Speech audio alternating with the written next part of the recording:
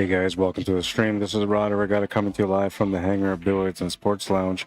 We're here at 121 Scurfield Blvd, and we're here for the Sunday Open 8-Ball Tournament.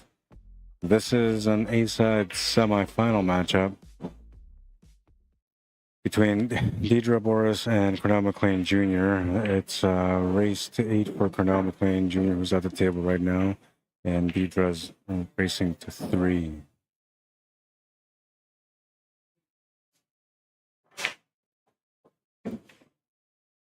But the FARGO rate's up. 223 for Deidra and 710 for Cornell McLean Jr. Should be an interesting little matchup. Start the clock on them.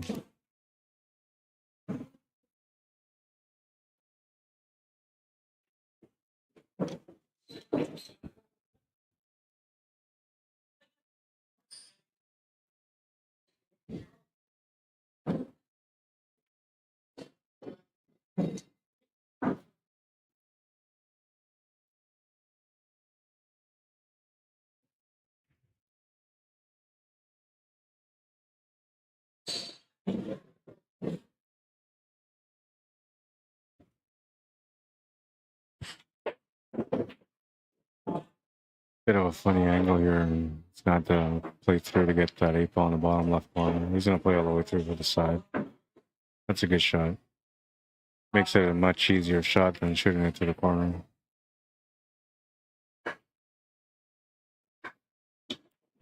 It's 2-0.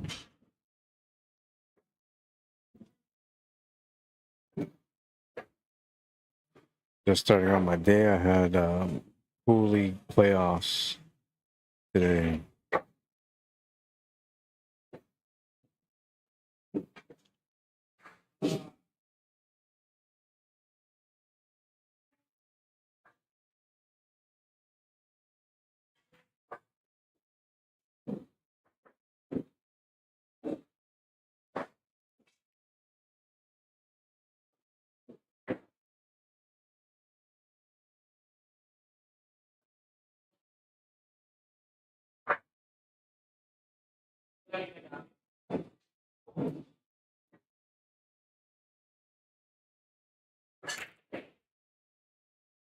All right, we're going to move into rack number 3 now.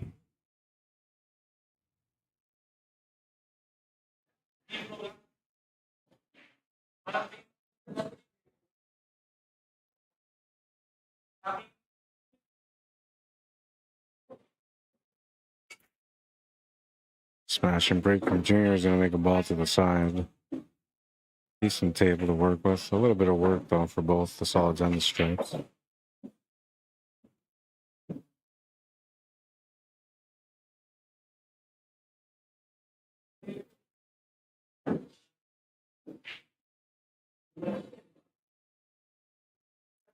See how many players they have in the tournament today.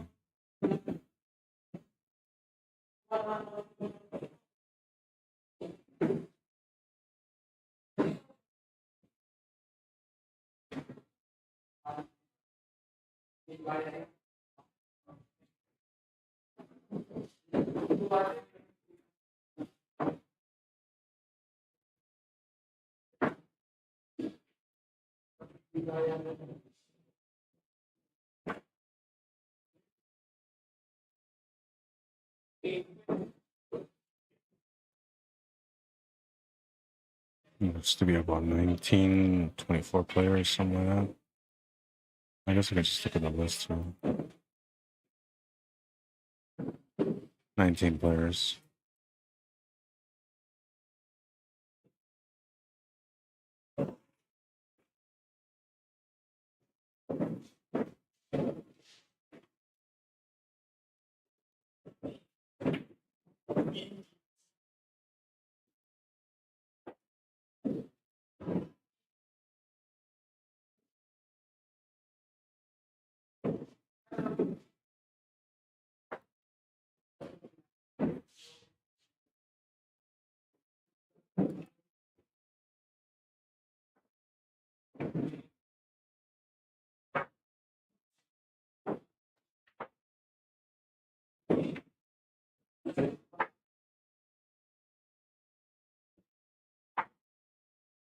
All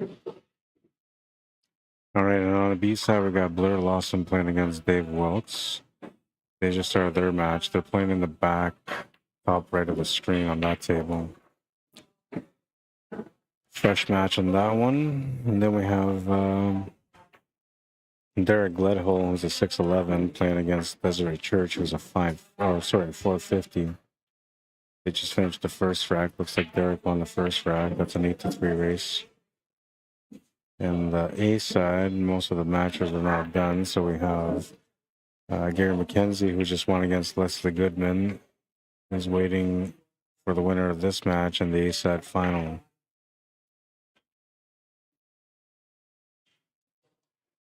It's Deidra, who just missed the shot on the table, and should turn the table over to Junior, who's going to take a look and try to figure things out.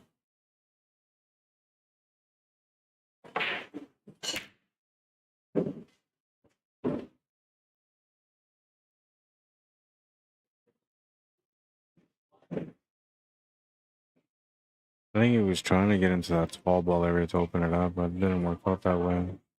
And he did get a little lucky here, though. Didn't leave much here for Deidra to shoot at. Might end up forcing her into shooting into that 4, into the 6. If she can see a 3, that's the shot she should try to shoot. If she can see it all, anyway. Should come up a little bit short on that one. Decent lead. I think the 9 might still go to the side, though. And if it does, there's no room for the breakout there, so you might have to open up that 10 ball with that shot if he's going to take it.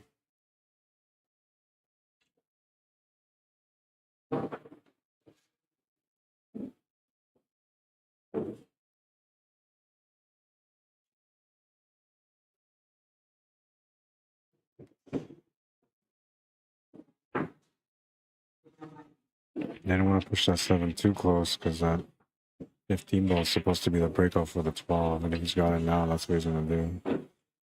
So I don't know if it's the right time to do it, though. Like, I mean, he doesn't really have many options. If he shoots the 10 ball, which looks like it's a really tight shot if he's going to take it on, he might not be able to break out that 12. If he takes that shot with the 15, but if he breaks into a 12 ball now, he needs to get a shot on the 12 ball after because he won't have much to shoot at unless he can maybe pull off enough speed on that cue ball to be able to get up a shot on that 14 ball. Or sorry, I mean 10 ball.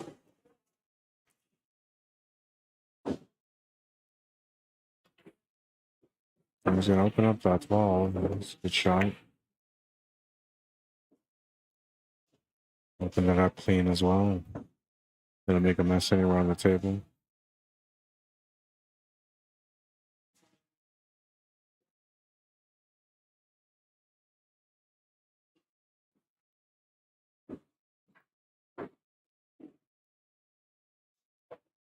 Nice little break on that one. Nice and clean.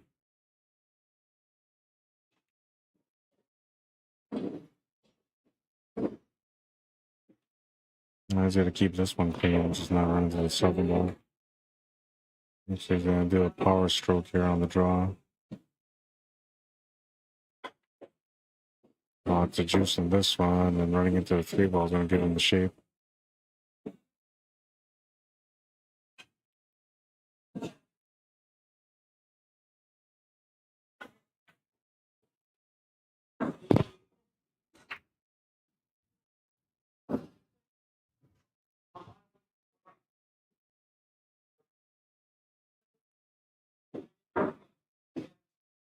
It's going to make it 3-0 now.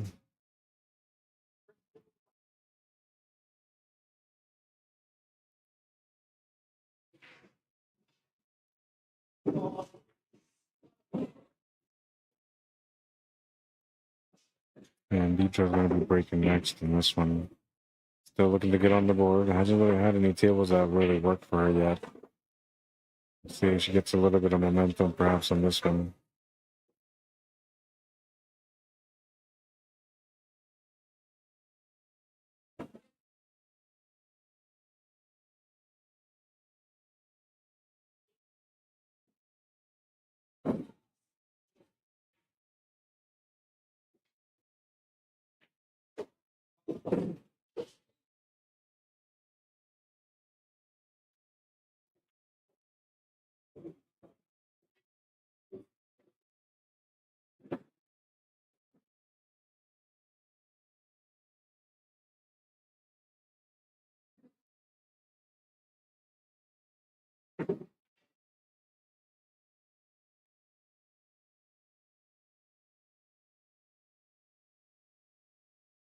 One good effort. She's going to come up dry on the table, though. And Junior will have a chance here for solids or stripes, but it looks like he's going with the solids.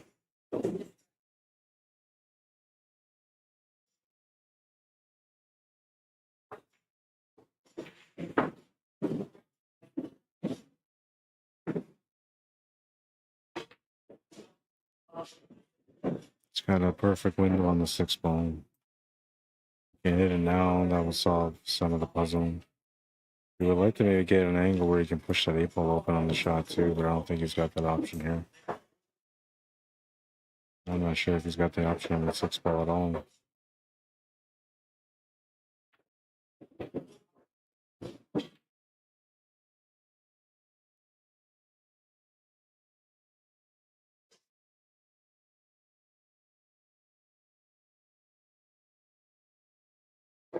Oh, he's able to make it. 5 ball going to be the breakout option for the 8 ball.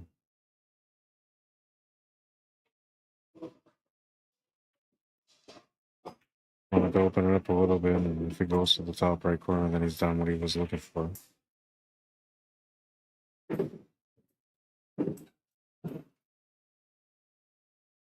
That's an interesting little layout here now.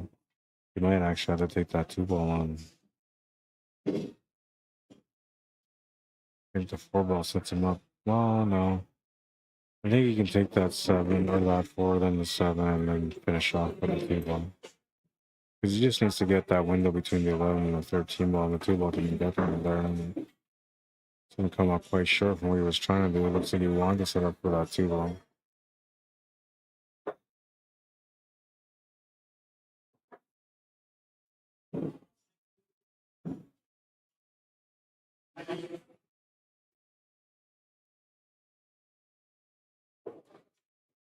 Yeah, he still had it. That didn't work out good though. Unless he's got to cut to the side pocket. But even if he does, it's going to be tough to get anything on that 8 ball.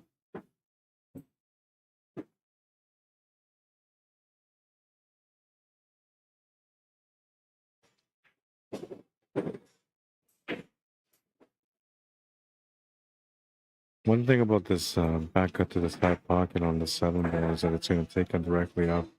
It makes tangibly for the breakout on the 8 ball, but he needs to spin there. And where he hits contact, whether on the 8 ball or 15 or 14 ball, that's where it's going to matter on the shape of the 8. Which I'm thinking that if he runs into the 8 ball first, then running into that 15 ball after, that might give him the shot on the 8 ball.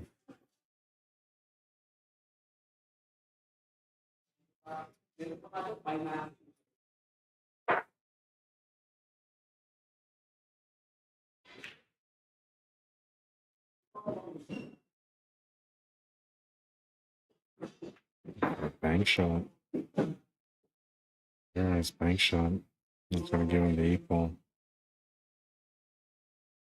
I never even considered the bank shot. Oh, he's going to miss the 8 ball. No. Made a beautiful bank shot, then he missed the 8 ball. I didn't see this bank shot. Absolute beauty, man, right in between. Perfect shape.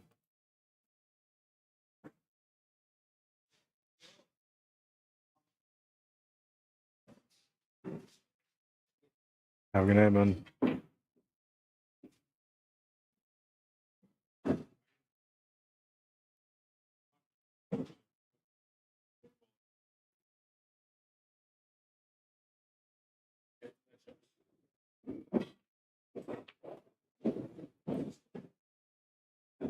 Beauty bank shot here. Perfect on the 8 ball, too.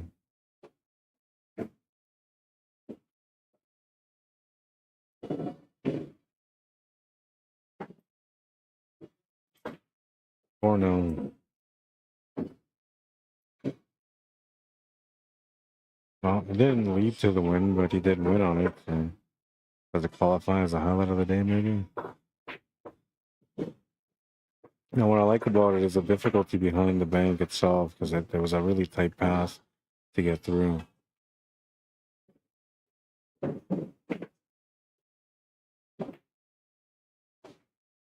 What do you guys think? Hi, Joy Horn. How you doing? Kathy Seacrest, welcome to the stream. Lisa Van Dam, welcome to the stream. Mr. Perry Van Dam, what's happening, man?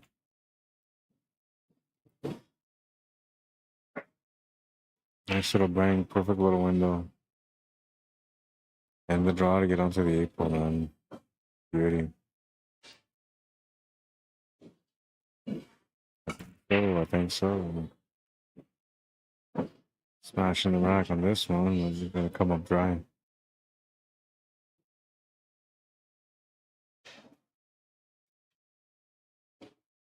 Donna Day, how you doing? Corey Arcan, welcome to the stream. Mr. Wayne Burba on YouTube, how you doing? Says, are you playing today, Rod? I've been on the sidelines, man. How you doing, Dan Anderson on YouTube? Welcome to the stream. I've been on the sidelines for a little bit. I'm just trying to heal my shins. I have a little bit of nerve damage, and I guess it's acting up. I'm having a flare up, and it's been a few weeks. But I ended up playing this weekend for my team. We only played yesterday and today, and I don't know. We did okay. We finished in 5th place. I think there was like 22 teams, so not too bad. And my performance wasn't the greatest, but I thought I played pretty good.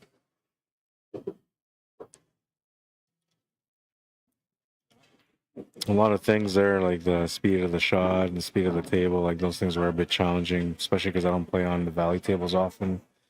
But I think I had a good day. I was happy with my performance. My team was happy, I think, with our finish. Dan Anderson, how many players today? We have 19. Matty Boy, what's up, bro? Says, evening, Rod. I'm glad you were able to make it out to stream tonight.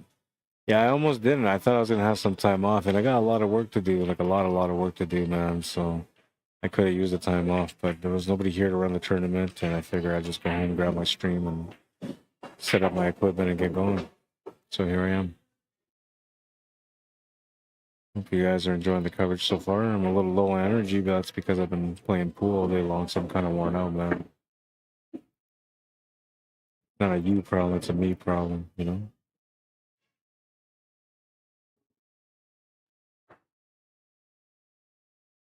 I was hoping my team would have gone a little bit further, maybe one more match or 2 more matches, and we would have finished in the top 3. But not a bad day. If we would have won that last match, we would have finished in the top 4, which is pretty good.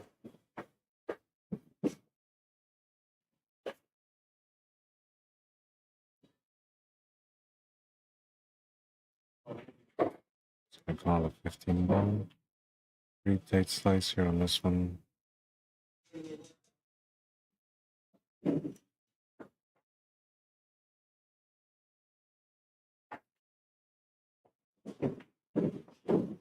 It's gonna come up short on the shot, and maybe that's gonna work out in the long run. We'll see. Bit of a chance here for Gino. One ball is still opened up, it looks like. If he can still address it or get on it. It's the 5 and the 4 that he's got to get on, and he's got to break out that 6 ball. Which, if he takes that 2 ball, that gives him the option to do all that stuff, but not at the angle that he has right now. So he may not want to take that one, but we'll see. So force the cue ball over and get the 6 ball opened up. I don't think he's got the shot on the 5 ball, so if anything, it would have to be the 4 ball now.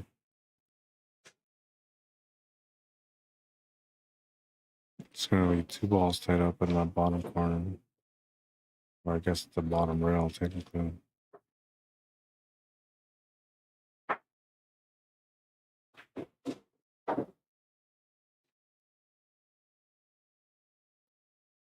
Trying to create something different here for a better angle to get a breakout or at least a positional shot. Can almost get it here. Looks like the 5 ball, so it looks like he's going to play right now for the 5 ball. Needs to get a somewhat straight line so he can bump it to that 6 ball also. If not, you have to go off the rail off that 14. Yeah, like that, the shot.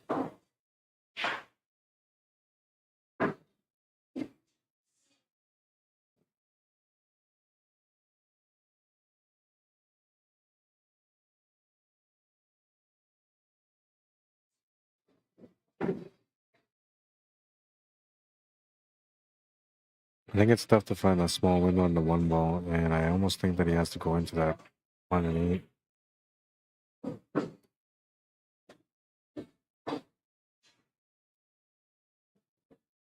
Oh, and he tried.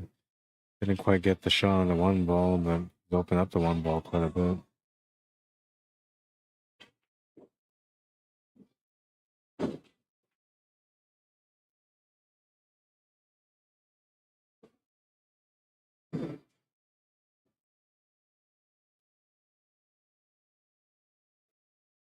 Sneaking that 7 into the pocket. He's going to get the shot on the 1. And now he's going to be clear of the 8 ball now. Let's play this natural. A touch of left because you want to get it just below the 8 ball, but not too much. Perfect shot. Nice execution.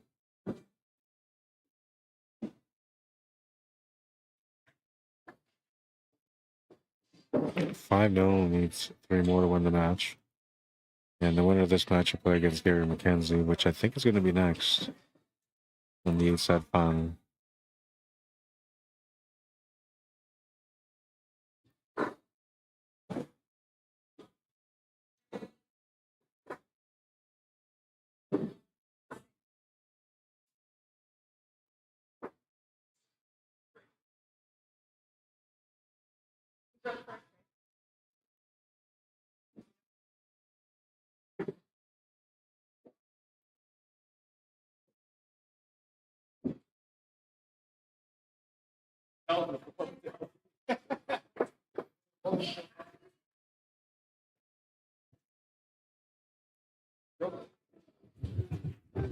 You know, with all this technology in digital pool, you figure that they would do a certain It said right on the velvet thing, but I didn't know the score. You have the answer right off the bat. Who had the break? Was a little dot in the corner. Oh, really? It's just, yeah. Yeah, I know. I like the way they set this up. Oh, I didn't.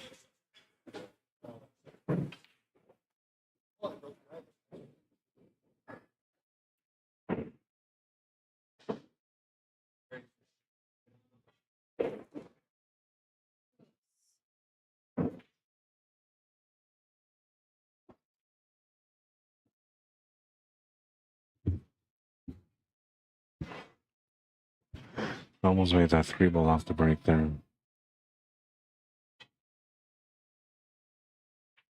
Right, and Blair and Dave are not using the app. They're using the coin system, and they're tied at 1 right now with Dave at the table on the back right of the screen. The top right. Derek Gledhill and Desiree are not using the coin or the app either. They're using the coin system. No idea what the score is between them, but they've been playing for a while now, so it's going to be a couple of games in at least. It's the only matches we got going. And Leslie Goodman waiting for the winner of Blair and Dave. And loser of this match will wait for the winner of Derek Gledhill and Desiree. Richmond may have maybe an all-ladies match. We might do that.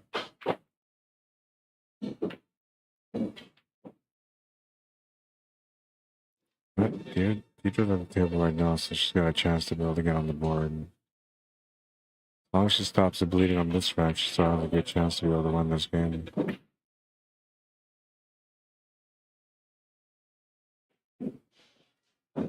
Getting comfortable on the shot here.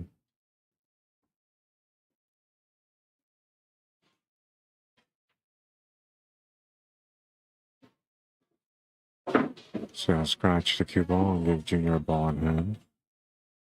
Now that's exactly what he needed to be able to figure out this table, because that 1 and 5 were a bit of a complicated situation. But now he could just make 1, open up the table from there, and he'd be good to go.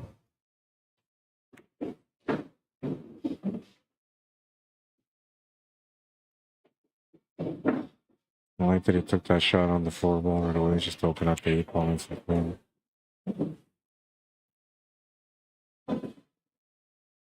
A little follow through here for the 7 ball.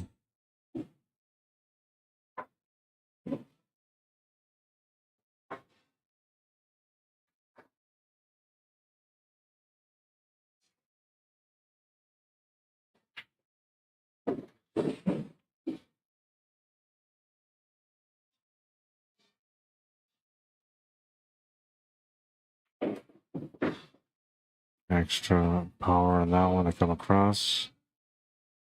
Alright, should be good on this 6 to the 8 ball. Just waiting for the player from the other table on the right to take a shot.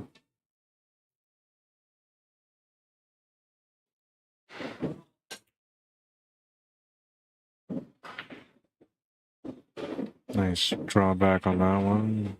A lot of cushion and comfort around that 8 ball. You can just play this natural, follow through.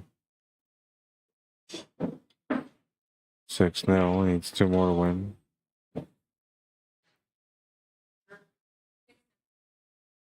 Michael Levy Memorial, welcome to the stream. Marianne Metcalf, welcome to the stream. Sorry.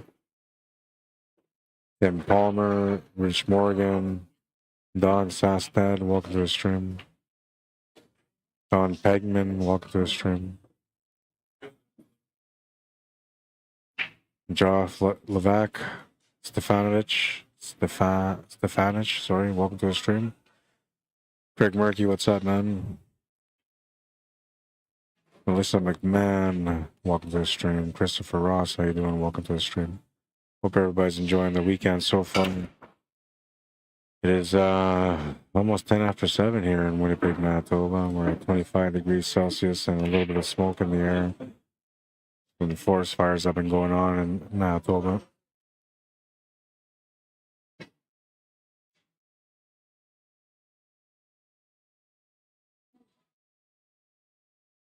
Sunday afternoon, the perfect day for some pool.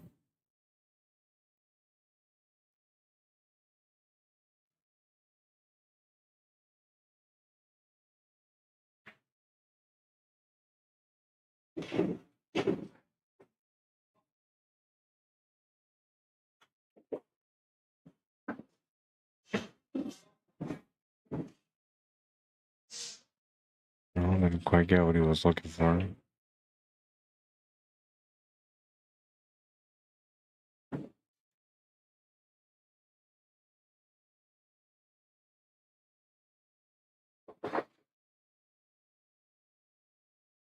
He's in a tough spot here.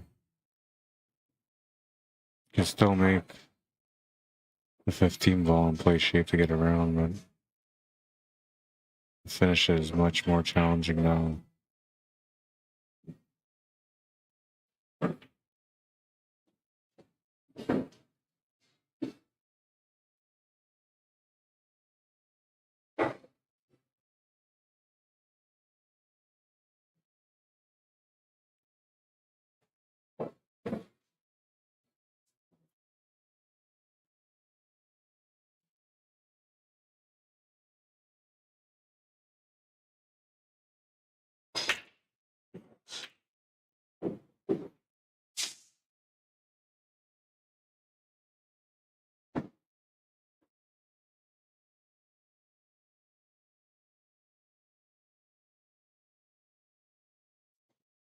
Very nice cut.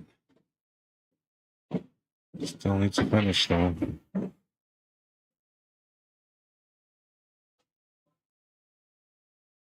Robert Beverly, welcome to the stream. Adrian Acevedo, welcome to the stream. Tracy Bernard, how you doing? Welcome. Mr. Joe Valente from the Blue Room, what's up, man? How you doing? I thought I'd see you in the Summer League, man. I guess you didn't play in the Summer League?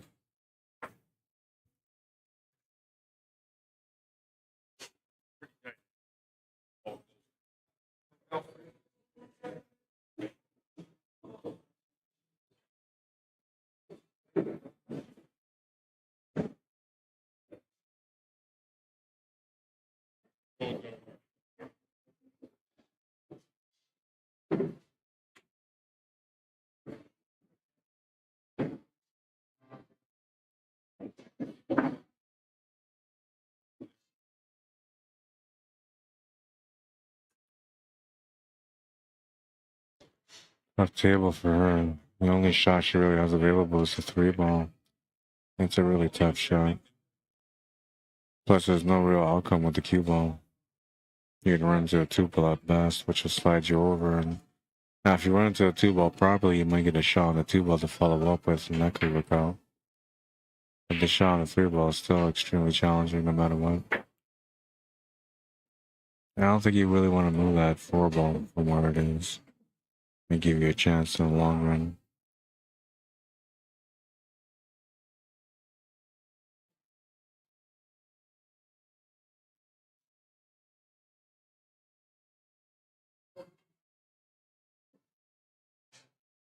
I don't like her choice. She's playing a smart safety. She should get another chance at this table. One thing that might prevent that from happening is that if he gets the perfect shape on the 10-ball to run into that ball, then we get out from there. Because he got the shot on that 14 ball, just has to make it. Oh, he's going to get a little kiss too. Not sure if that was intentional or not, but now that's opened up the table for him.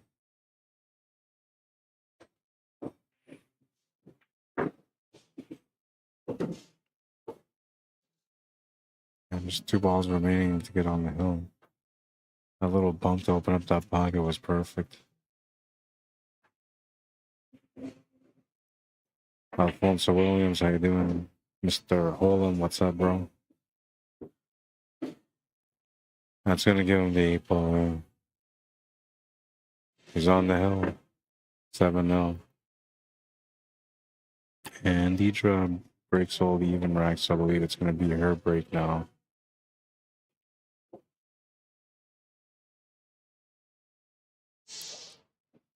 No choice but to try to do her best to come back in this match now.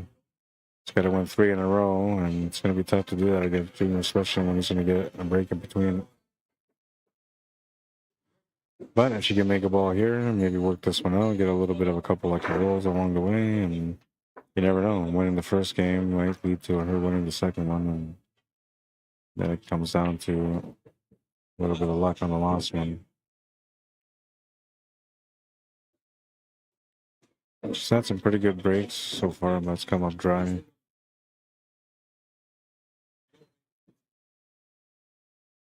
Let's see if she can find a little bit of extra power on this one.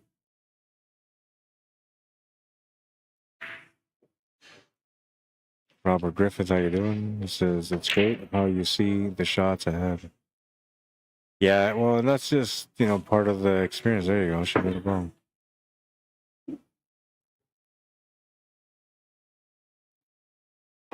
That's step one of what you need to do is just find a way to make a ball.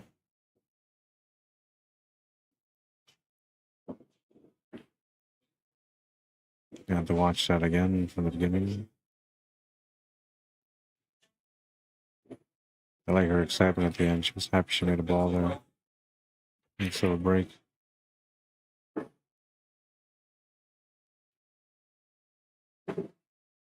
Starting off with the combination, which in my books, the golden rule is you never start with a combo unless you have no choice. Just gonna miss that combo. Just turn the table over to Junior. We'll have some options here for solid door stripes. I'm thinking because of the way the solids are laid out, he might just want to take the stripes still, but we'll see. He's got options anyway.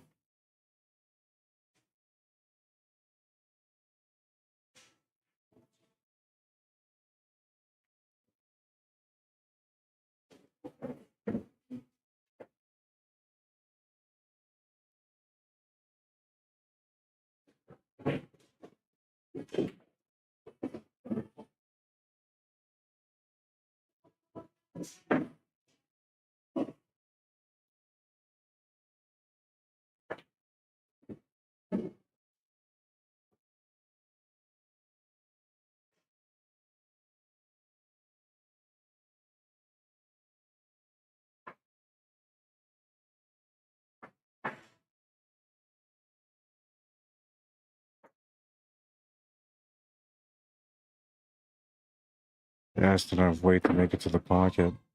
I think he was looking for the shot on the 9-ball. I don't think he's got it. Or maybe he does. He's aiming to it still. This is the breakout here. A little bit harder than that 8-ball might have gone to the side pocket. He's got the breakout, but he doesn't have much of a shot. Cut to the side. It's probably about as best as he can do.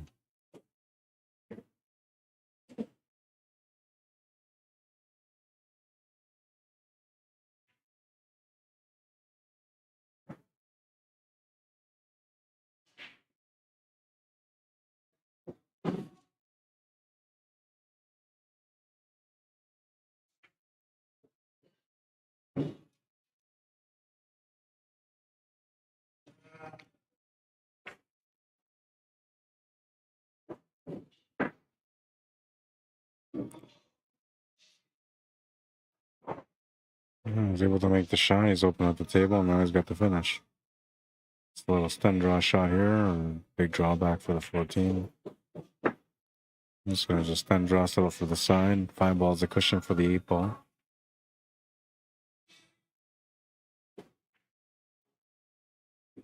No, he's not even. Oh, he didn't hit that 5 at all. I thought he was going to go into that 5 ball and just keep the shot natural, and then he had to use the 8 to the side, but he decided to avoid it and has missed the 8 ball because of it. It's a lucky break here for Deidra, and she capitalized on it.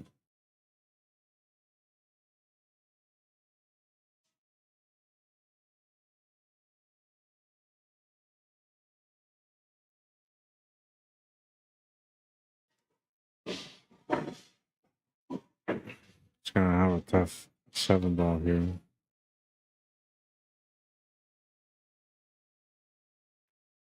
Now, as long as she doesn't do anything crazy like follow the cue ball forward, she might still get another chance for it. She could play a safety also if she wanted to.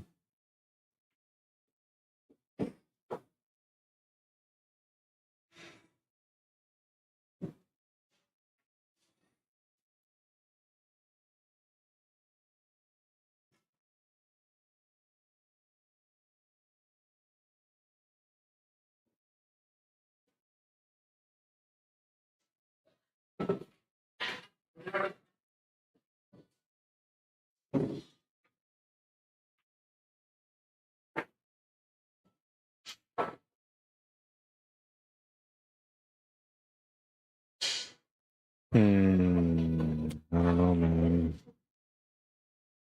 She's got to play a safety here, I think. Yeah, that's what she's going to do. But I think maybe like she could have like banked the 2 ball out and just played the safety between the 1 and the 7. Just going to give him a bit of a shot here, cross bank corner perhaps. Although I think the 6 ball is just in the way.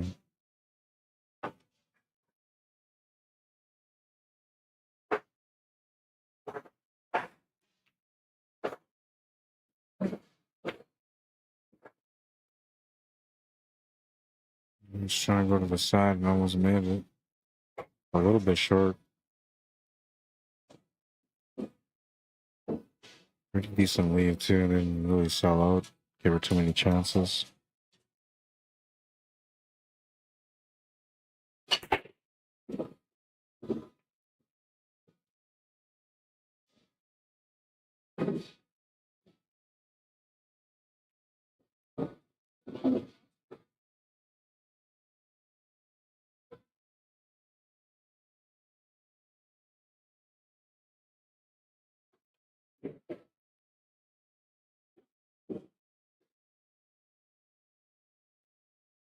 Makes the shot to the corner. I didn't think she had much to shoot at, but she did have a shot available.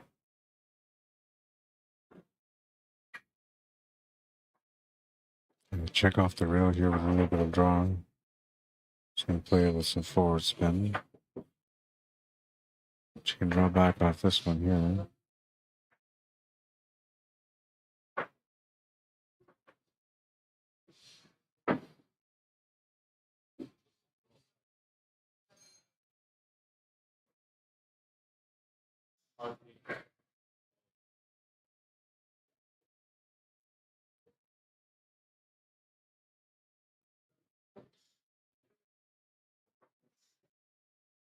Almost had it. I think the back cut is still available here to the side pocket. I don't think the shot to the corner is possible, but a bank corner could actually come in handy here. It's almost natural. He's going to call it. It's almost natural. Eight ball shape is going to have to go to the side, if anything. Now the question is, does the 4 to the 5 go to the side? If it does go, then she'll have a decent chance here still.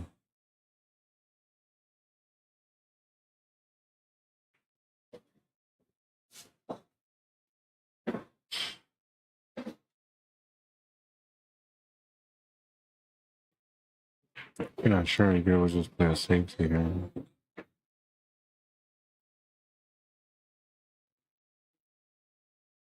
And it's good safety. It's going to lock them up pretty good.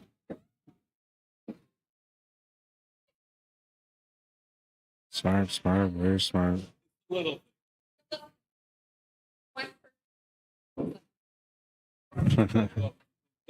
Horrible. Play the last one great. It's like, want to go again? Really good lock-up safety. I'm thinking like the F and Z shot could come into play here, but I don't think you'll have that.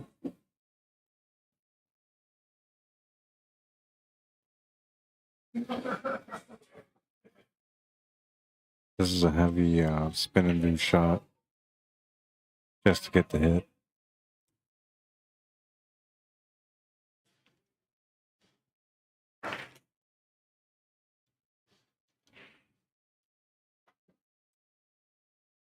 Like that. Great hit though. You avoided giving her a ball in hand, and she can still play a safety option here just by playing the one ball and not making it. We'll see if she's disciplined enough to see it, or if she'll try to make the shot.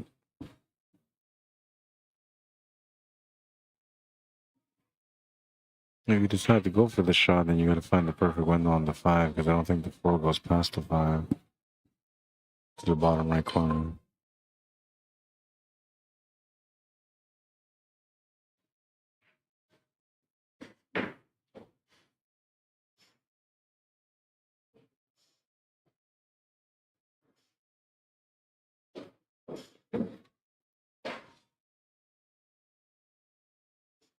Well, she ended up making it, but I don't think she wanted to make it.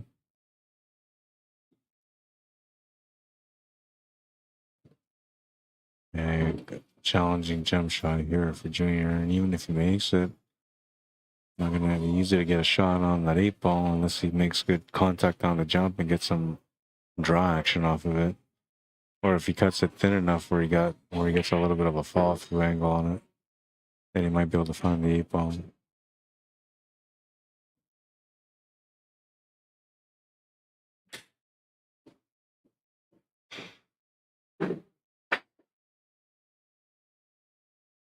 Well, he was able to jump the ball over him, but he did not pot the 14. He's gonna get a little lucky here on the leave.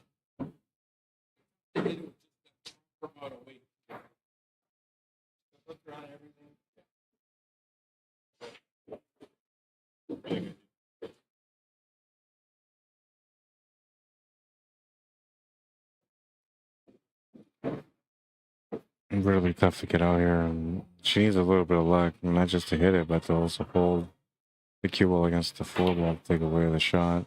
And because you need to put enough pace on this ball to be able to make sure that you hit a real after you hit contact with the object ball, it's going to be tougher to be able to play a nice tight safety here.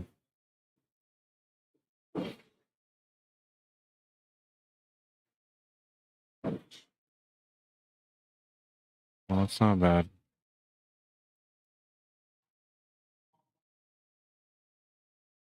Still a makeable shot, and you can definitely play shape, but that side pocket on the left is the one that's going to make him a little bit nervous, which I think he should be okay. Oh, he's going to play the shot that way. Interesting.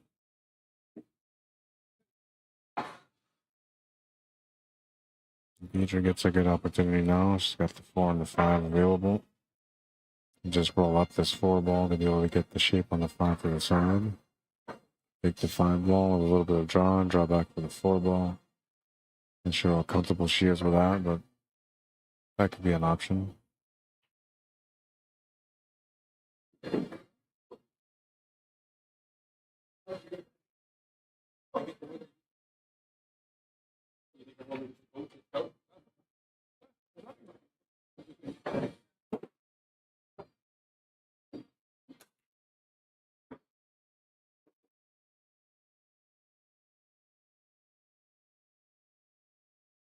Off to the corner side available. I like the choice on the side.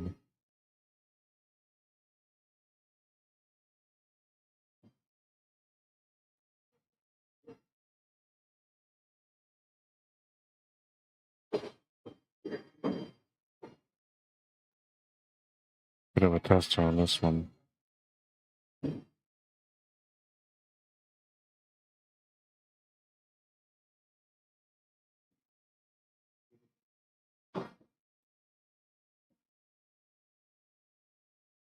Oh, she just didn't make it barely. It's going to hang up, and this is going to give Junior a chance on this 14 ball. Now, him making the shot should be a challenging shot still, but makes it a little bit easier because you know if you make it, you're going to have the shot on the 8 ball. You just got to focus more on the shot and put some bottoms on it, and you should be all right. Bottom rights will be the best option here.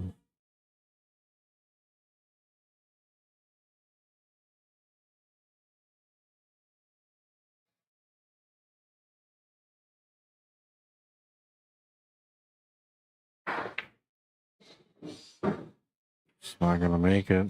You're going to turn the table over it. See if Deidra can find the pocket on this 8 ball. Scratch angle here if she goes to the bottom left corner. Has to go to the bottom right corner. And this is a tough shot to see. You don't work on these shots, they're very challenging. Jeff McLean, how you doing?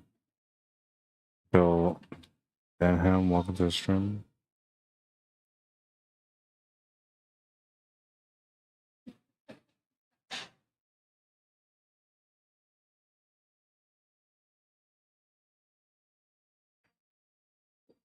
Oh, she's just gonna miss it. A little bit of luck here on the leave.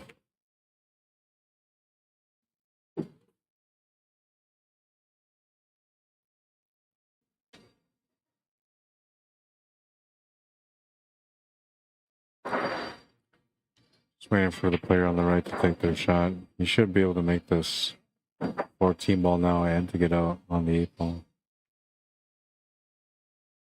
It's a tighter cut, they're like thinner cut, so if you're gonna control the pace, then you want to hit this a little bit thinner to do that.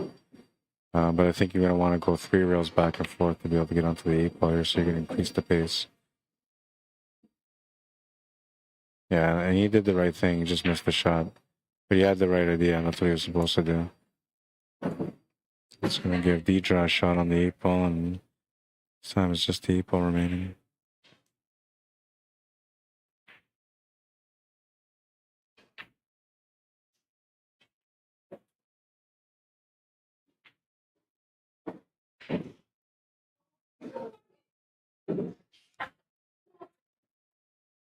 Still got 2 shots to make. I know, right? Just hung up in the pocket. On a valley table, that ball was in all day, but on a diamond, it may not go in. I think she was being teased before she shot.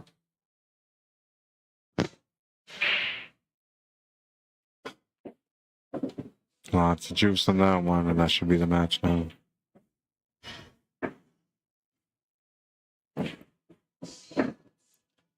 Eight 0 the final score. We're gonna have Gary come up and play his A-side final against Junior now. Stop the clock. 49 minutes into that match.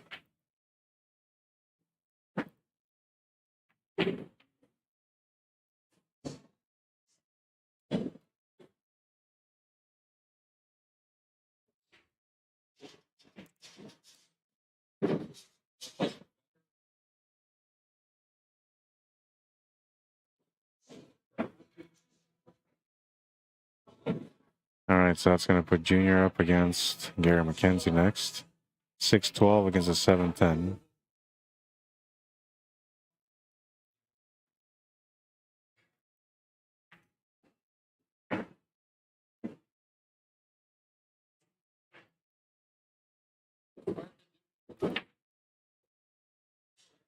Oh, I'm gonna put on as a 3, but I don't know what the race is. I'm thinking it's probably gonna be 6-4. I'll find out. Yeah, it is 6-4.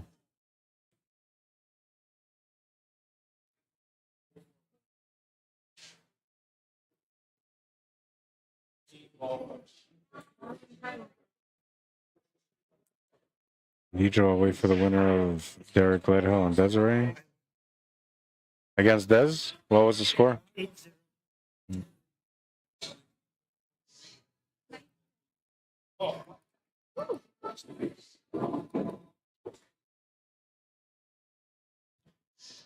All right, we'll have the A-side final on this table, and then Deidra's going to play against Derek Gledhill next. And keep her on... Put her on table 11. Let's do that.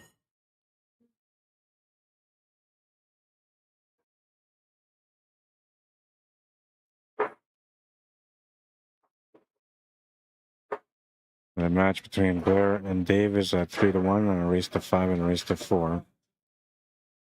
Scoreboard set up. I'm going to go and do this 6-4 race for that. I'm going to grab my food because it's been sitting there for a while now. It's probably all crunchy now. 6-4 is the race. The scoreboard has been updated. The FARGO rate's up. Reset the clock. I'll be back.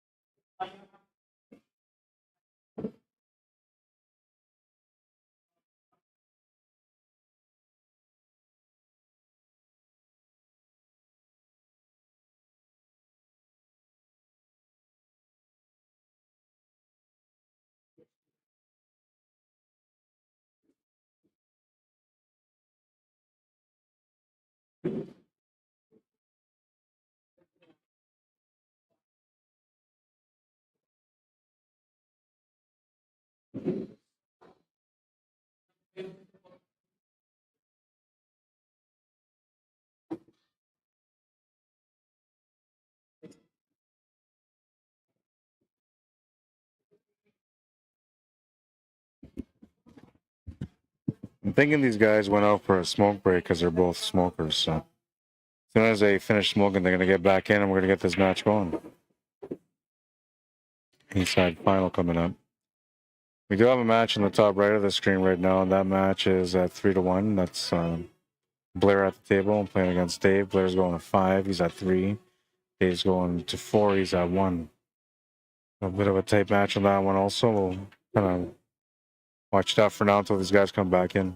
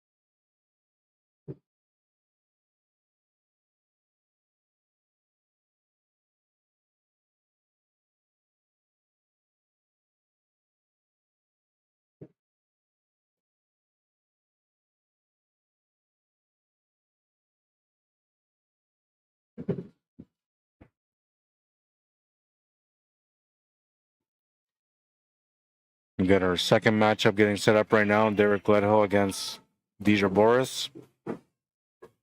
That's on the top left of our screen. 3 matches in play, and they're all going to be in play right away. Let's see.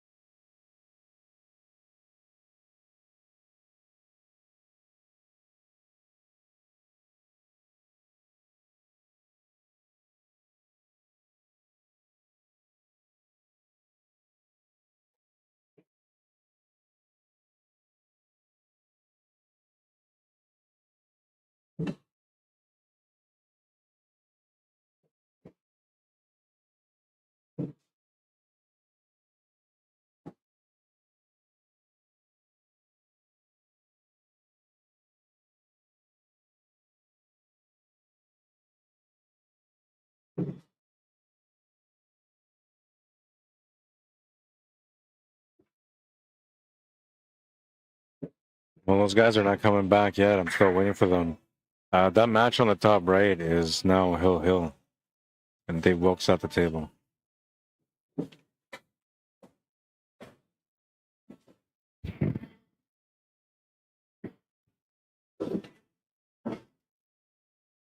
And Derek Gledhill with a long race on the top left of the screen. Looks like he's going to get off to a good start.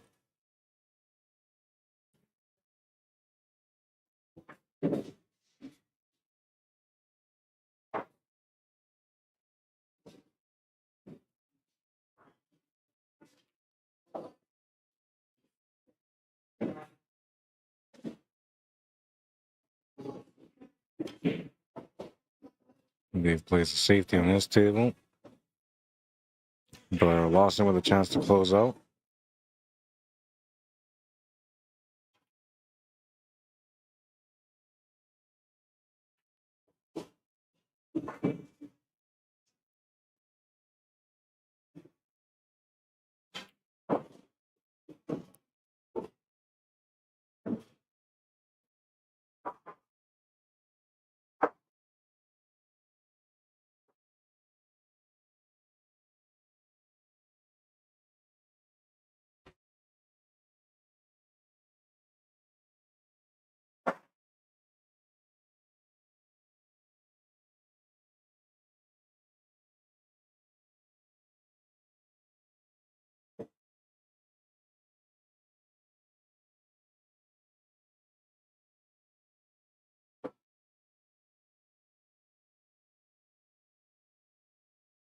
Couple of guys testing out their cue. No idea that there's a stream on.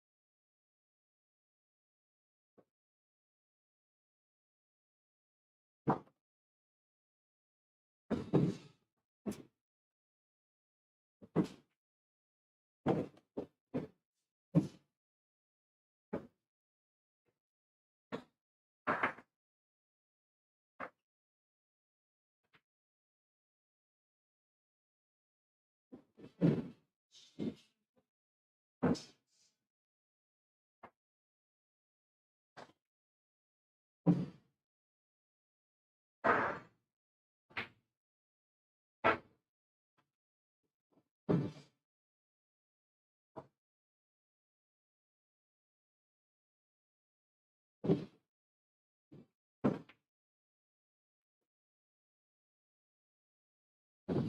it a little bit better so you guys can just watch both tables in the meantime while we're waiting for these guys to come back from the smoke break.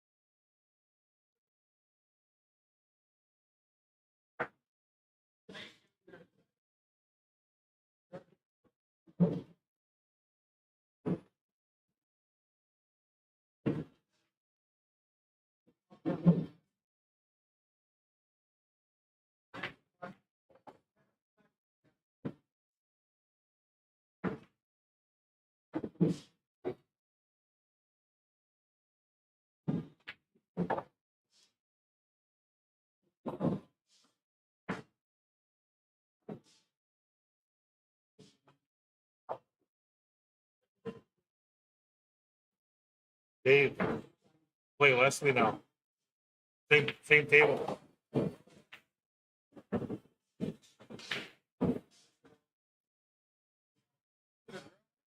No, you play Leslie, the guy. He goes to 5, you go to 4.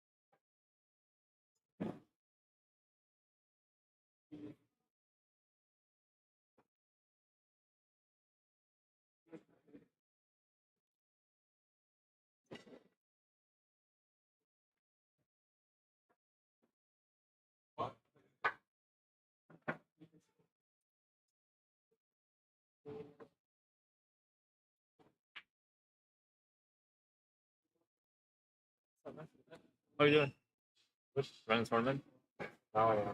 Yeah. I was playing with them. Yeah.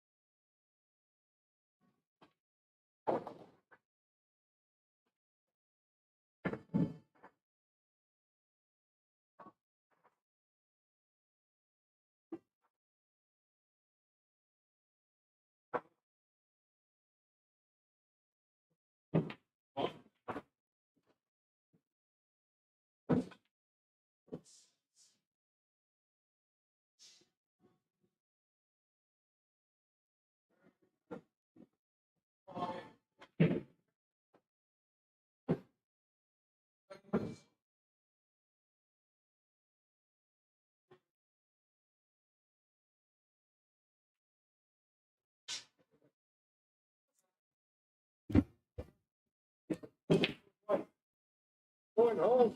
Okay, thank Have a good night. All right. A-side final now.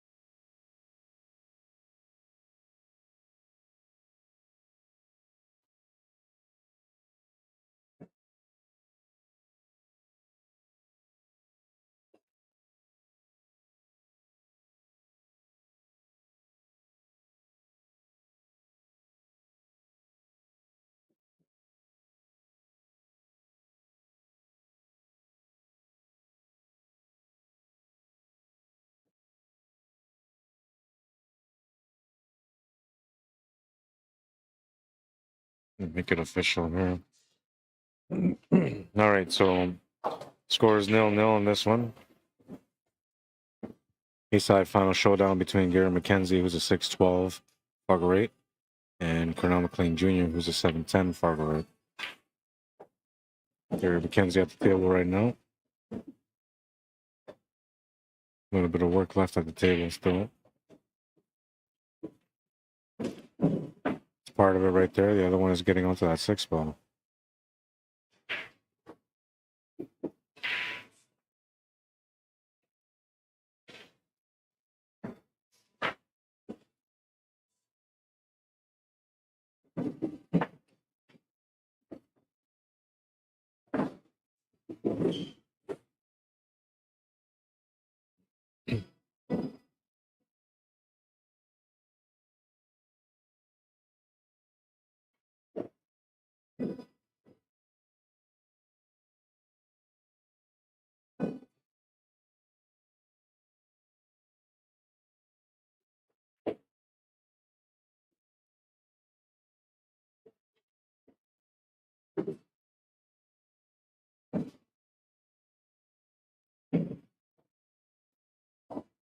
Didn't quite get there. So you have to do a back cut on the 3 ball now. Really tough to get onto that 6 ball. I don't think even going for the shot here is worth it. And he's not going to go for it.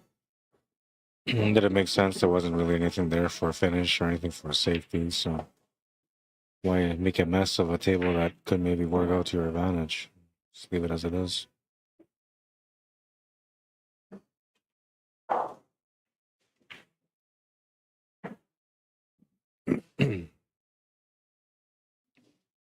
Shot from Junior is going to force him more or less to kick into the 6 ball now. Which he doesn't really want to do. He wants to hit this 5 with the 3 ball instead.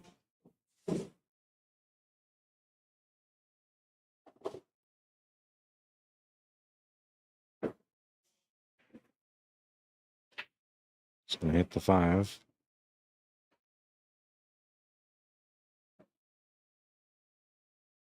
Jr. might try the same shot here once again, another safety.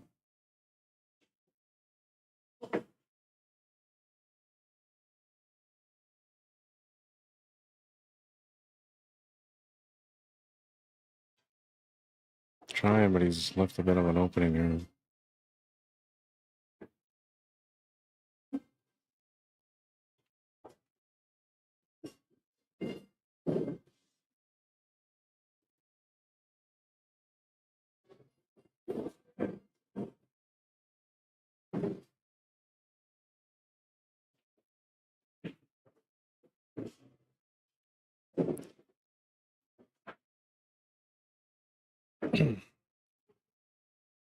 Almost pinched it perfectly. Giving him a shot on the 15 ball with an angle to get off the cushion and back into that 8 ball, 9 ball, and 13 ball. Kind of a starburst breakup here. Oh, he just missed the breakup.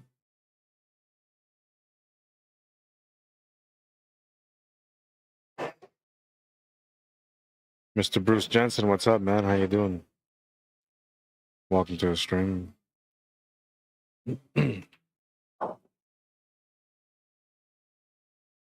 Mr. Joe Cave, how you doing? Welcome to the stream as well.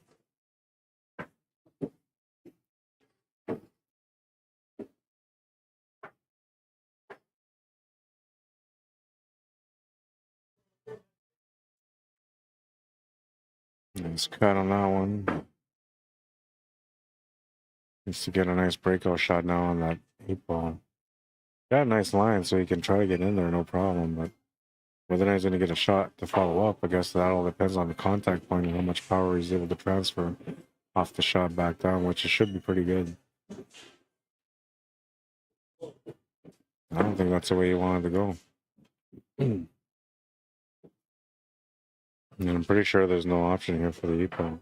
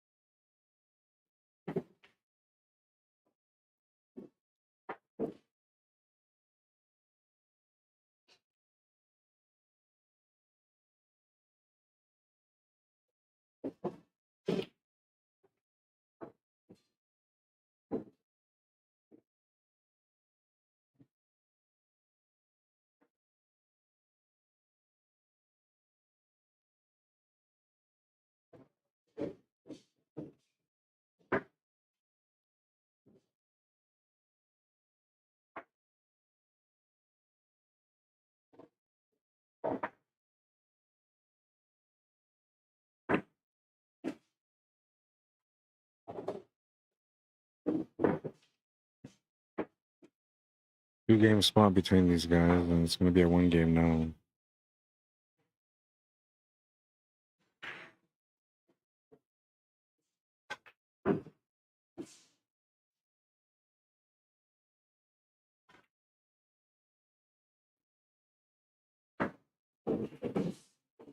Nice position to play on this rack.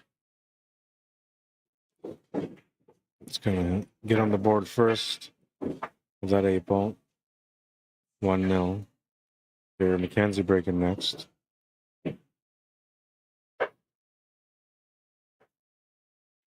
Jose Cruz, how you doing?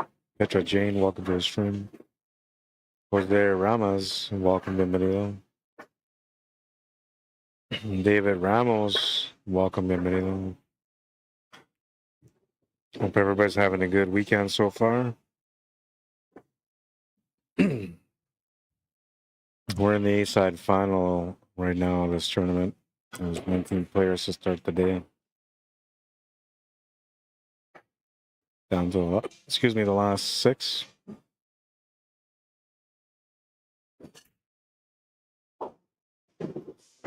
Everybody playing right now. So the winner of each table in the back has to play against each other, I believe.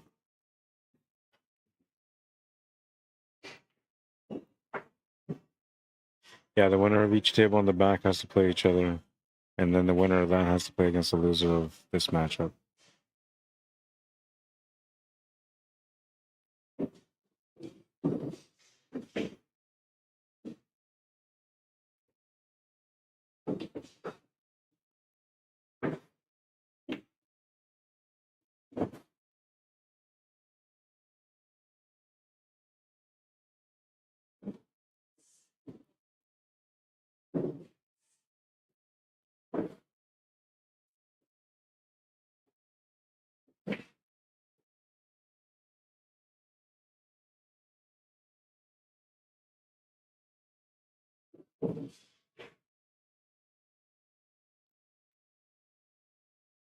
That was a tight squeeze. Not making the shot. He's going to turn the table over to Gary. And it looks like he's got a decent table here with the stripes. 9 ball is obviously a problem, and the 11 ball also. Got a couple of balls laying around there that can maybe help him with the breakout.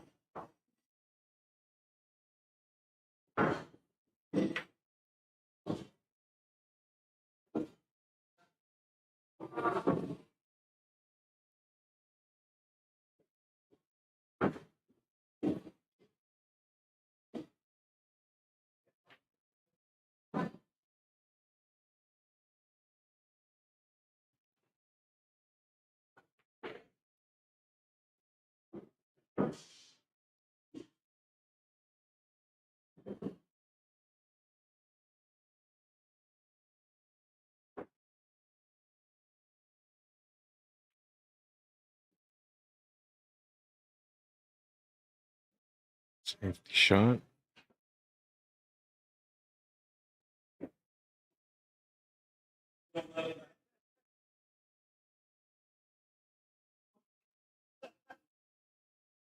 Selecting a good opportunity here, though. Everything is pretty opened up.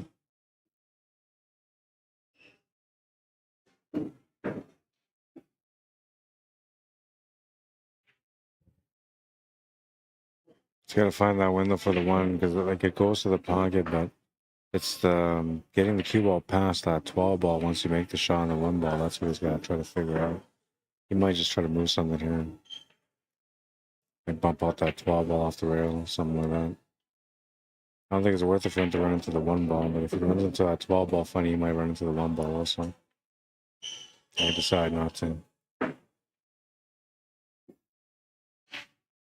Now all he's got to do is just play a good positional shot on the 3 ball.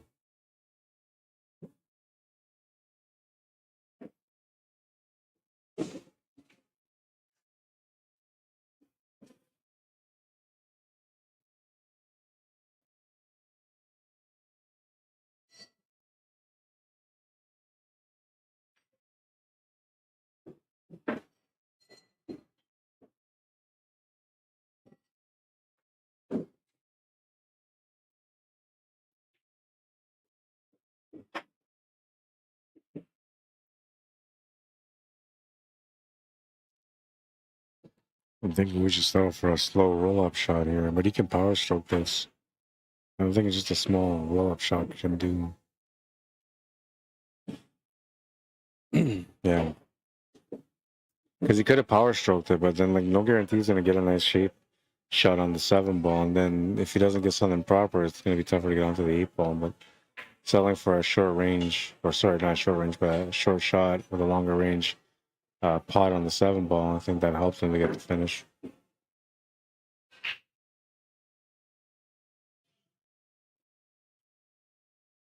You don't always want to take the tougher shots, but sometimes you got to take the tougher shots in order for the table to become a little bit easier. Made a good decision there. It's 2-0.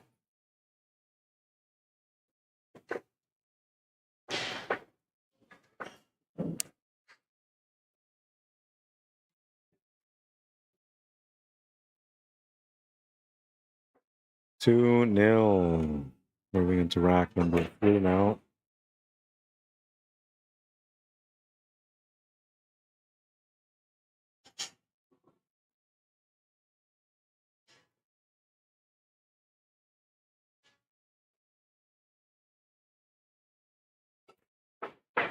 Lots of action on that break. I don't think he made a ball though.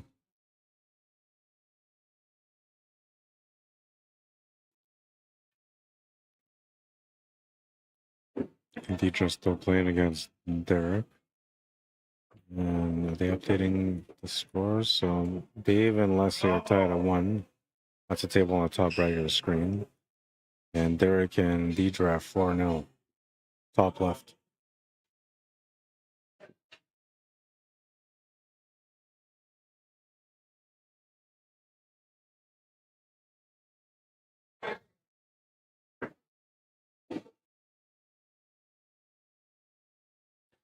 $5-0 now for Derek, so he's sitting comfortable in that matchup.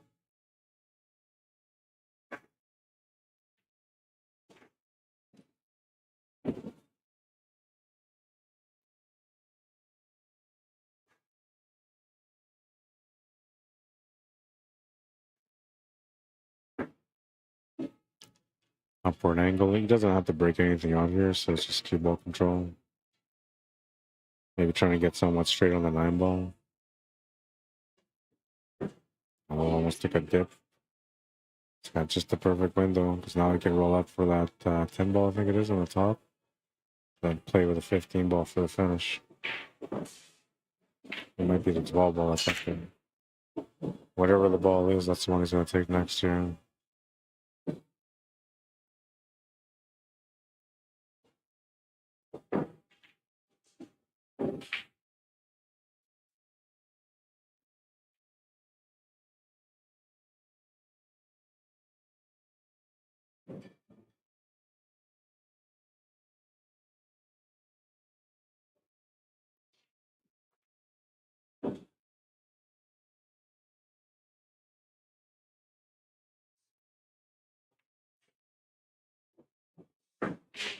Let's find the window on the 8 ball. It's going to go too far. He's got a nice jump shot here, though, so it should be all right. Doesn't have to worry about the scratch angle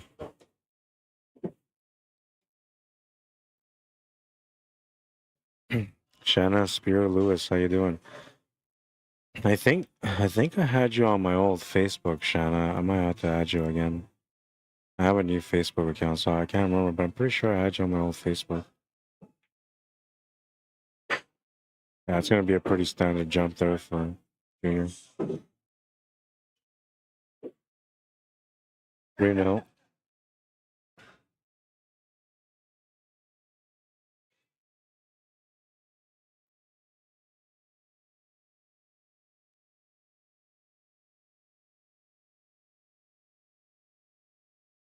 Good delivery on the jump.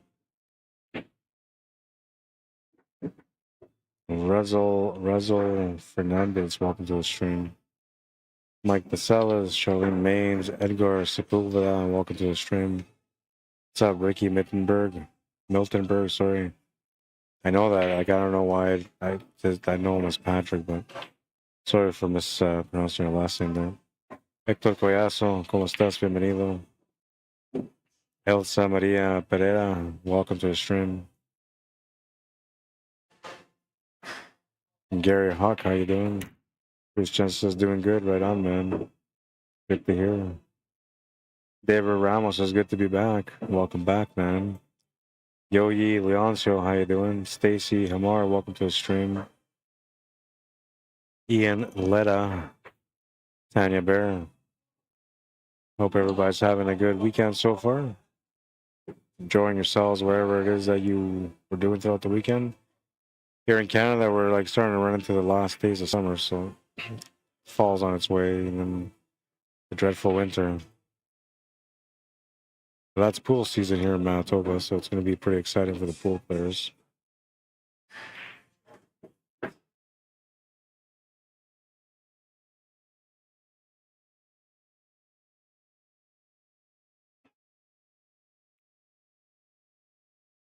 Aaron McKenzie, not necessarily any trouble as of yet, but he's gonna have to start winning a game or two here, or he will be.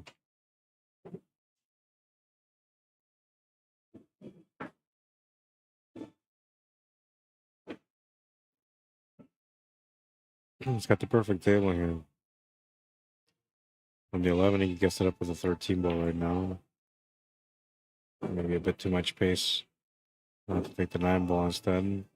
Unless the lion is off, then he may not. And you can still take the 13 ball.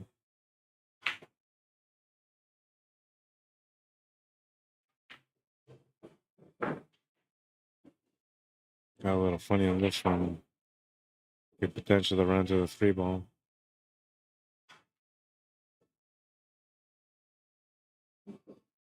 He's gonna just miss it. He's gonna shot to the corner with a draw angle to be able to get set up for the 14 ball and the finish. That's all he really needs is to get on the board and build up some confidence here.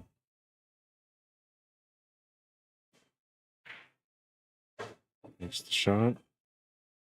It's got a nice angle here to make the 8 ball in the same pocket as the 14.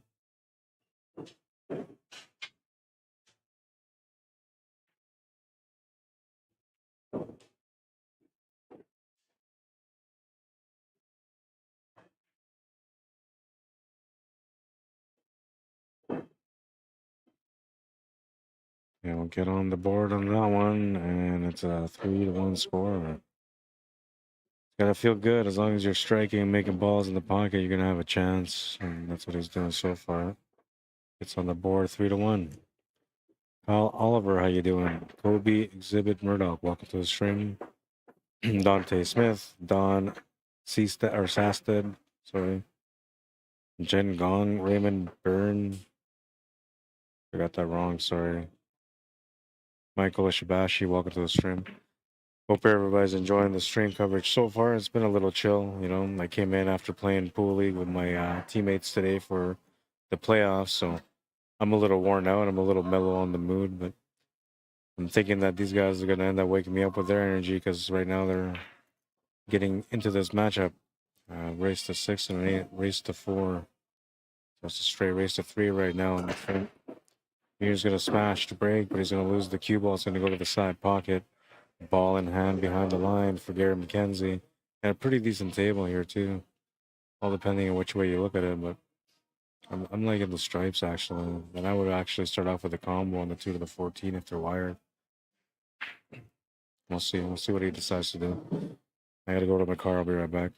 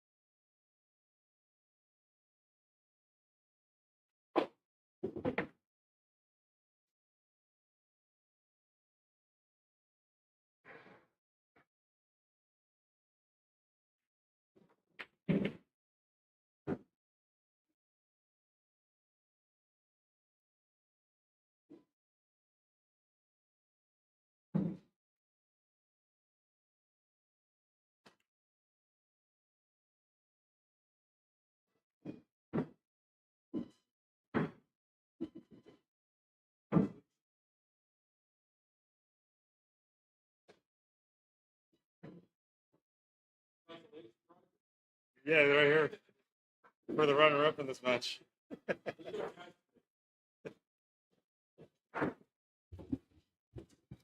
3-2.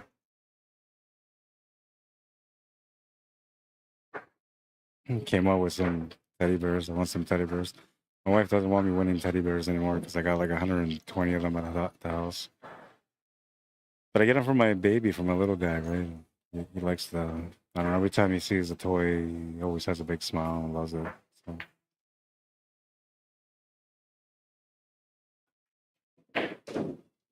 That was the ball you have to open up right there.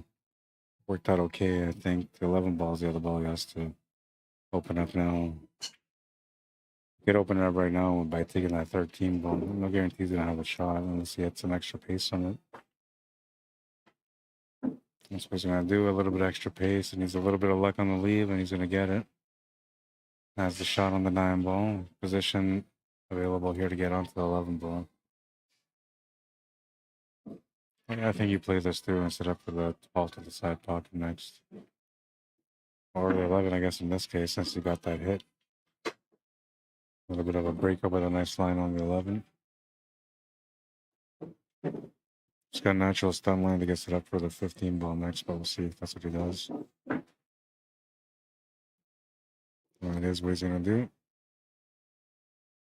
I don't think he's going to want to finish on that 4 or on that 12 ball, so he might go down for that 12 ball right now. Get set up for that. Well, now it doesn't really matter. Now he can play the 14 ball and play the shape however he wants with the 12 ball to finish. And I like this right here. It's taking the 12 ball. Nice natural line to get around that 4 ball. Not to really worry about anything there, and then makes it easier for the finish.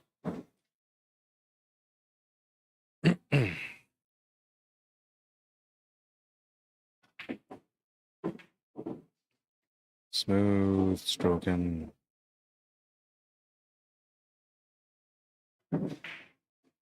8 is good. 4-2. Race to 2 now between these guys, so whoever wins the next game will get on the hill first. Roger Dupress, how you doing? Pranesh Chan, welcome to the stream.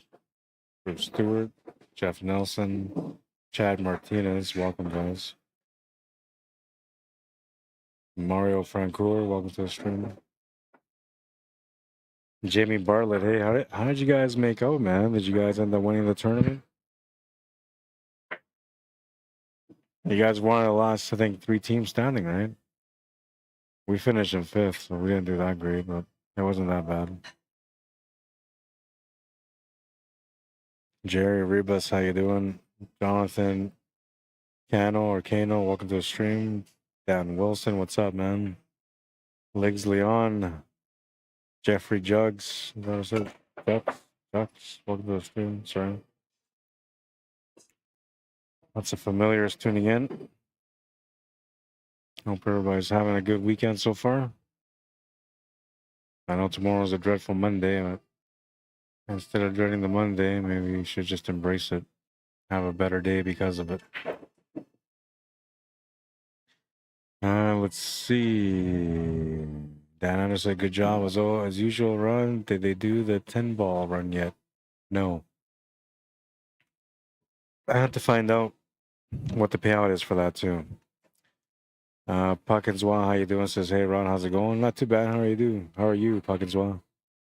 Gary too says, Robert Griffith, thank you.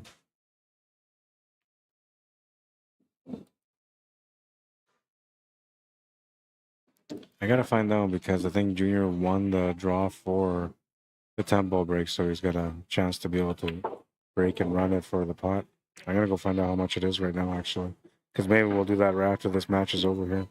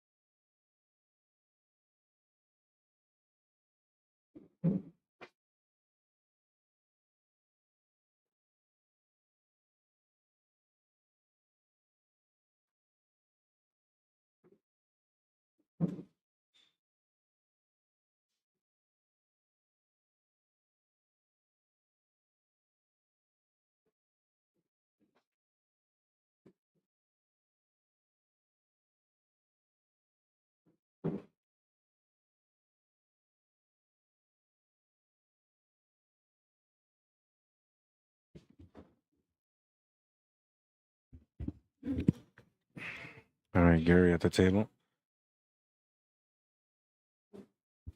Not sure what he's shooting at right now, but it looks like he's got a good opportunity to be able to get on the hill first.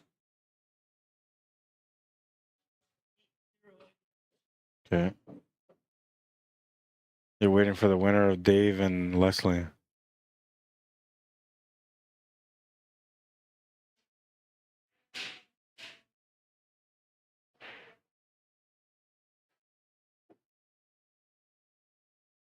And they're using the app. It's 2-2. 2-2, race to 4, race to 5. No, Leslie goes to 5.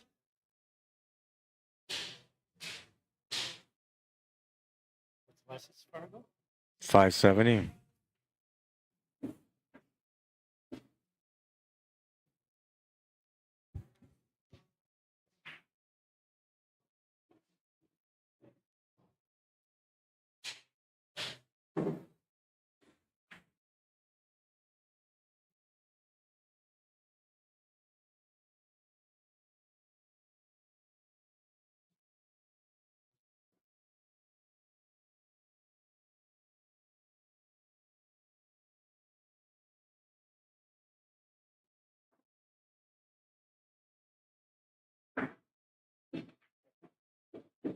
Oh, he's got the finish line now.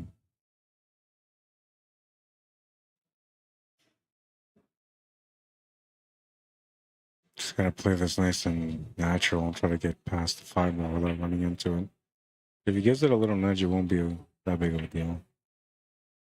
He decided to just hold position there, just not move it at all.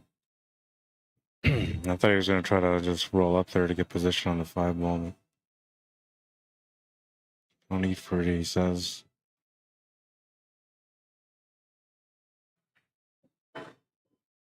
Nice little stun line to get set up for the 3 ball here. Looks like he's clear here to get on the hill.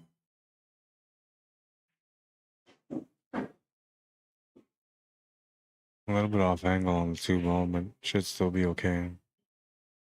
Though he might maybe take the 5 ball and finish with the 2 ball, which will give him the shape on the 8 ball instead. I think that's the way I would go.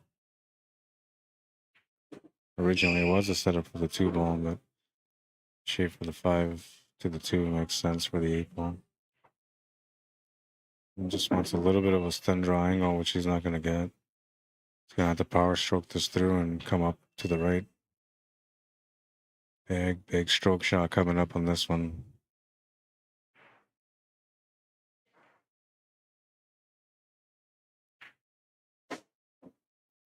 Nice and smooth on the delivery. That's going to get him the shape on the 8.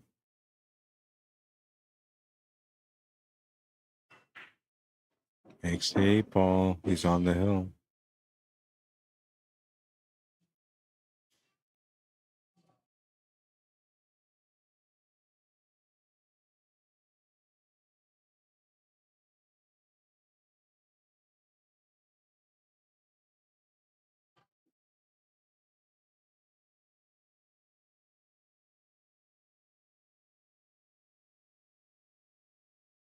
Gary McKenzie is back against the wall, needs to break and run this one or at least win this game.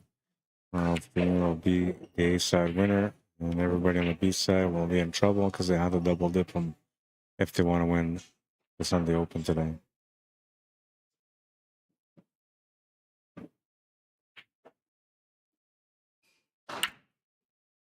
Smashed it.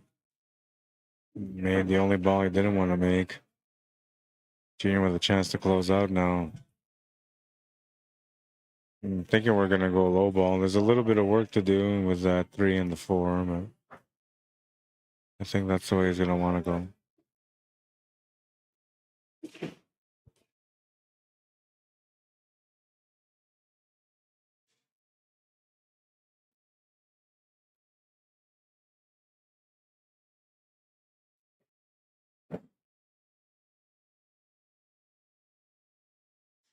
They're trying to find out what the payout is for the 10 ball break. So once I get that answer, then we'll figure out when he's going to do that 10 ball break.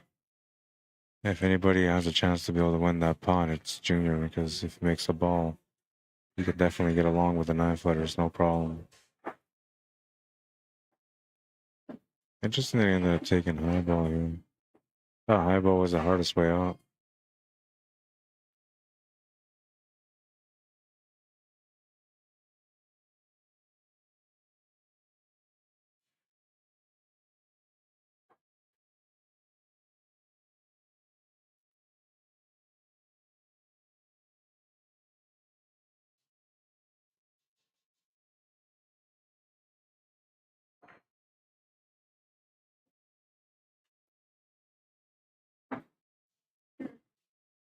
This was the plan here, trying to get onto this combo to do the starburst shot and open up that 9 and 14 as well.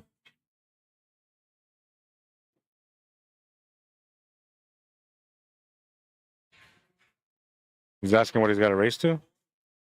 M5, M4. I'll be right back. All 4.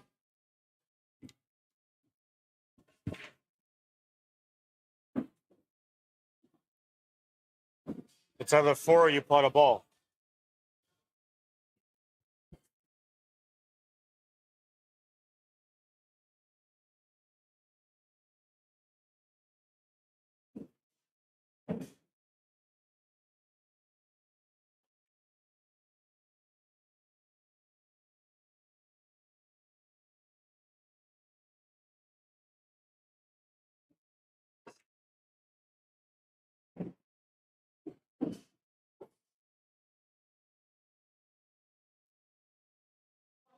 That breakout did not work out the way it was supposed to work out.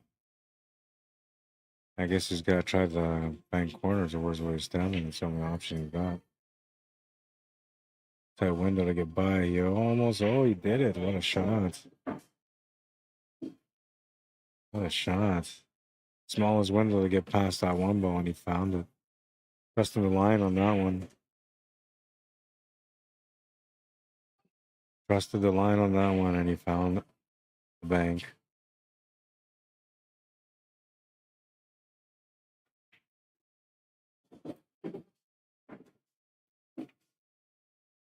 Perfect little bank right past the one. Look at that, man.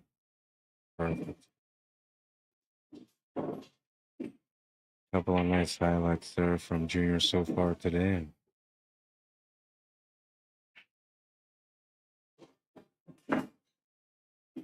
Smooth stroking, man. Everybody's in trouble now.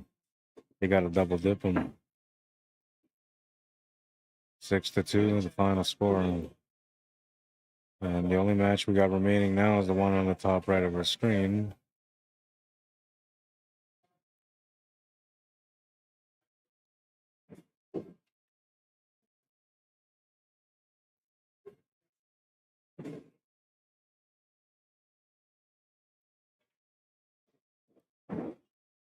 Stop the clock here.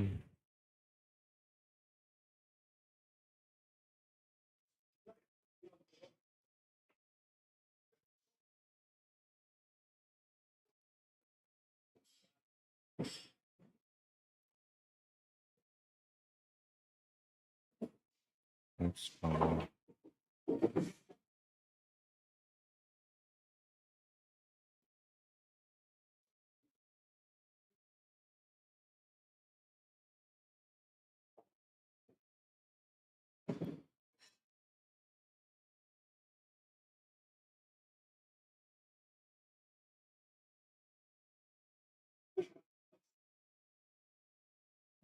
Oops.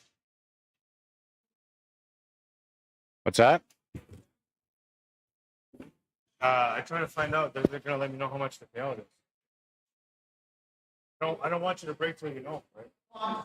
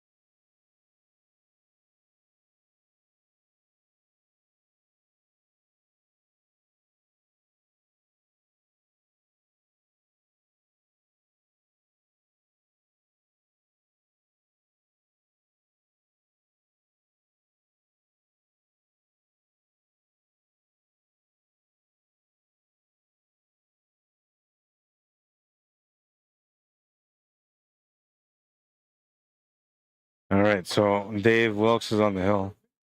Huh? This one here. So one of them's on the hill. I think the other one's on the hill too. I think it's 4-3. Yeah, I'm pretty sure it's pretty sure.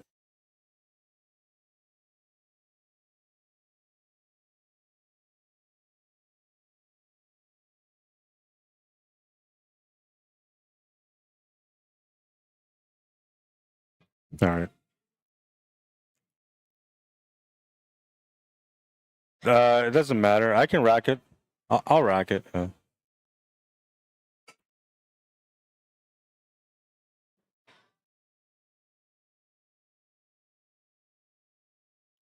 be right back.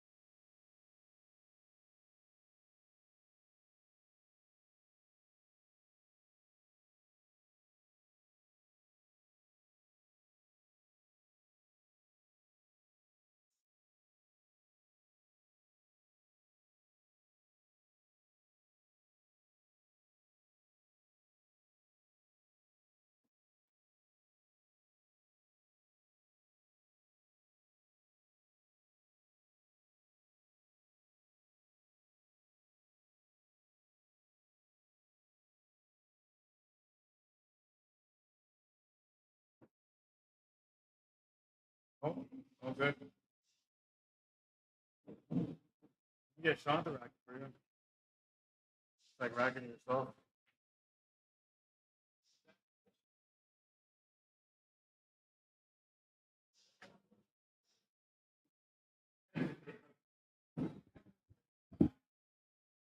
All right, so Dave won that one with a score of 4-3, and that's gonna take us to our next B-side match.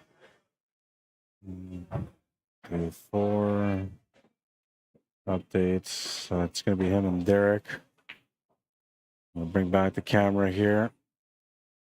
And Junior's just practicing, warming up for the 10 ball break.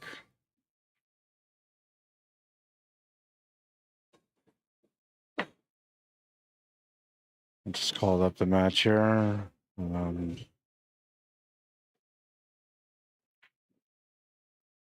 Wilkes, Gledhill.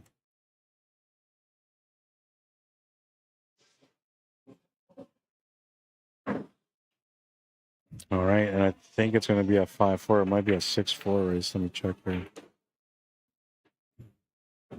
It is 6-4. 6-4.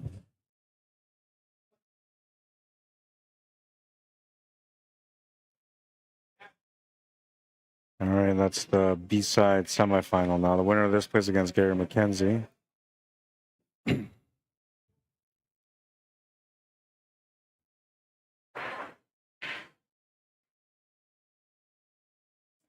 bringing back the camera because we got to go and do the 10 ball break, which is going to be on this table right here.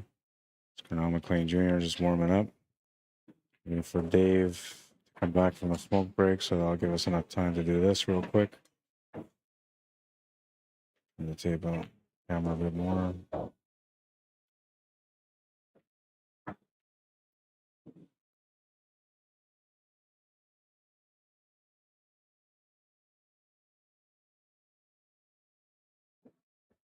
All right. We'll see if Junior, this is $850 in the 10 ball break, so it's 10% per ball.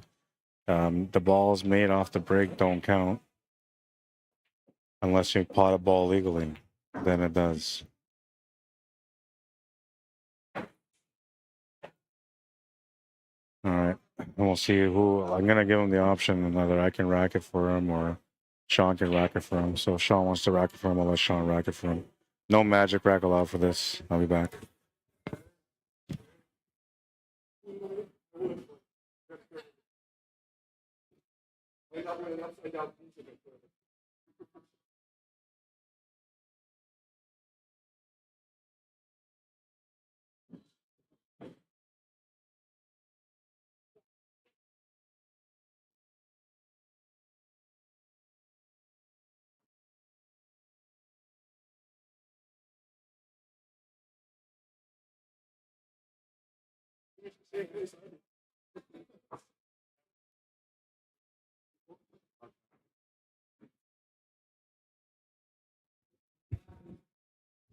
All right. So this is for the 10 ball break. Sean's going to give him the rack. And use a magic rack. That's the rule. He's got to make a ball off the break to continue to shoot. Once he makes a ball off the break, he has to legally pot a ball for him to be able to make money from that ball that he pots off the break or balls that he puts off the break. And then from there, he gets to shoot until he decides to stop. So anytime that he decides to stop, he can cash out whatever he's made. And if he decides to keep going and he comes up short, misses a shot or whatever, hooks himself, then he loses all the money in the pot. So we'll see how he does on this 10 ball break. But one thing I can tell you is that these guys, they know these tables pretty good, and they're one of our best breakers right here. So it's like Sean's making sure to give him a good rack.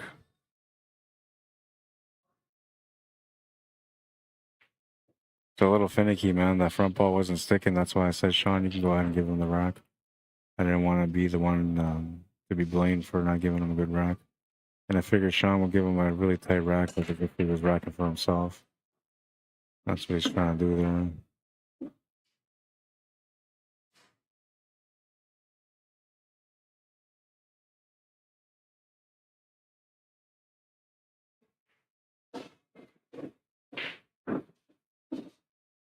It's the rack, like it's a little gummy at the corners. So whenever you rack the balls, they kind of stick to the corners of the rack. And then it'll pull away from the rack because of it from the rest of the balls. Because of it.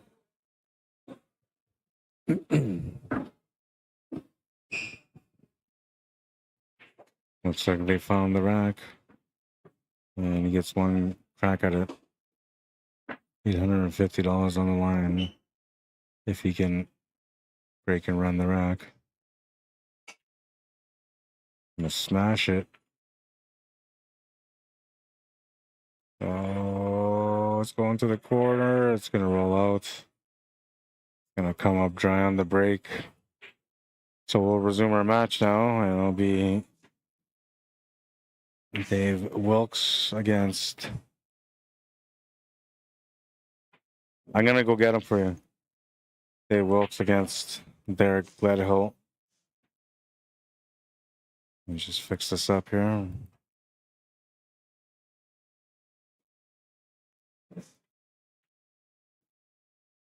I go get Dave. We're gonna get this match going. I'm not sure why he's not here yet.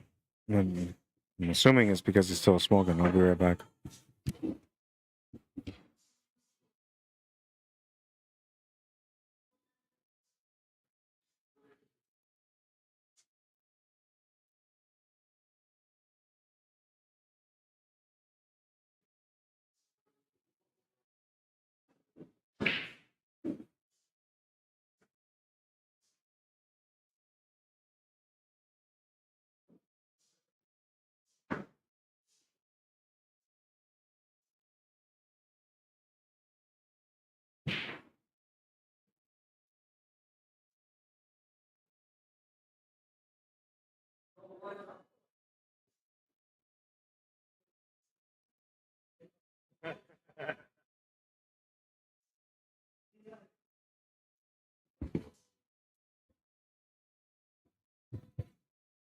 All right, so we're gonna start off this match.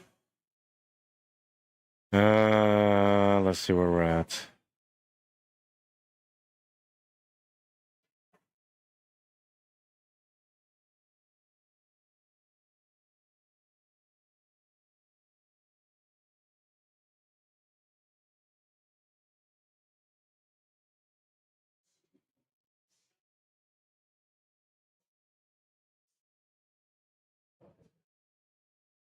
Not sure what's going on. Oh, Dave's grabbing his other cues. All right, 6-11 FargoRate versus a 5-20 FargoRate. It's a 2-game spot. See how Dave can handle the pressure. Kurt Craig, how you doing? Vanessa Frank Berg. Pierre Gagnon, welcome to the stream. It's go time. It is the B-side final. No, semifinal, sorry. B-side final coming up after this.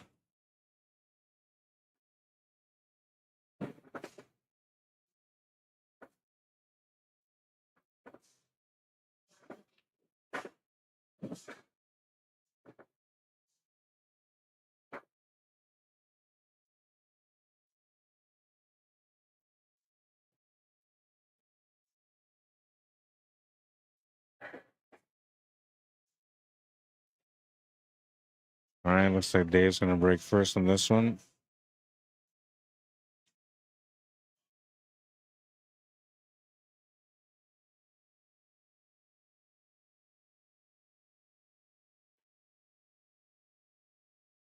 Clock will start once he breaks.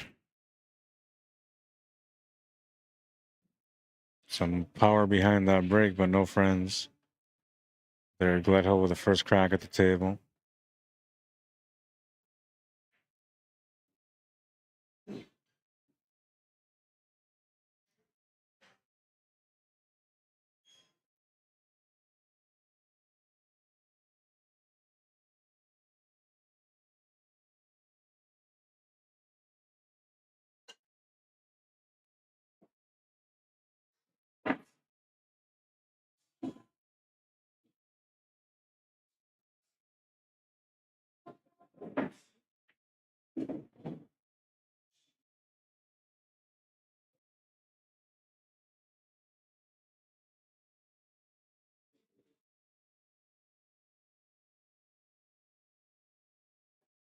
You don't really want to move that stripe. That's tied up his 3-ball. He's a good banker, but there's no bank here. Best he can do is go off the rail and kick that 7-ball in the bottom left corner. Tough shot, though. Maybe the jump shot could be another option, but then you might scratch.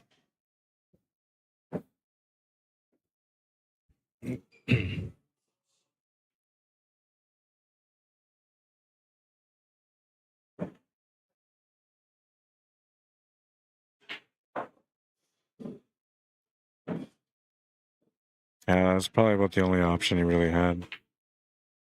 Dave gets a lucky break here. This table's actually not too bad for him.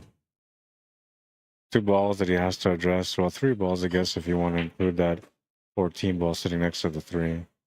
But that 9 and 15 are the main target. That's where he's got to get to.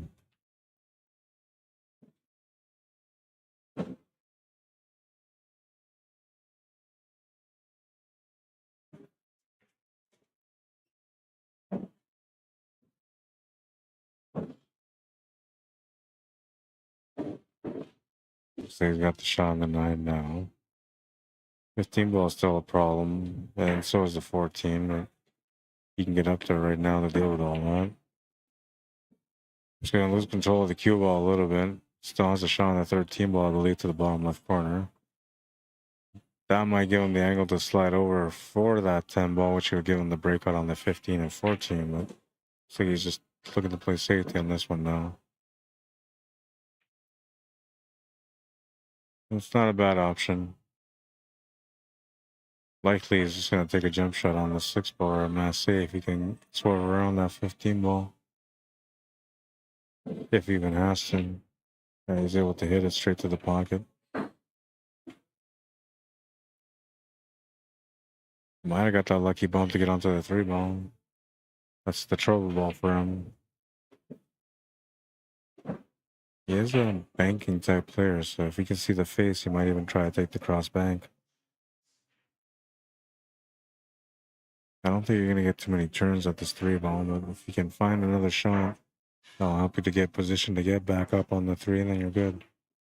Just gonna be conservative here and just play the safety. Dave should be doing the same.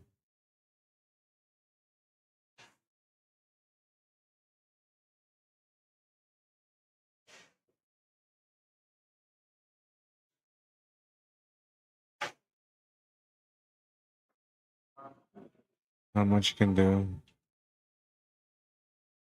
Trying to limit what he leaves for his opponent.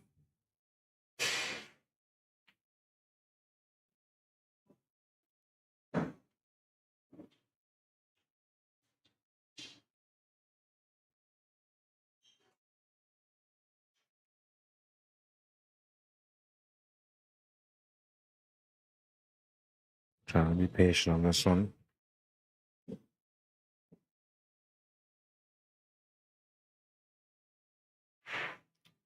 He's got the break on angle here to take that 10 ball and open up that 15 ball with a positional shot on the 14 if he hits it properly.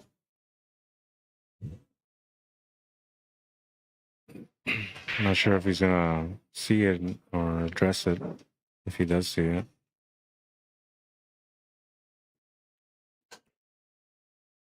Good effort. He's gonna come up a little bit short on it. And I think he's over around the cue ball a bit for the 14 ball. He's gonna take that tougher shot on the 15 ball if he can make it.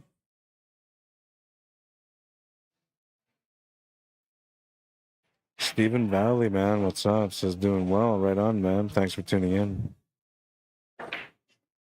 Gary Steltler, welcome to the stream. Andres Guzman, welcome to the stream. And Jello Mags, what's up, man? Keith Welsh, David Wilson, welcome, guys. Sherry Ford Christensen, welcome to the stream.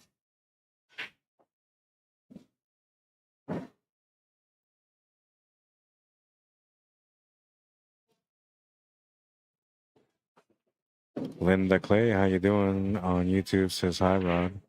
I'm trying to do my best to pay attention to both YouTube and Facebook, so hopefully I didn't miss any of your guys' comments so far.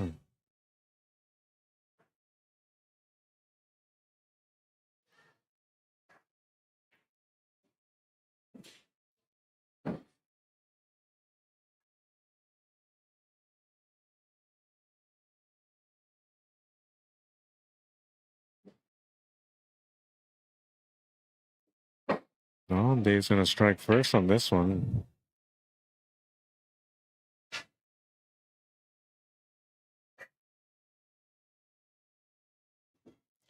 One nil in a race to 4. Needs 3 more.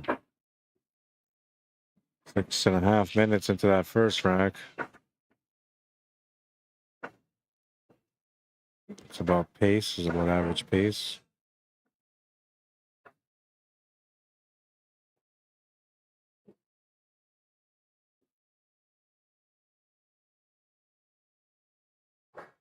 Well, Derek will just get to work on this one.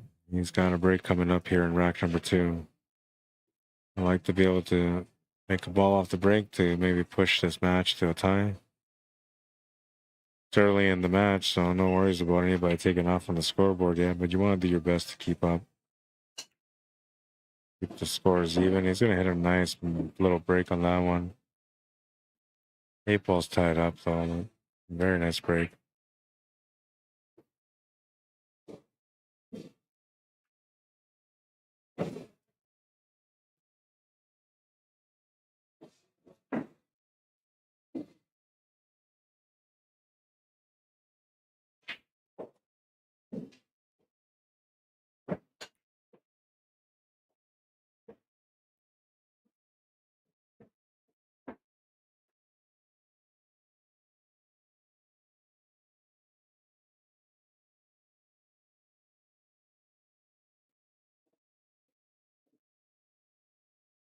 That's the ball you want to open up.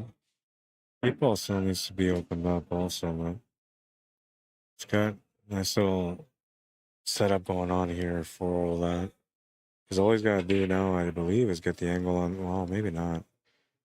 Maybe not. That four ball's in the way for that. Because the nine ball gives him a nice little breakout angle for the eight ball. If the four ball wasn't there, but the four ball be in there. Takes away all of that. And he has to try to come up with something with his nine ball to be able to set him up for the 15 ball to get onto that eight ball.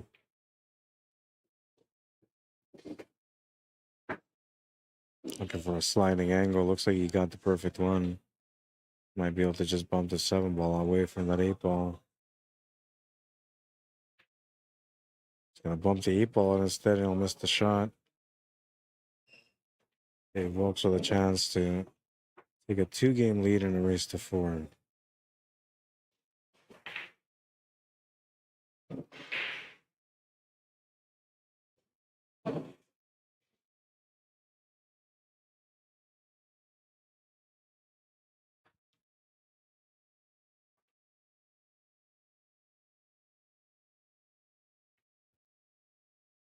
Chip Ann, how you doing? Brad Stuckey. Paul Oliveira, welcome to the stream.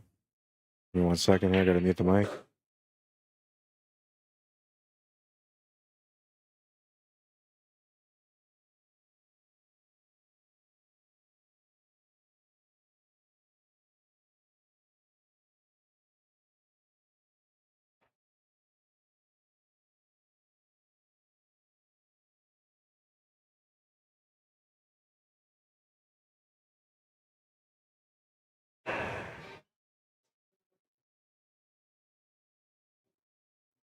Little tight on the one. Ismail Nizy, welcome to the stream. Jay Kajalig, welcome to the stream. Shanna McKay Tracy, how you doing? Fabian Louisan, what's up, man? Stephen Vallis says, how was the information that I sent you on our league? Big score and just a little different. Yeah, it's a little different.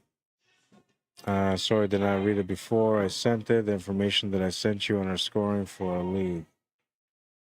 I looked into it, but I've been pretty busy, man. So, like, my mind's been everywhere else. Doing well, thanks, says Chip Ann. Right on, Chip. Cindy Bergeron, how you doing? Welcome to the stream.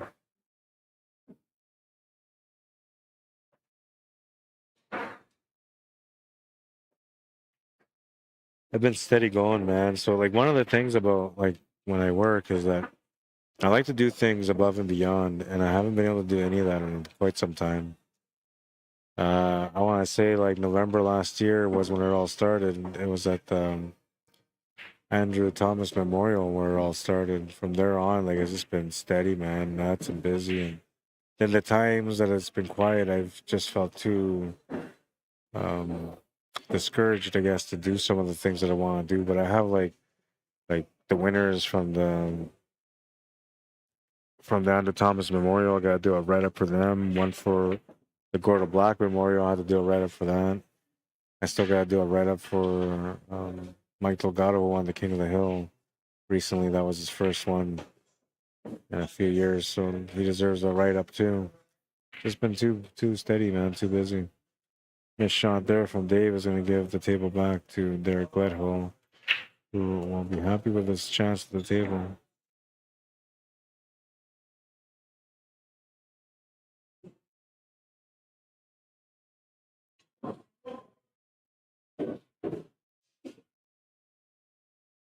Lots of extra juice, and the cue ball is going to keep running.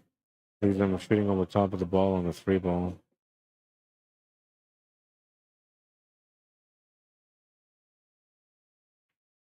Not a tough shot, but he's going to make it. Ties up the match at 1. Winner of this plays again with Gary McKenzie next.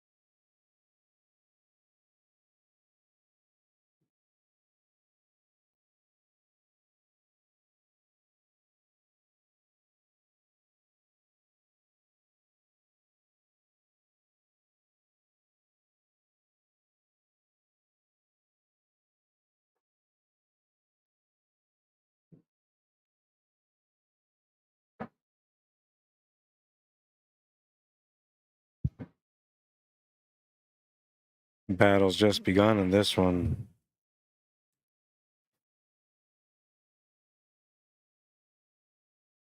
No, like heartburn going on or something right now. Need some of that Tums. All right, so Dave at the table. And a tied match. Needs 3 more to win. Nice little spread on this table. Good opportunity to be able to get there.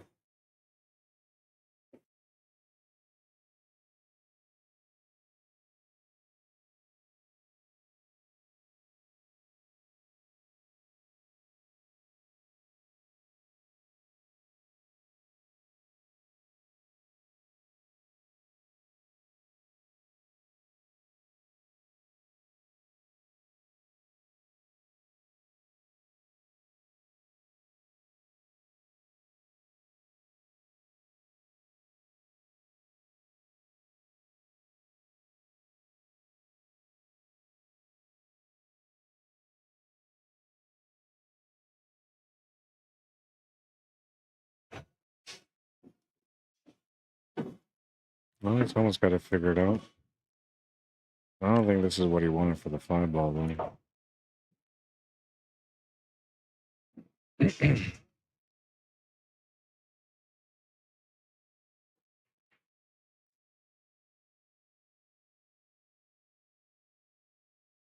Gotta be careful here not to get into any trouble. He's gonna turn the table over. That's the kind of trouble I was looking out for. Just to miss on the table. So all Derek needs is just an opportunity. He's got a pretty open table here.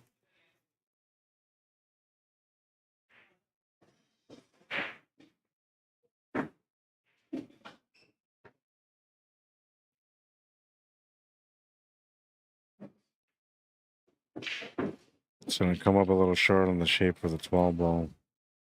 Gonna change the table a little bit, but he can take the 11 ball now instead. That's why it's kind of good to keep a backup plan just in case you're leaving a ball at the other end of the table. I'm trying to play shape back for that 12 ball again, and I'm not sure he should have done that. Not sure how he's gonna do the rest of this table now, unless he can make that 9 ball, which is what he's looking at. Still a chance that he can tie up the 8 ball from the shot, though.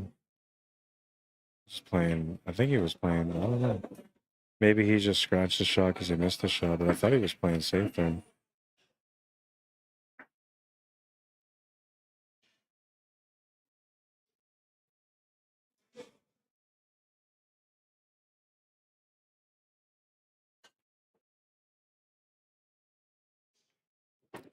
Japan says, have not been able to catch you lately and the Sunday night matches. Yeah, it's been a while, you know. Jessica Gwynn, how you doing? Welcome to the stream. James Long, Jen Marie. Stephen Valley says, you've been doing a great job. Thanks, man. I appreciate it. All right, and Smoke from Crazy Eights. How you doing?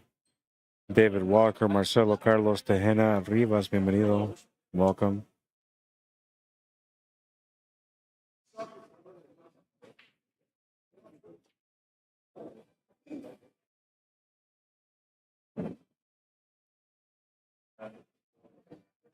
These guys have no idea they're on the camera. Now they want to know.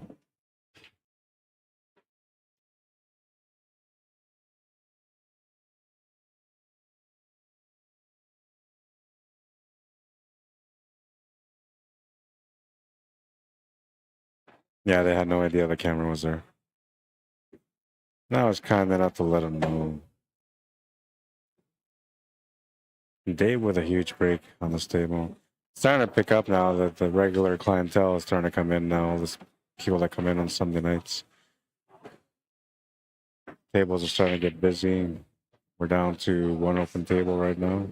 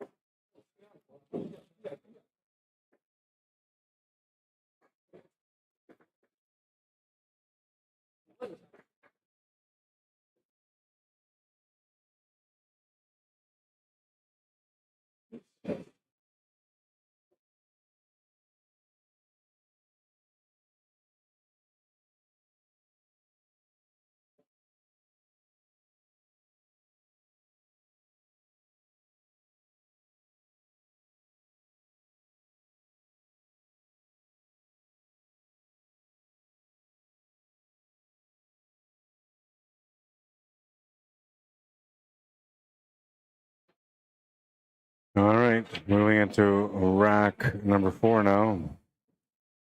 David Wilkes on bit of a nice little start here. 2-1 for him. He's one more to get on the hill, 2 more to win. There, Gledhill looking for 5. Bit of a challenge still waiting for him.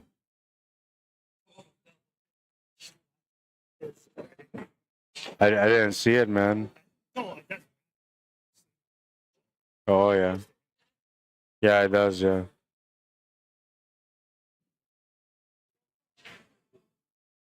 Saying that was a double hit, but I can't do nothing about it because I wasn't watching the shot. And technically, if they don't call somebody to watch the shot, it goes to the shooter. So it's kind of a lost cause in the argument.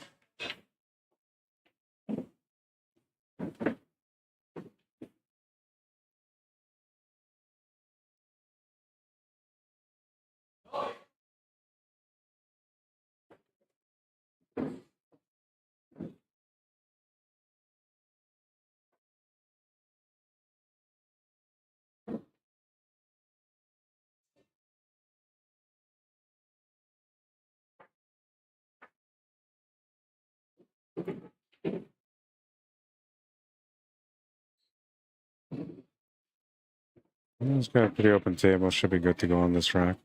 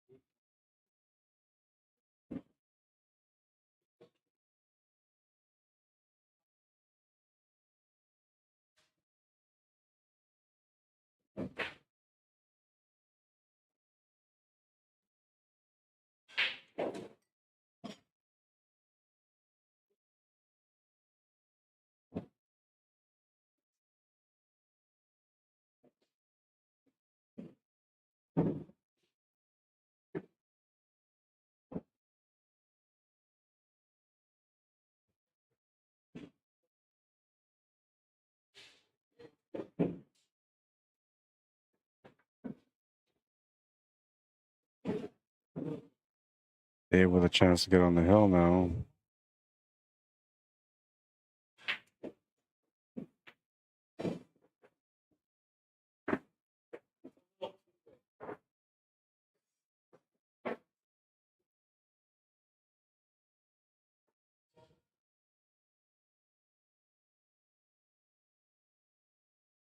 He says he played a little 2-way shot there.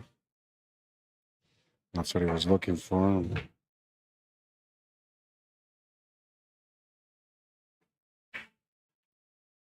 Good to be precautious, I guess, to a certain point, but you gotta be careful, man. Every now and then you get too precautious and you end up falling out of rhythm because of it. There, though, you have to kind of come up with a 2-way shot.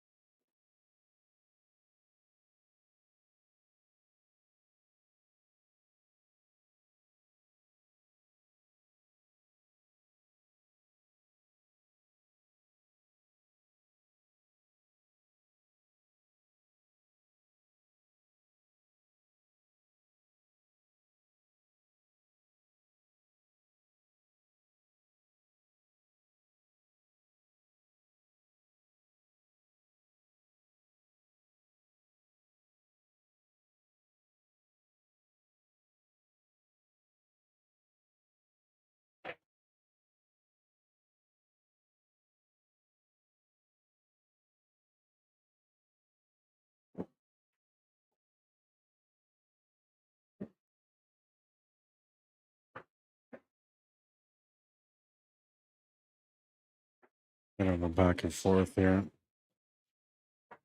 And shot. Excuse me. 2-2.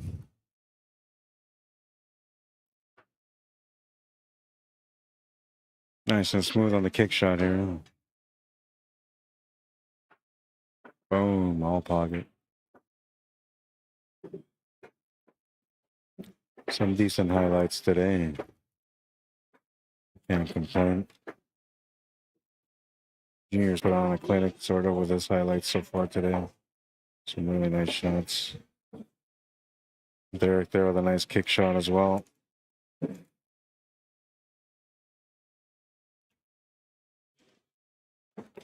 Pretty sure that Junior has the highlight of the day so far, and he's one of the only guys that's been able to have the highlight of the day and in the tournament.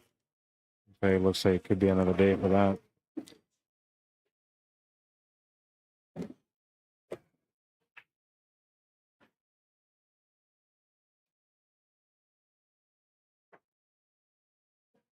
Guerra Gutierrez, welcome, bienvenido. Marcelo Carlos Tejana Rivas, bienvenido, welcome. Jim Delio Zendoso, what's up, man? How you doing? Walder Sr., welcome to the stream. Anthony Dow says thanks for the stream from Redwood Falls, Minnesota. How you doing, man? Thanks for tuning in. Baby Twitty Mini, welcome to the stream. Gustavo Sebastian, bienvenido. Nilda Piguero, welcome to the stream. Kelly Dirksen, Carl Esterin, welcome to the stream. Gertesh, what's up, man?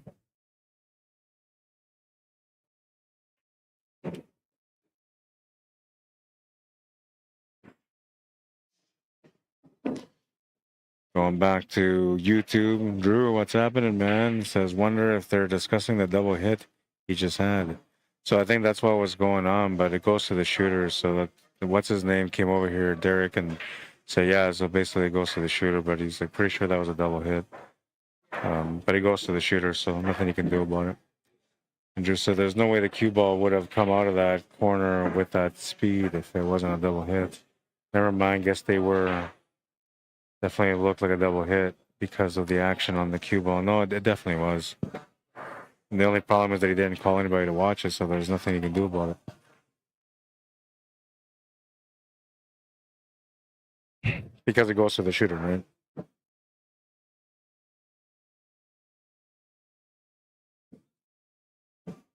So tough to get that four ball out.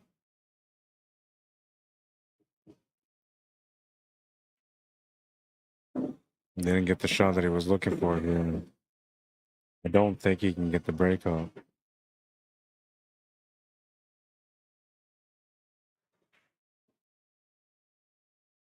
To the corner, maybe, if he makes it to the corner. Tough shot, though.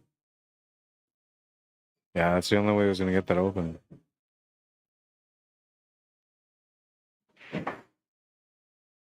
So a chance for Dave to get on the hill now.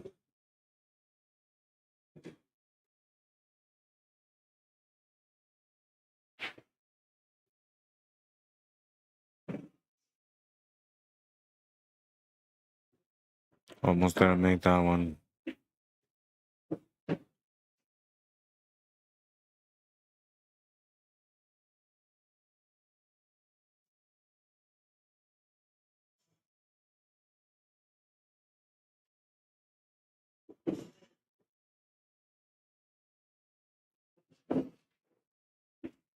Looks like he had his eyes set on a combo.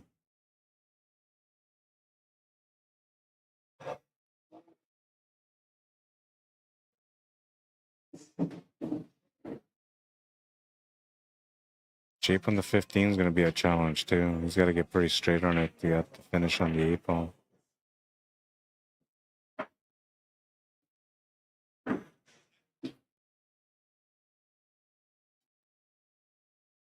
Might have to settle for a long shot on the 13 ball with a follow-up for the 15.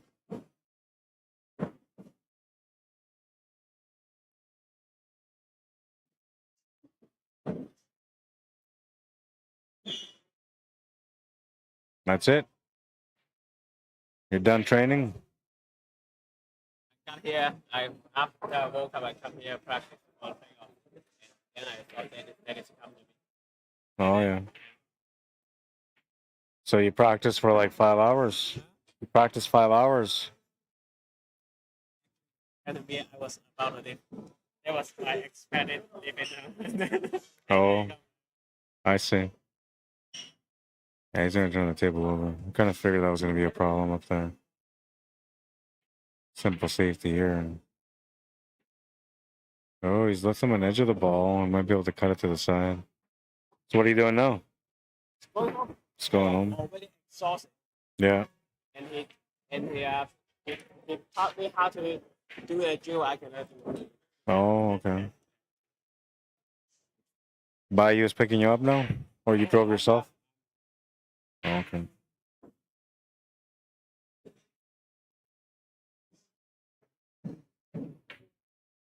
Going in for the shot. Chance for Derek to take the lead in this match.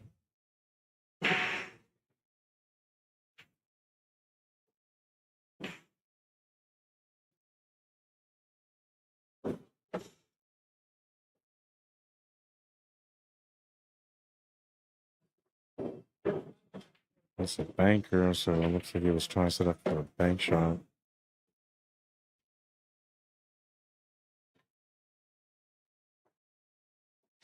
No, he's going to make that 9 times out of 10, but he's going to miss it that time. We'll see you, man. Have a good night.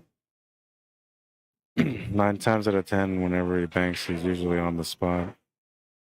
Comes up short on that one, though, and gives Dave Wilkes a chance.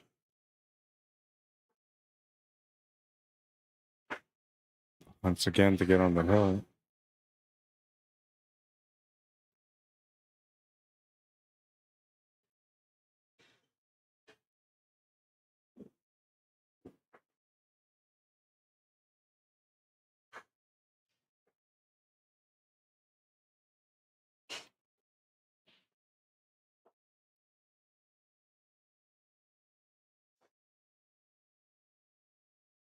Came up short on the shot, but got a decent leave out of it. And the 8 ball looks like it still goes past the 15 ball, so Derek just needs to find the pocket.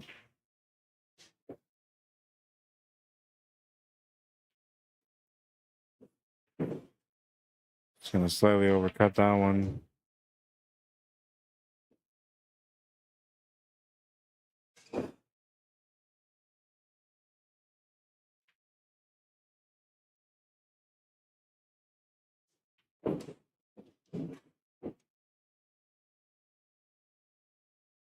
Just play this through off the bottom cushion and back up.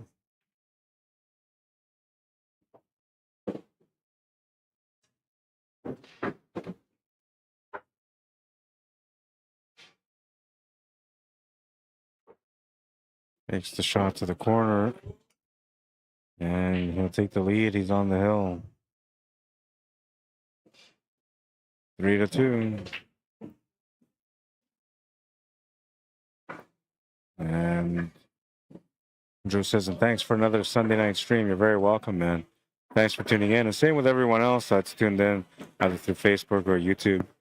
I apologize for not being able to start the stream early today like we usually do, but I was at a playoffs, and I actually thought I was going to have the day off, but ended up coming in. It was dire that I came in because there was nobody to run the tournament, so I had to come in. And I figure if I'm going to come in, I might as well pick up my equipment. I was just going to come straight here and not stream at all, but I decided to stream, so hope you guys enjoying the coverage so far. It's been a bit of a scramble day, and we're still here. We're getting along. 9:30 p.m. here in Winnipeg, Manitoba. 3 hours into the stream already, and moving into rack number 6 of this matchup. 3-2 is the score for David Wilkes, and Derek Gledhill is going to lose the cue ball on the break. Ball in hand behind the line for Dave. You have a chance to close out the match now. And if you're looking at these stripes, man, they're looking pretty juicy. 14 ball is about the only problem ball he's got. Everything else is kind of there. And if you go a low ball, everything's kind of there too. That 7 ball you got to worry about.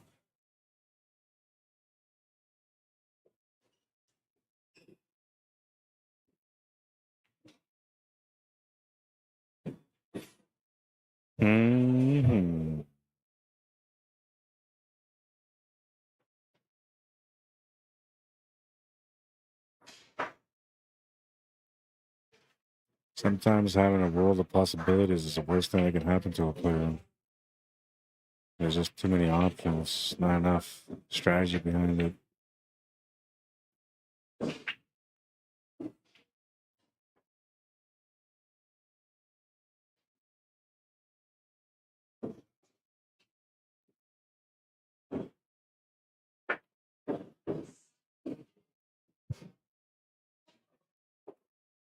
Chance to close out. Can he find the finish? Winner of this plays against Gary McKenzie next. He's almost found it. 14 ball still a problem ball. 11 ball can maybe get him the breakout on it though.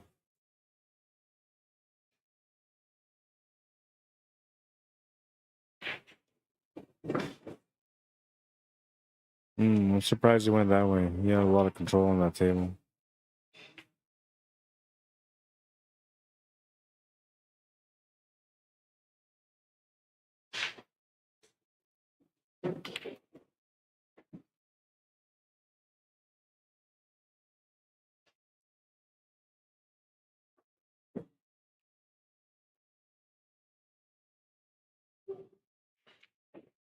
Makes the shot to the corner.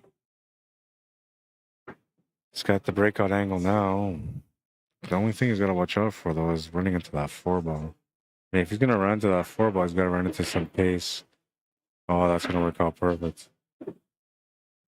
Bit of a miracle there on that one. He's got the perfect shot to the corner.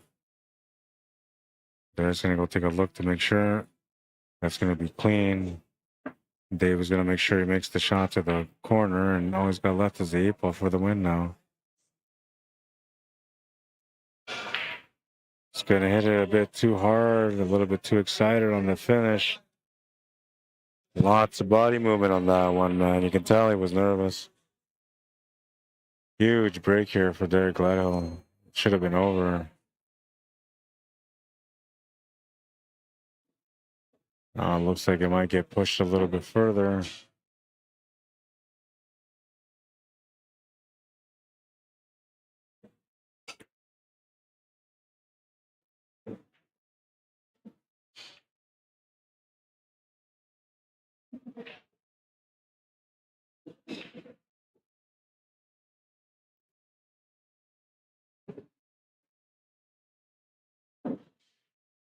Smooth sailing now. Everything's kind of in the open.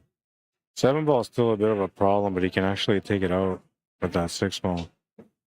Could do it right now if you want to. That would give him the 4 and the 3 as escape shots.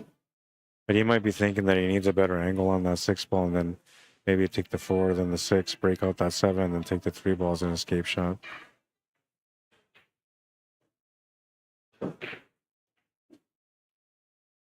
No, didn't quite get that.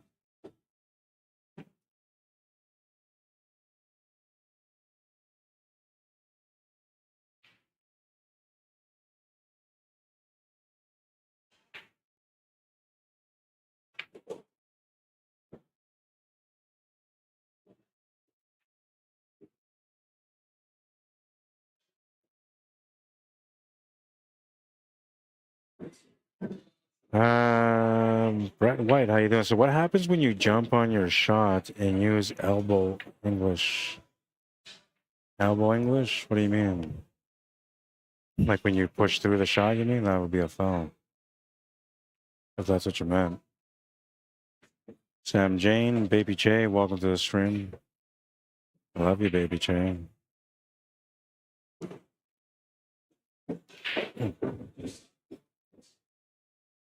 Noah and Eliana, if you guys are watching, I love you as well.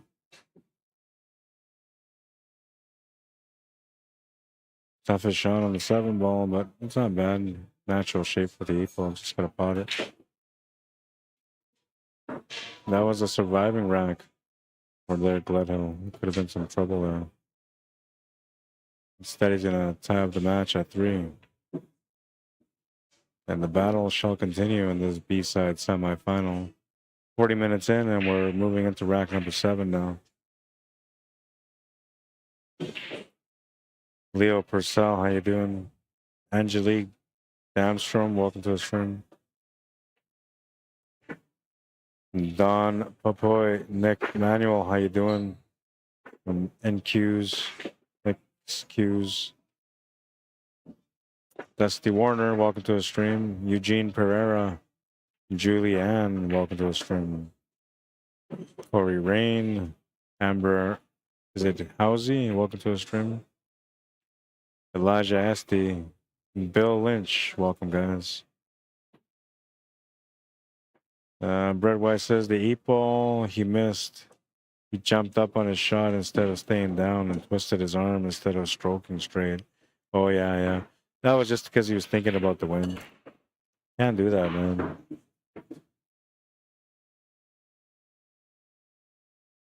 I mean, you have to acknowledge the winning part somewhat, but you don't like really think about the winning side of things.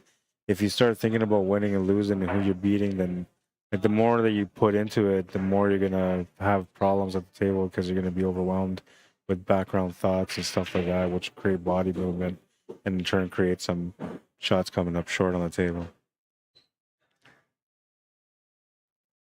You gotta just stay smooth, man. Not worry about it. Cold as ice.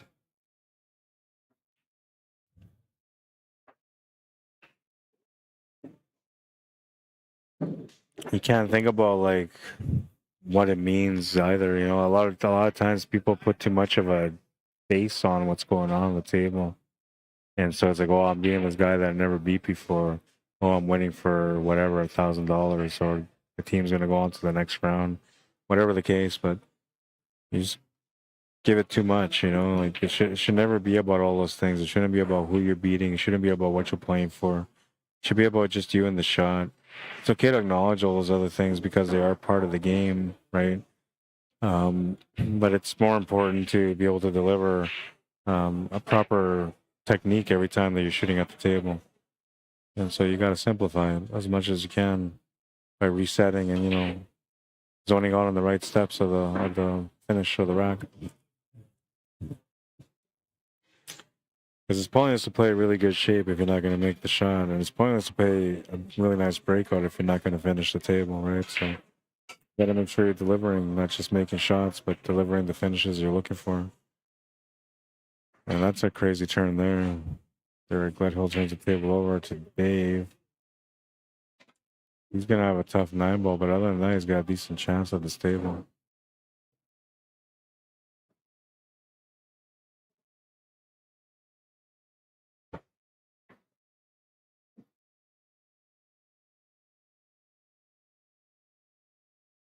It says when you twist your arm and don't stroke natural, I call it elbow English. Yeah, no, that makes sense, man.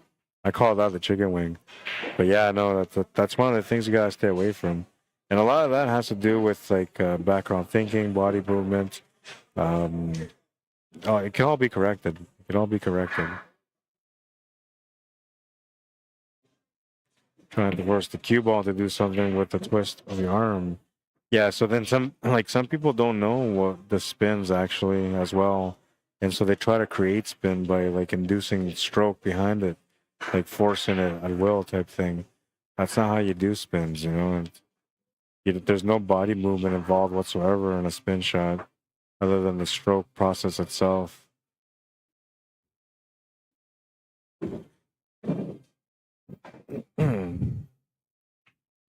Juan Colon Diepa, welcome to the stream.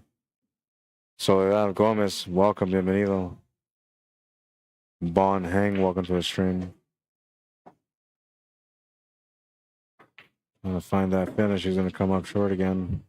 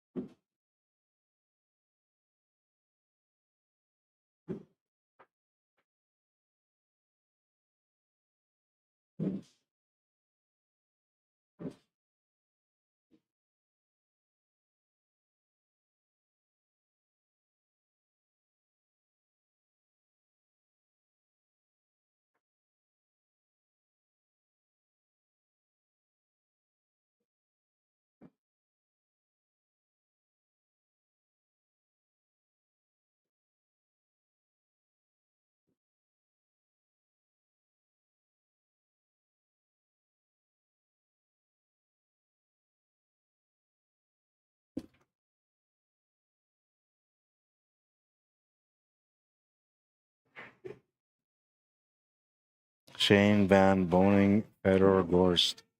What are your thoughts on that matchup? Did any of you guys get a chance to watch any of it? I thought it was a spectacular matchup. Some people, you know, kind of mentioned that it might have been like rigged, right? Like fixed, which maybe, you know, there might have been a chance that could have happened. But I thought both players played really well, and they both had their heart in it.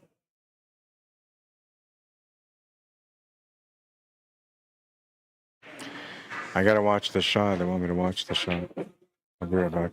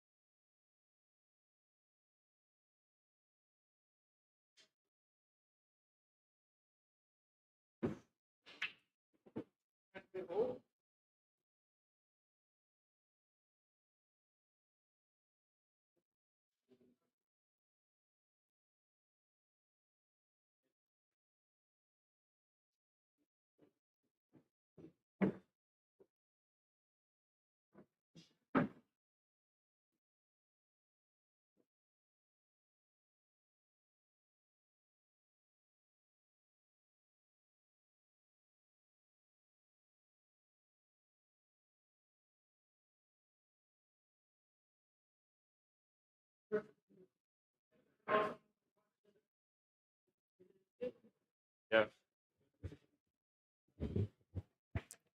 That was a clean shot. Got a chance to close out now. He's gonna lose the cue ball. Oh man. Unbelievable. That a little bit of inside spin on that one though. He played that natural. Should have played some inside spin because I'm not sure what he was gonna do for the 8-ball there unless he played inside spin. Huge break here for the Gledhill. Surviving another rack perhaps here. Could have been down at 4-2. Survives that one, makes it 3-3. Could have been down 4-3. He's got a chance to survive this one now.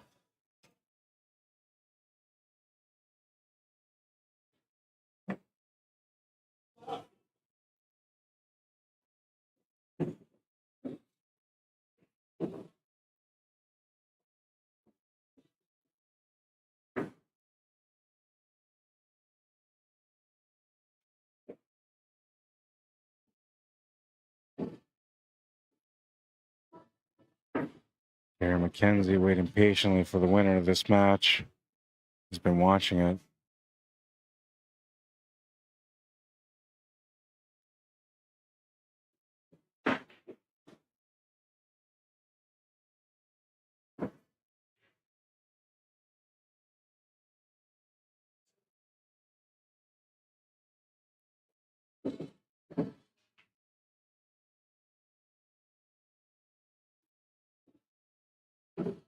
Makes the 8-ball. Takes the lead in the match, but his opponent's on the hill still. 4-3. Derek Gledhill holding him 2 more to win the match. David Wilkes, will he regret not finishing that last rack, or will he get another chance here?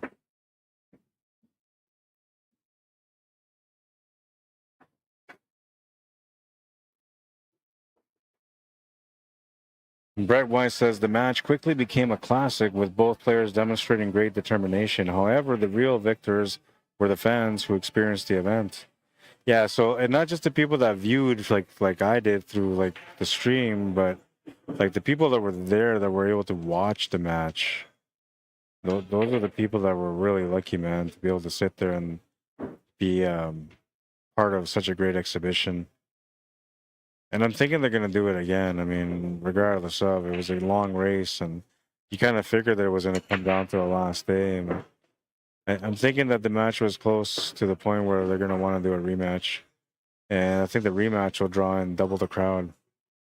But if they want to be able to monetize, if this is one of those fixed things like everybody was saying, if they wanted to be able to monetize, then they need to have a split win, right? So Shane wins this one, Federer wins the next one, and then now in the last one, they can really put some heavy money into it and have a lot of viewership out of it because of it.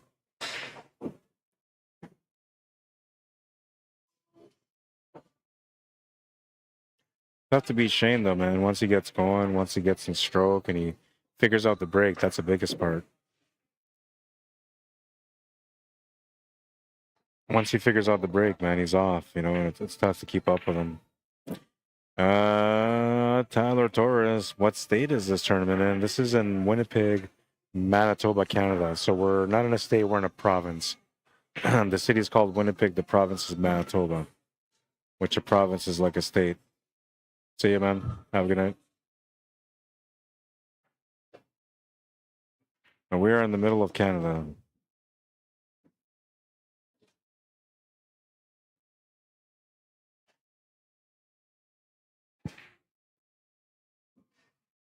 I stream everywhere though. I've streamed in the States also. I just came back a couple of months ago from doing the ACS Nationals in Las Vegas. It was a great event this year, and I was very fortunate to be a part of it. A lot of special things went on while I was there.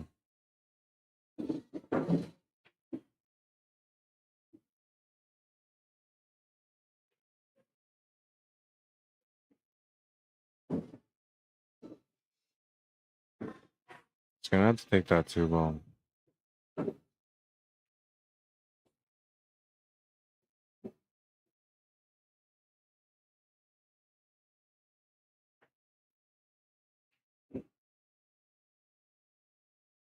There's a lot of room for them to get into trouble here.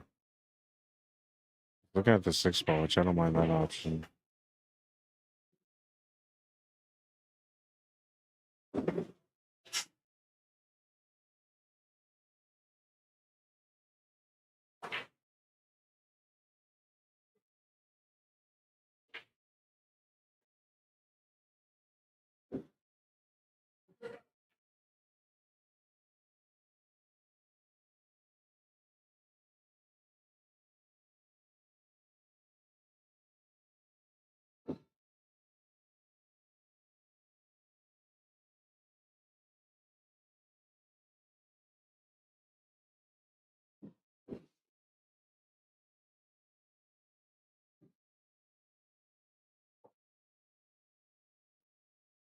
Makes the shot on the 6.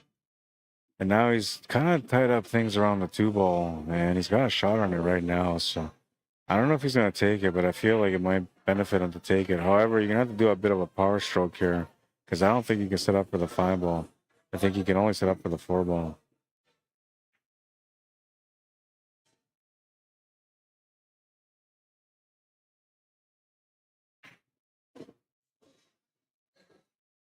He's going to get an unfortunate roll here. Still has a shot on the 4-ball, but he's a lot tougher than he could have been.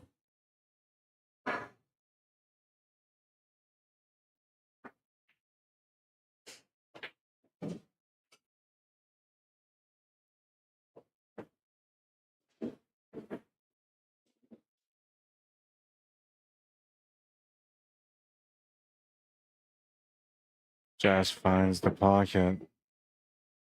He's got the 5-ball now. Shape for the 8-ball is going to be challenging. Going the wrong way here.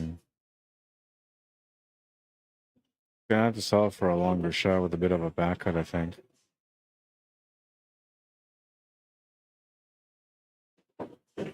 No, he's able to push through on it. He's gonna get the nice shape for the 8-ball. This is to win the match at 4-4. That's the match.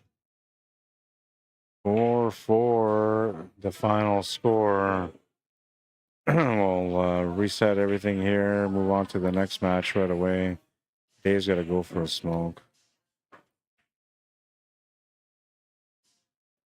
And we'll update the bracket here. Yeah. 4-4. 4-4, right? Final score?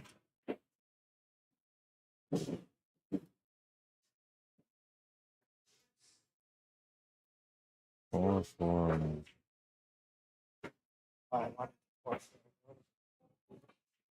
So you finished in 4th place. There's a payout for 4th place today. At the bar. At the bar. I'll come up there and get it. Put this one here on table 8. So Gary McKenzie, David Wilkes now for the B-side final.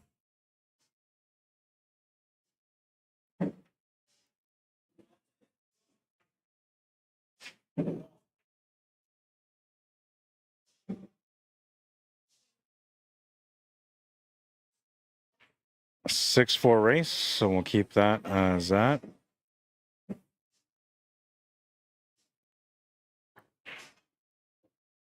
Oh, I gotta put their Fargos up. Dave's 520, and here's a 612.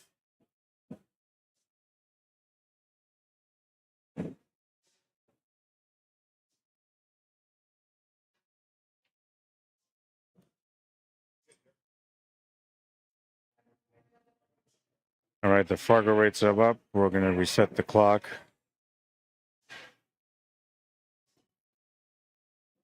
They both, no, I think it's just Dave that's smoking right now. I gotta get Derek paid. We're gonna wait for Dave to come back in from his smoke before we get this match going. It's the B-side final coming up next. Just give me a second here. Make it official. The clock won't start till I come back in, I guess. I'll be back.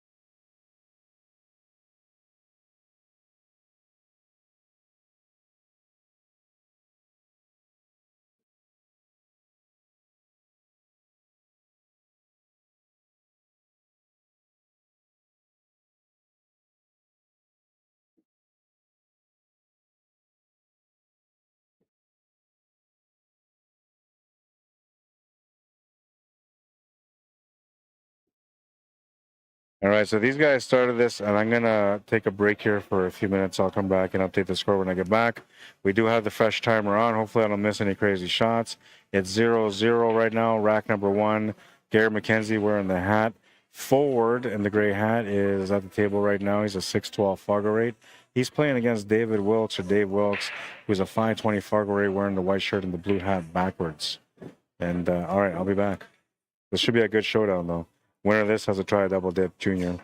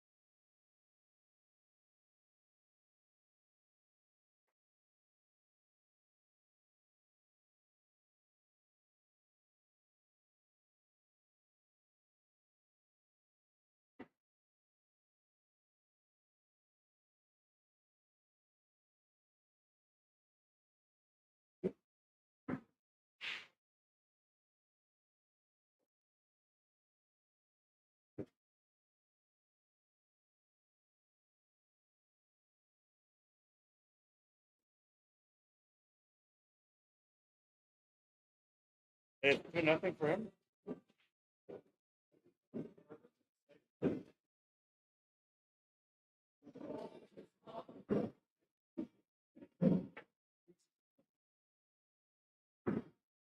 Oh. Fell off the limit.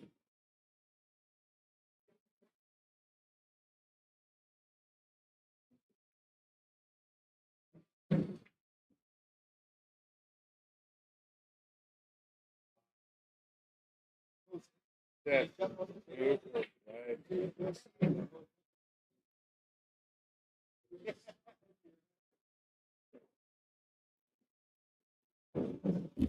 gross, man. But you can't even see the edge of it, not even for a cross bank or anything.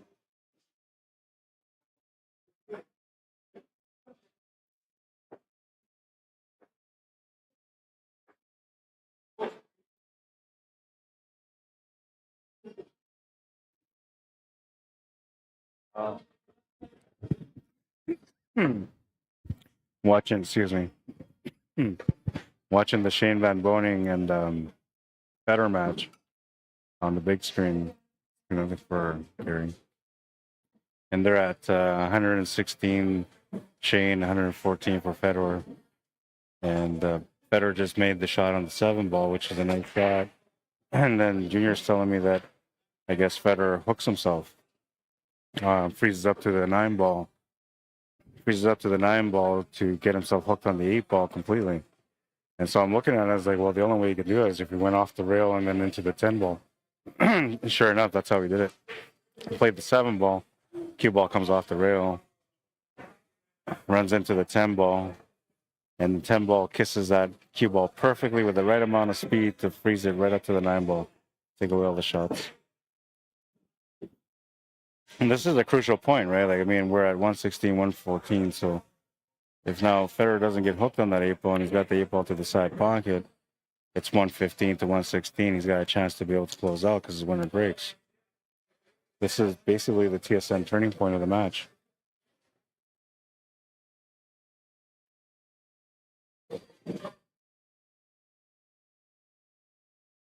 And all he can do is just try to hit it. He's going to leave the shot, yeah. Like, the minute he was tied up, there was nothing he can do about that table. Shane was going to get back to that table.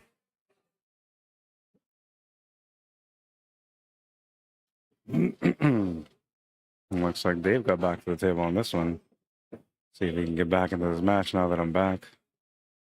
Down by 2. Chance to get on the board.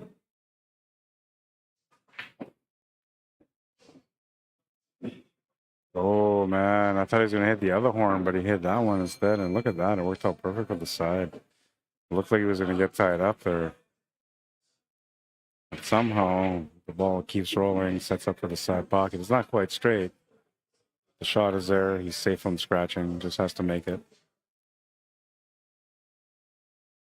And he will. Gets on the board, 2-1 on this one.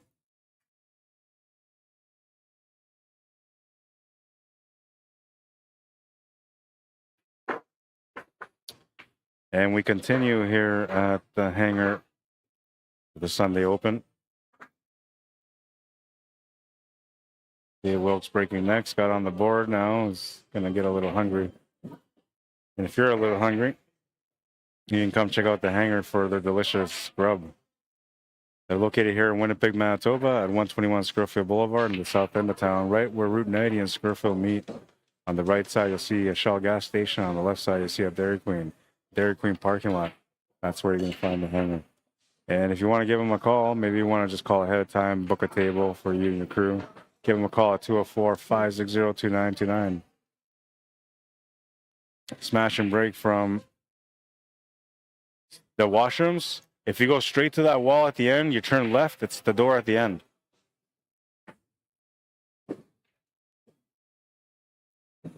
Hopefully this guy figures it out. Looks like he's really got to go pee. Walking a little funny, man. Like through the wall, fall to the left. Got it. Found it. I'm a hero today. I saved that guy.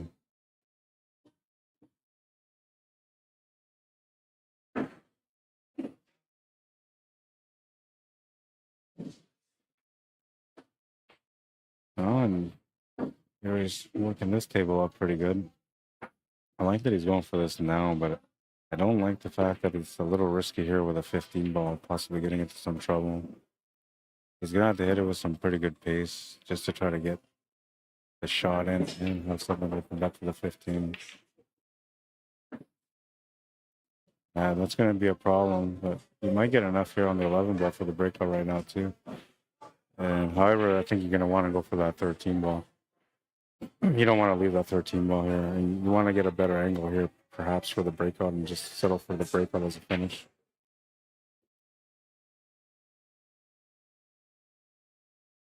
So that's what he's deciding to do. Going all in on the finish with a breakout angle. And he wanted to have like a direct contact point, but he might have to go off the top rail and back into them. He tried, did not get Enough spin on that one.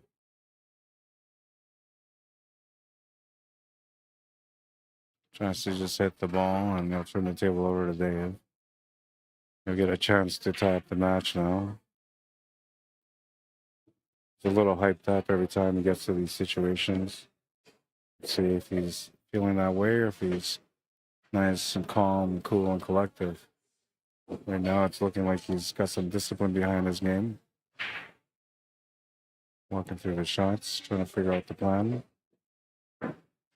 He gets a close encounter with the pocket, but he'll avoid it. However, he did not avoid getting hooked behind the 1 ball. And I don't think he's got the 4 ball. I don't think he's got the 2 ball. And the 1 ball's a weird shot, which it does go, but I like to ride on it.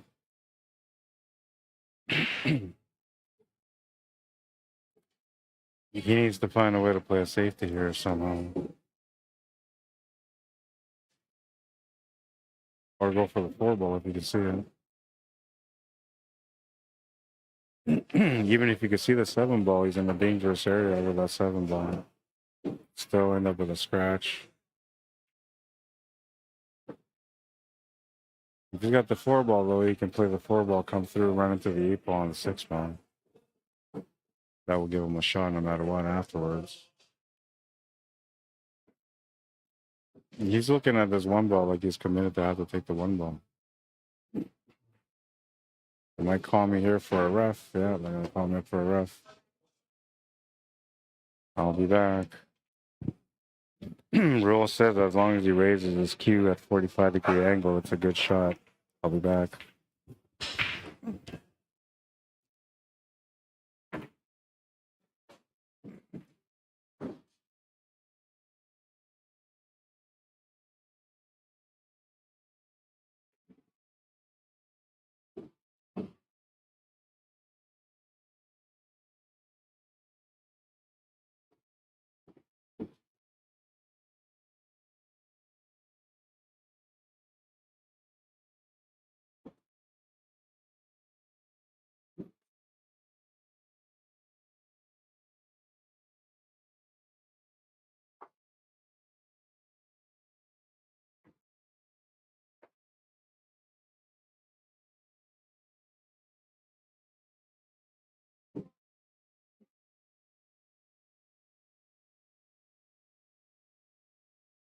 Changed his mind, decided to go with a 4 ball, and he's missed the shot on the 4 ball, but he hasn't really done a whole lot for Gary here. He's left him a bank shot on that 15 ball. That's about the best he can do right now. And I don't know if he can hold shape for that 8 ball if he does go for it. I think if he does go for the bank and he has to make it with proper speed to get to that pocket, he's likely not going to have the shot on the 8 ball.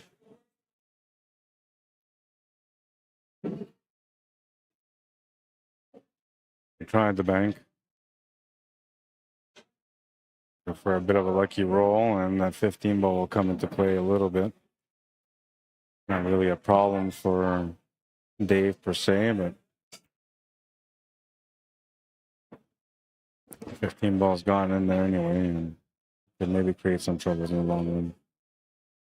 Although I don't think it will. Once you make that 1 ball, you should be all right for the 2 ball.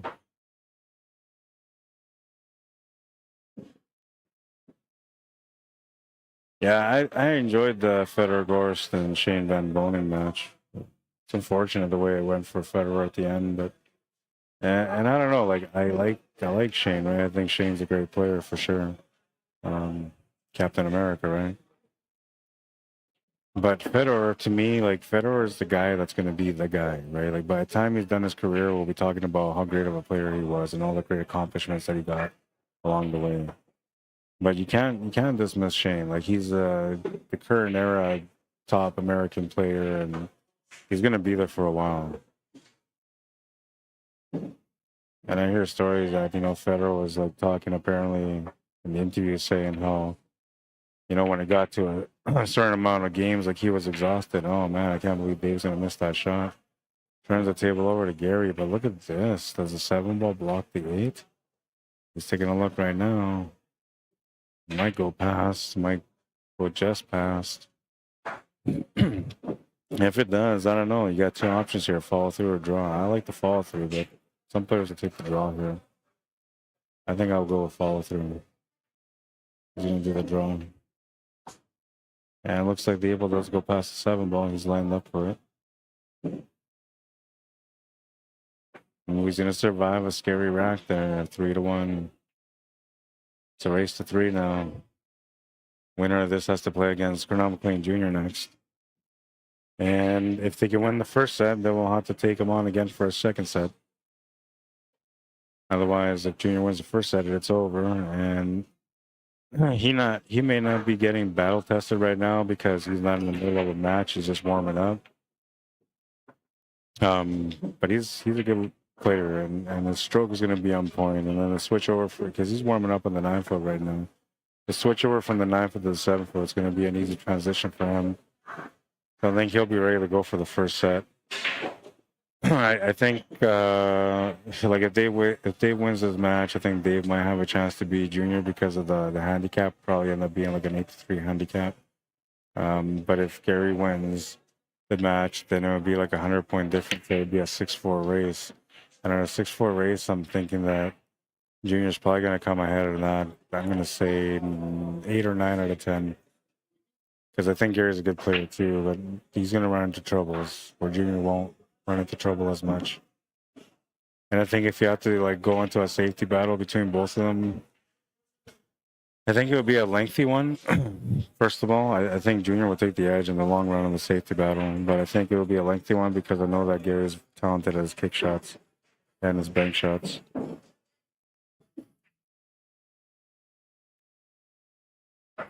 And if you're good at your kick shots, you're usually going to get out of trouble when it comes to safety battles.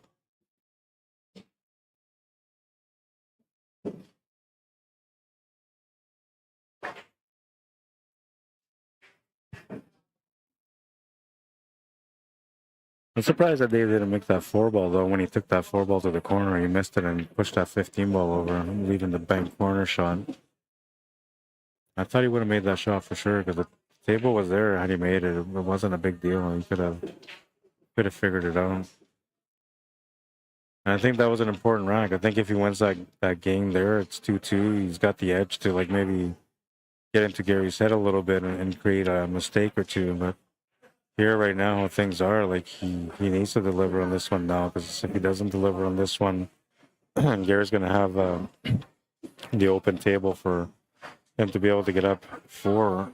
And at that point, now Gary's the favorite to win that match for sure.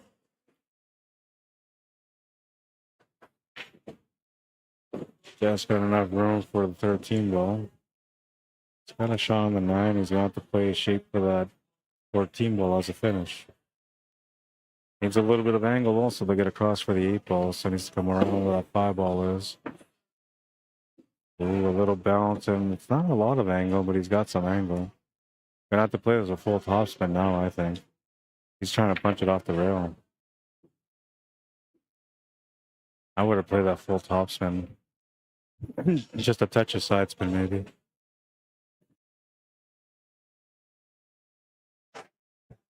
He's going to miss the shot. A little bit of body movement kind of popped up on the shot, but somebody was walking by and they were looking for a pool cue from the rack.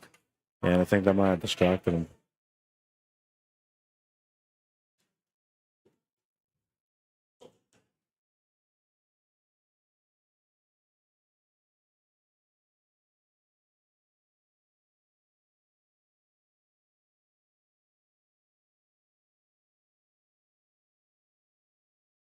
Dave with another chance, but not much he can do here except for a kick shot on the 8 ball. It's going to hit the 8 ball nice and firm. Let's get a lucky bounce here, maybe. It's going to leave the shot on the 2 ball no matter what. And he sort of left the shot on the 7 ball, and a bit more difficult of a shot. 3 balls also available. Going to take the 7 ball to the corner. I'm surprised he took that shot on because that's the only shot that might have given his opponent a shot at the 8 ball. And he's given him a chance at this 8 ball. Don't think Dave would scratch from this angle either, but he might try to dig into it with some draw, and if he does, that makes the shot missable. the more naturally he plays the shot, the easier it becomes on the 8-ball. But because of the angle, he's going to talk to himself saying that he's got a tangent line that scratches, so he'll dig into it to try to draw off the 8-ball instead. Now he's going to make it though. Like that. Kind of shot that fast, man. I don't know. Like it was like no care type thing, but just straight to the pocket. It was an interesting shot, I think. That's why I saved it. Even here on the slow motion, I'll see it's pretty fast. The body movement, that's what I'm looking at. See how he just gets up? So we'll let it go again. Watch. He gets up just before the shot releases, which I'm surprised the shot went in because of that. Or maybe it was at the same time, right at the same time. Either way, though, he made a nice 8-ball and got on the board again. It's 3-2, so stopped the bleeding, which is important. And he's got a little bit of a chance here to try to build up on this. Just needs to win this game now to add all the pressure to Gary. And now he's in decent position because he's 1 away from getting on the hill, 2 away from winning. A nice little break on that one. He's going to give him a good chance. Get on the hill here. Yeah, it's all about that shot on the top right corner. If it goes through, then we'll get to go. The top left, the table's fairly open. That 10-ball he's got to worry about. The 12-ball goes to the side. 13-ball will go somewhere. It's got different pockets. 12-ball is away from the 6-ball just enough. Or sorry, the 14-ball is away from the 6-ball just enough to be able to make it. Unless that's a 15, it might be. I can't see, but I think it is a 15-ball actually.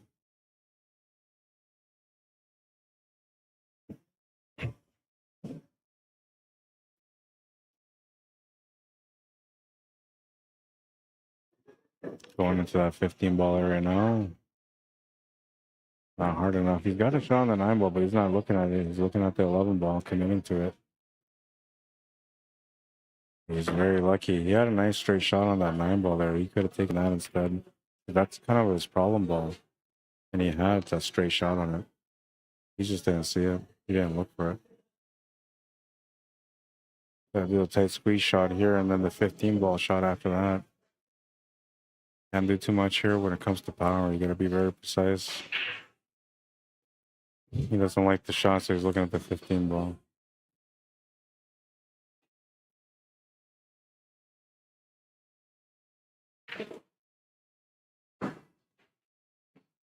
Now he's got a better shot on the 10-ball. 9-ball does go to the side if you can find the pocket on the 10. Because he's going to want to cut with a little bit of side spin, that's going to help him to be able to get the better shape for the 9. He just has to really, really, really focus on the shot here. He's looking at the option of the bank corner, I think, because you can see a bank corner on the 9-ball too. He's got a bit of that one pocket background, so like the shot at bank corner like that, he's not going to shy away from it. It's something that he's comfortable with. He's going to call it. Bit risky, but makes it. If he gets on the 10-ball, it'd be a good shot.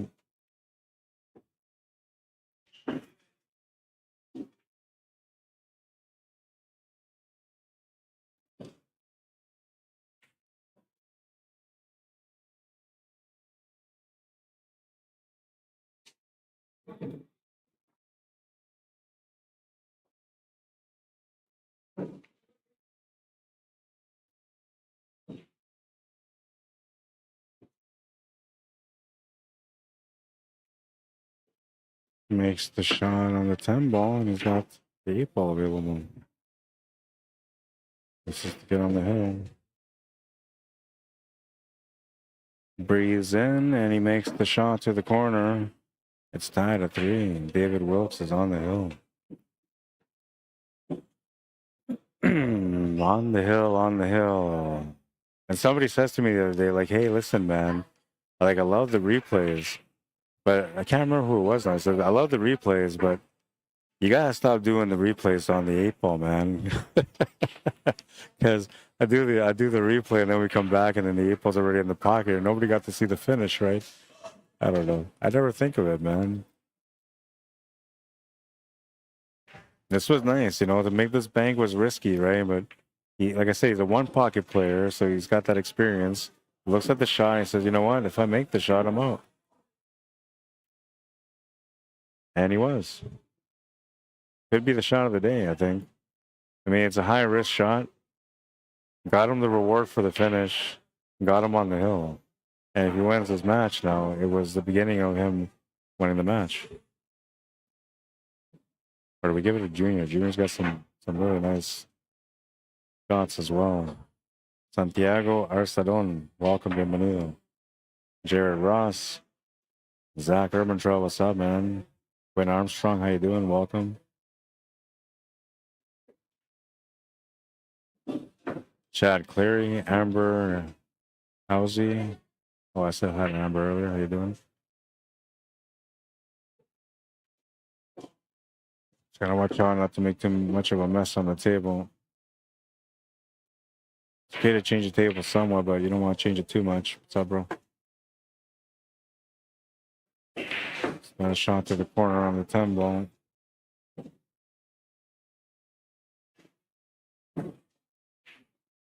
Or does he not have the shot?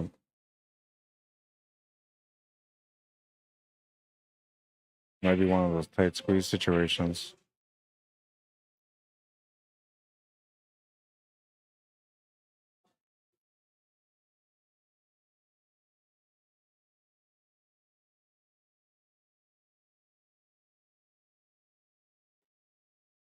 He's able to make it, decides to push through.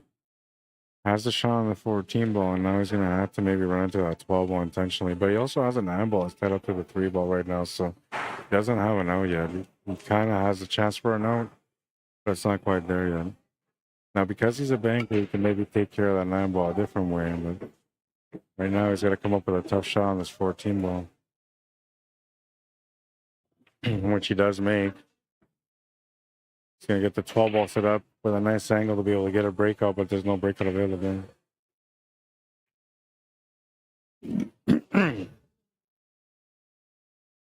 I'm surprised that he played that shot the way he played it there, because he just played it pretty much simple. Just try to open up the ball on the 9 ball, and that was that. Kind of lucky the way it worked out too, because the 1 ball is tied up next to that 9 ball, which limits what he can do for the 1 ball shot.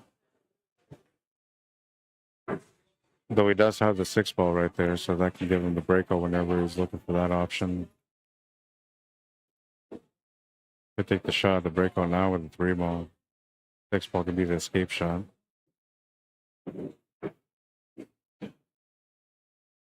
Gonna lose a bit of that cue ball control, but he has the shot on the 6 ball.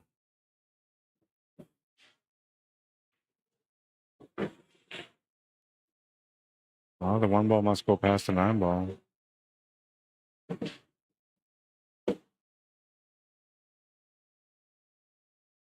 It's gonna make the 1 ball.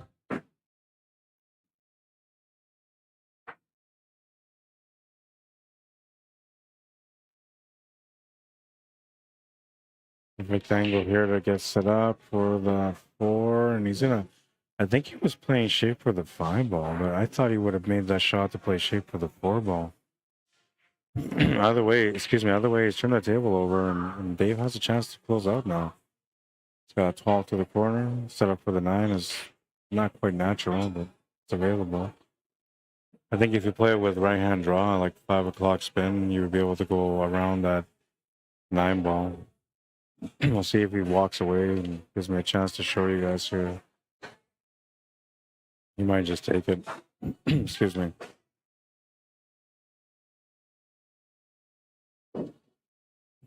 All right, so the way he played it was fine, but like what he should have done, because he had the ball right here. Right. He had a ball right here. He should have just played that to come through off the top rail, back down here, then back this way. That's the way he should have played it.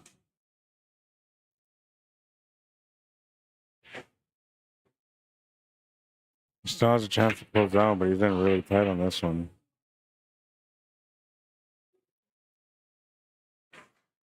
Oh, he's gonna make a beautiful shot, man.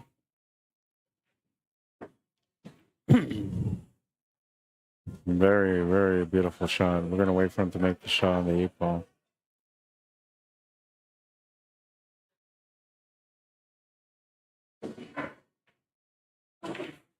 Oh, and he almost carved out that one. Man, so close. He got up on the shot again. This was a nice little back cut. You know, you're so close, so difficult to see this one. But he hit that one right in the heart.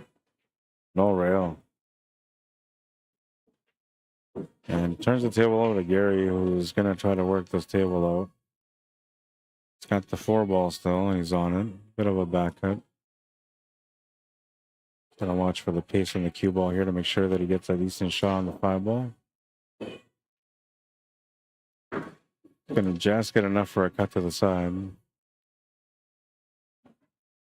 A lot of extra pace on this one with some inside spin should bring the cue ball over to the left side.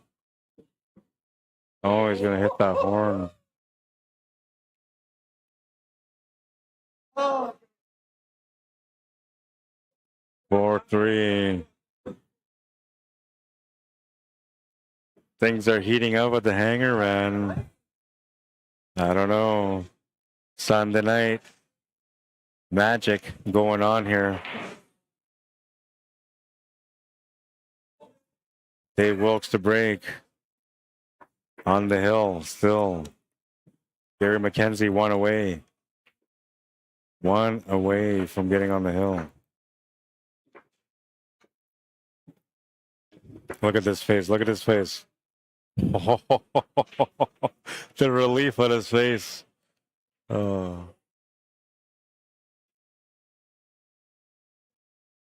Like, he was super relieved, man. He doesn't hit that horn, he might scratch, right? That's the way he's looking at it. He avoided the scratch, and he's right. I mean, if he just avoided that pocket altogether, he would have been fine. But the fact that he's going to that pocket, what he's looking at is like, man, I was that close to giving up that match. Rack number 8, David Wilkes to break. Smashy, smashy. He's going to make a ball to the side pocket. And this is interesting. Land of opportunity. I think I still take the stripes. But you need to open up that 14 ball right away, and the one that's sitting tied up to the 1 and 3. I don't take solids here, I don't think. It's just too difficult. That's what he did, though. Man, he's going to have the most difficult path here. It's going to require a little bit of safety play and some patience.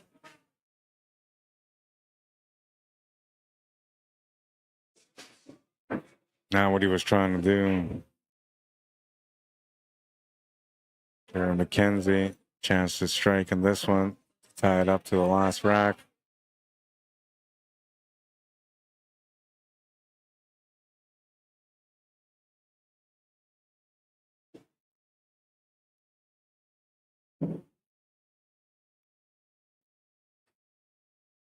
It's going to be patient. A little bit too much weight on that 10 ball. It's going to tie up the 9 ball and the 10 ball now.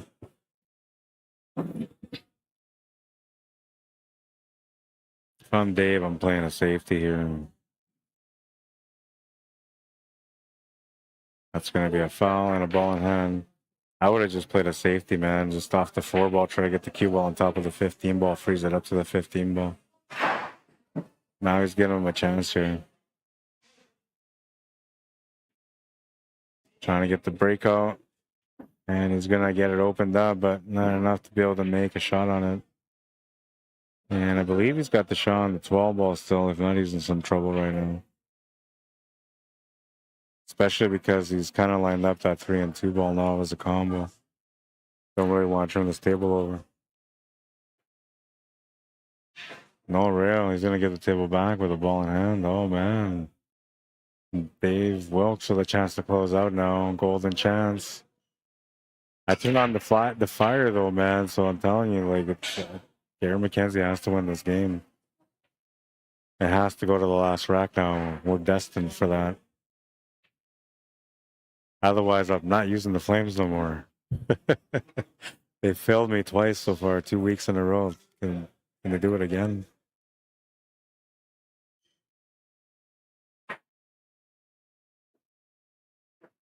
Oh, yeah, he's got to take his time here. I don't know, man. To me, I think the 6-ball is the toughest ball. I will make the 6-ball and then play the combo, the 3 to the 2, and then draw off that combo that gets set up for that 4-ball, then come back for whatever that ball is that stays the 3-ball. I get why he's thinking this, but this is no good. It's no good because like he's gonna have a tough out. The 6-ball is the toughest ball to get to.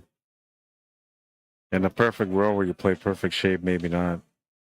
But I know from experience that in these situations, there's no such thing as perfect shape.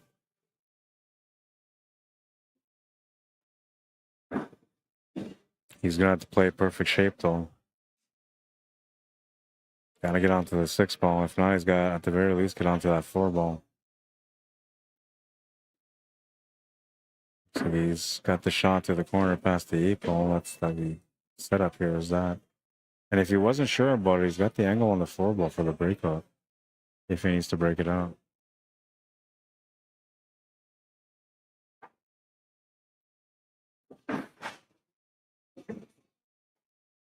Hit it light, but it still goes pretty far. And now he's got the shot on the 6-ball up. Which if it goes past that 8-ball, this is probably the most uncomfortable way to shoot it. It's a lot of distance with a back cut, making it very uncomfortable. And likely to run into the 8-ball. Oh, but he's gonna nail it. With a vicious fury, man, the way he shot that in. Man, he makes the 8-ball. No fire on this one. He puts the fire out. 4-4, the final score. And this makes that championship match an interesting one now. Oh, stop the clock. Stop the clock. Going for a smoke, he says. Like, he whipped this into the pocket, man. Bam, just whipped it in there. And big bounce off the rails. Perfect for the 8-ball. Thank you very much. I'm going to go out with smoke, he says. All right, and now we got to set up the championship match. Showdown. Oh, man. Oh, man. David Wilkes is in trouble. He's got to play against the beast now. It's a 7-10 against a 5-20. Now, I'm thinking that this match is probably going to end up being an 8-3 race. So that's what I'm thinking it's going to be. I'm just going to mark it up as 8-3, then make the adjustment afterwards, if there is an adjustment to be made.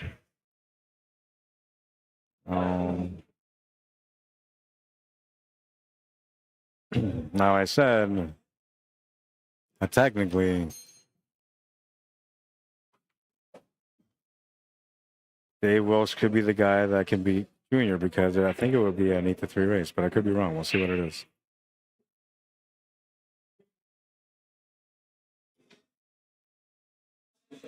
All right, let's get this all set up here now. We'll approve that one. We got to get Gary paid for his 3rd place finish. Junior's going to go up for a smoke as well. And we'll call this matchup here on table 8 to get it officially going on a timer. And it is an 8-3 race. All right, 8-3, man. Go down. Oh, man. I'm excited. I'm excited, man. I'm excited. This is going to be good.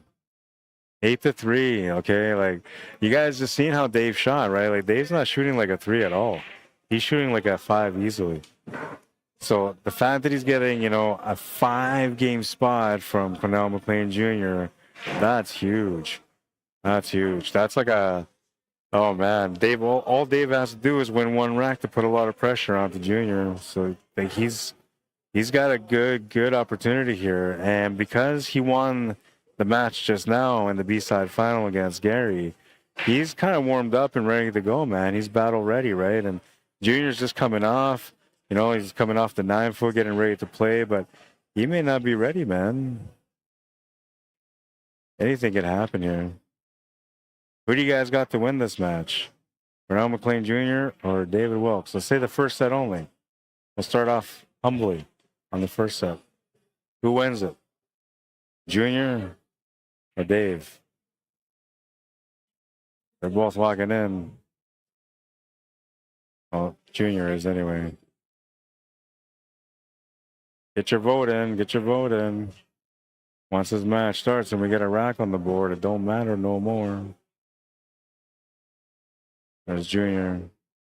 We're about to get going here.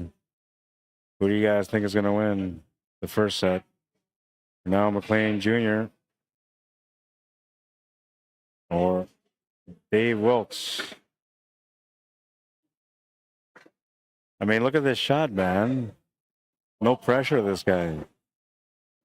Just hammers it. Perfect pace. 8-ball to the corner. That's not a 3. Okay? 3s don't shoot like that. Who do you guys think is going to win? Let's see what YouTube says. Anybody on YouTube alive over there? We got some comments. Oh, we got tons of comments. Thanks for another Sunday night stream, says Drew. That's the last one I remember. Matty boy. Okay, we're gonna start this match. Yeah, we're official. We're official. Are we official? We're official.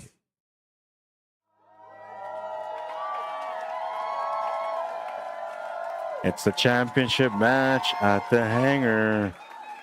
Have a good night, man. It's a race to 8 for Cornell McLean Jr. and a race to 3 for David Wilkes. Looks like David Wilkes is going to be breaking first.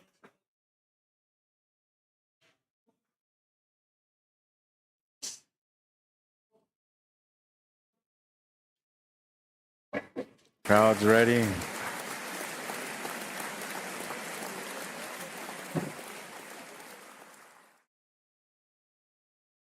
Dave's ready. Rack number 1 of this championship match. David Wilkes to break. Clock will start once he breaks.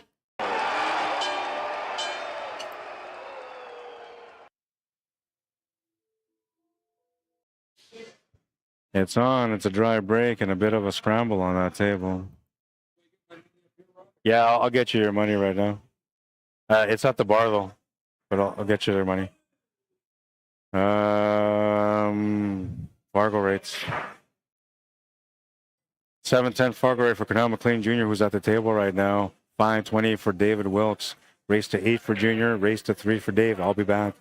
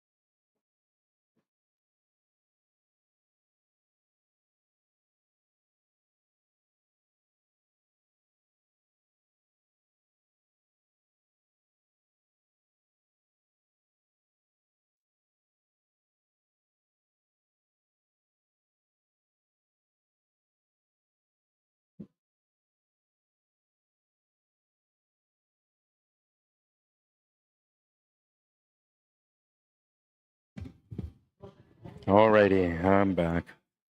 0-0. All right, we're still in the game.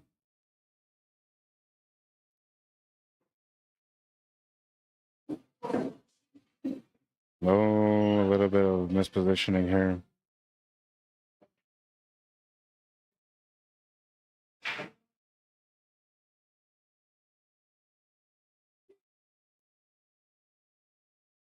Kurt Bustamante, welcome to the stream. Jericho Croucho, or Crouchy, welcome to the stream.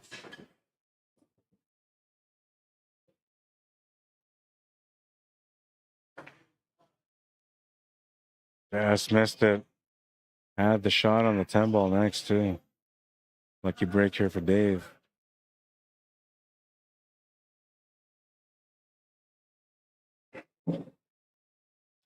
Lucky chance here for Dave.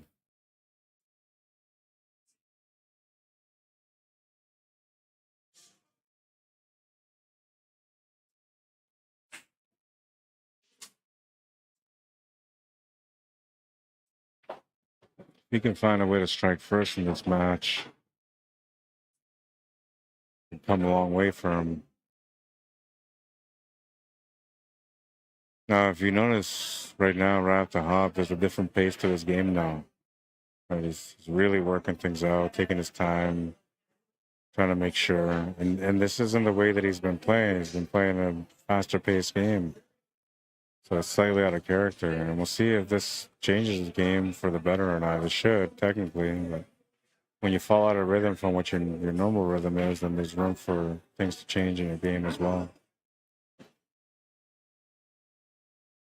That's why it's important that you try to develop a consistent game. So the way you play like this rack is the way you would play in every other rack, whether it's for practice, pool league, tournament, challenge match, or whatever.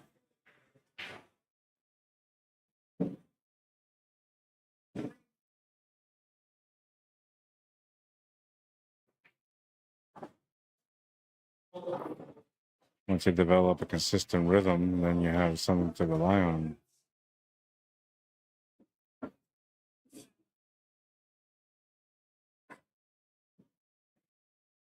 So he's figured out his plan.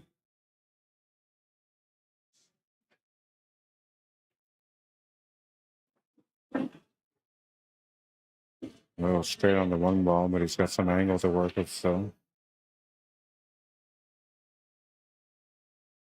That 5 ball is going to be the tricky one, but it does go to the side. He already looked at that. And it also goes to the corner if he has to make it there.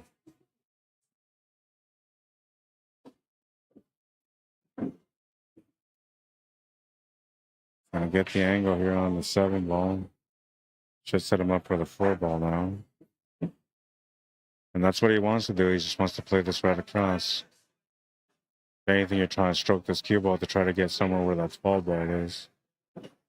In that same line as the 12, I mean.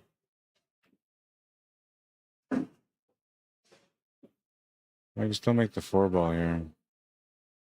I wonder if he should just take the 5 ball though. He's going to be shooting over the ball, so that's going to make the 5 ball somewhat uncomfortable. But if it goes to the side, not that big of a deal. You just got to make it to the side pocket.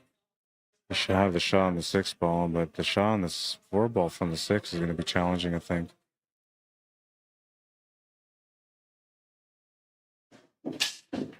Yeah, it's going to be because now he has to draw off the 6 ball, and he might run into trouble, get himself hooked behind that 15 ball.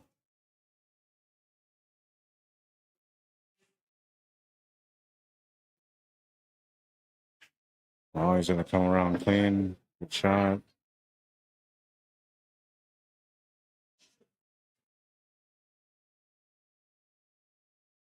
Inside spin is the only way to go on this one.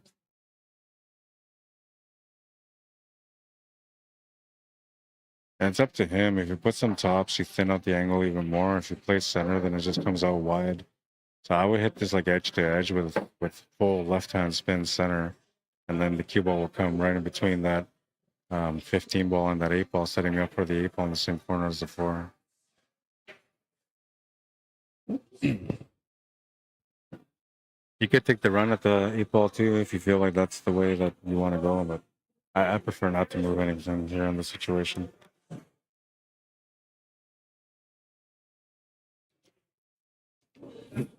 He's going to move things though. Oh, a little bit of luck here. Gonna hold up for the side pocket. Got people shooting behind them.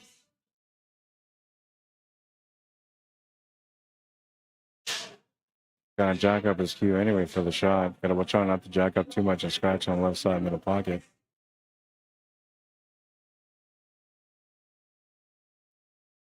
Oh, he's gonna come up short on the shot. Oh no. Man, it's so important to capitalize on the situations, man. Because if you turn this table over, you're gonna come back to a loss, guaranteed. Because Junior's not messing around here, man. He knows he's got a deep spot. Not gonna take any chances.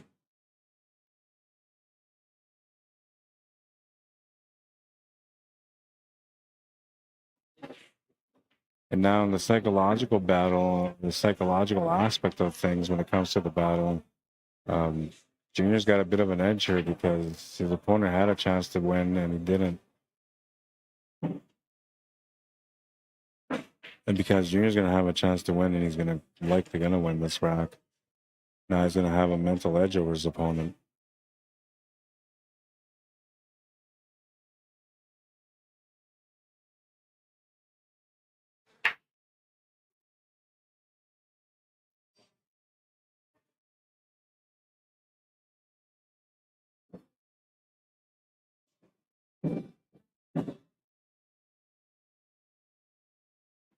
Oh, man, he almost scratched and hit that horn. Pretty similar to what McKenzie did a little bit earlier. Got a little funny on this April because of it. Might have to do a cut or a bank here. So he's going for the cut. Tough cut too. You got to hit it with inside spin to avoid the scratch. Oh, he's going to go for the bank and he's going to make it. Makes the bank. Takes the first game.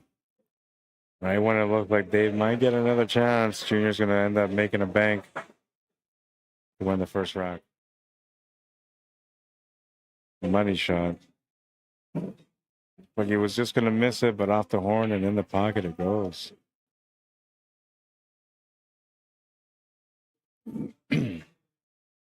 Championship match.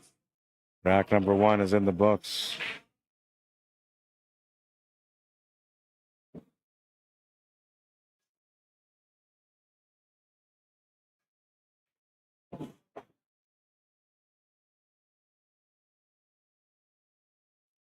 Moving into rack number 2 of this matchup now.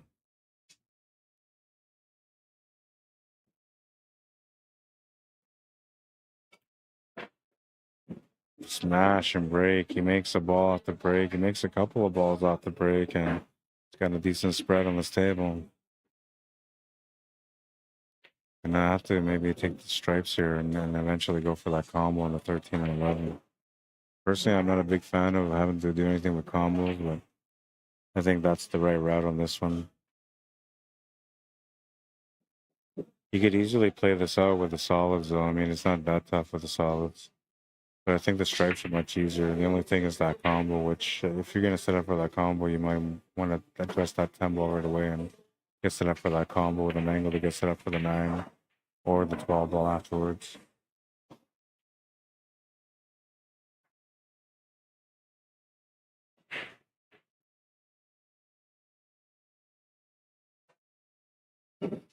Norma Fraga, welcome to the stream. Jason Savari, what's up, man?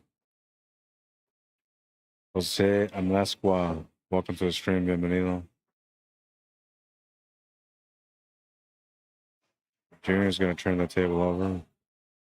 He went for the combo right away. I thought if anything, he would just claim the suit, you know, and then go for the combo.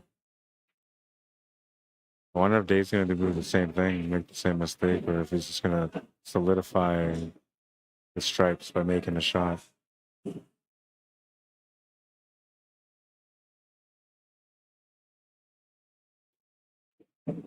Oh, and he's going to miss the shot.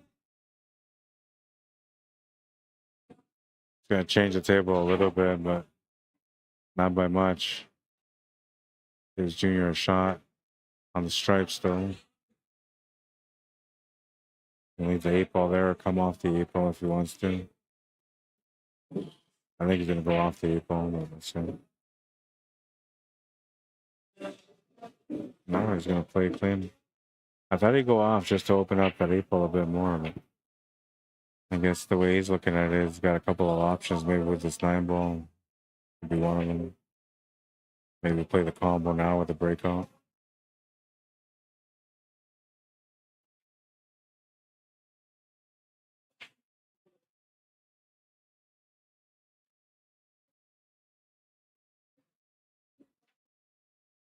It's going to come up thin on it. Going to turn the table over to Dave, and he's not going to give him much. A bit of a lucky roll on this one.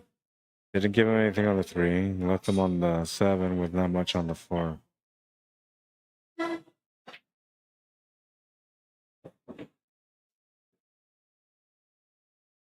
Plays the safe team.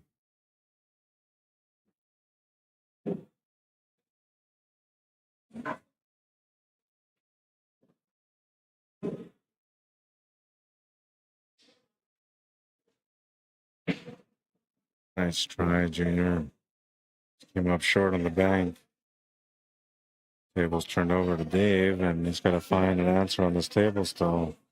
6 ball doesn't have a pocket.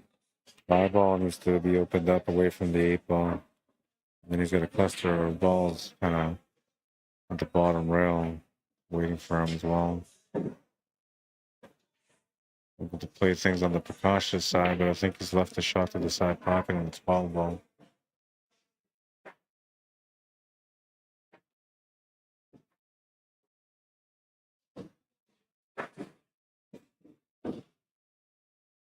The shot was there, and he's going to get the 8 ball opened up too, and that was a nice little shot.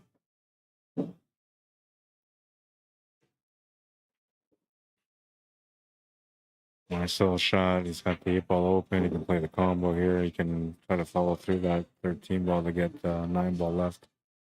That was the only shot after this shot. Or you can play this soft and set up for another combo, back-to-back combos.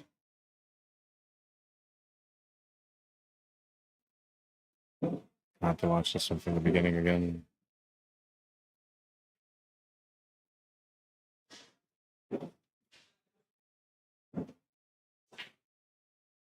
That's a little shot to get that 8 ball open up.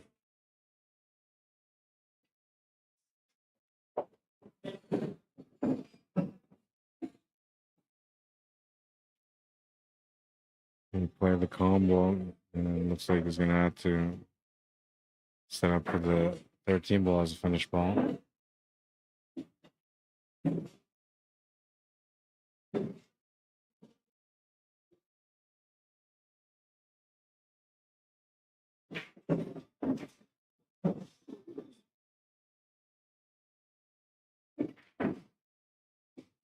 It's going to make that 8, and that's a 2-0 score. Dave Wilkes, who had a good chance to get started with the first win on the first rack, is now starting to feel like he needs to get something going. Giving up 2 racks at the beginning of this match. Not feeling good right now about it. See it in his face. He's determined to get on the board.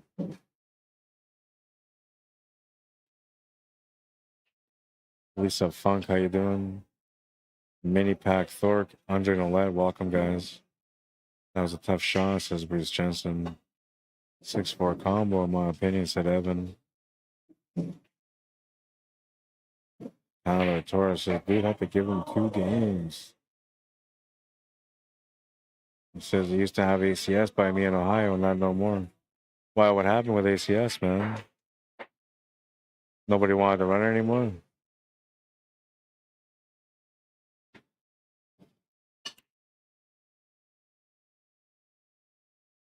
Anybody else watch that Shane Van Boning and Federer match?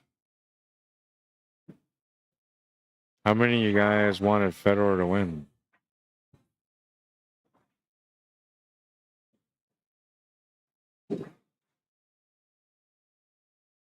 I feel like a lot of the people in the USA, for sure, in the United States, are Shane Van Boning fans. And even though Federer represents the United States now, I think they still look at Captain America as the hometown hero.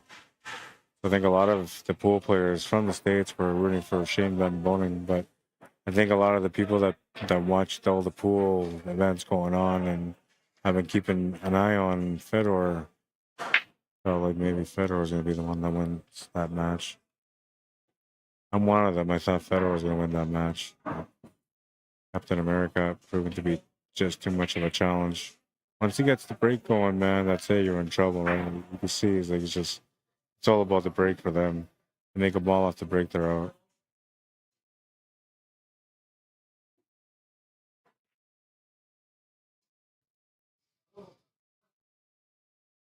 I'm not sure what Dave's gonna do here. He's got a pretty open table, but he was really studying things, which I don't mind if you're taking your time to figure things out, but he said it's not a style of play, so.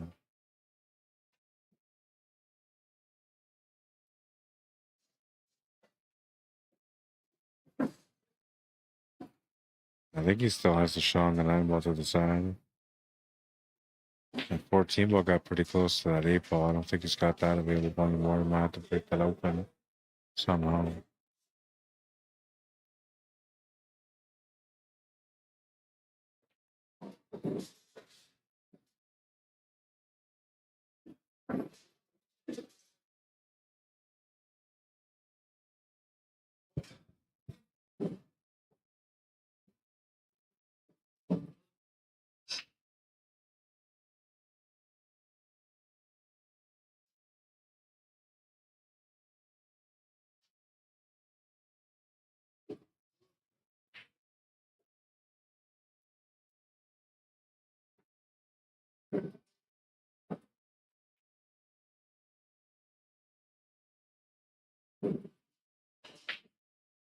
He's gonna miss that shot to the corner.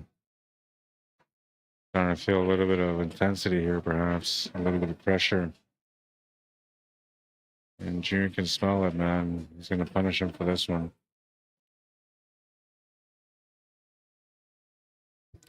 That's your job when you're playing in a matchup here and you're playing against somebody that you're spotting big against.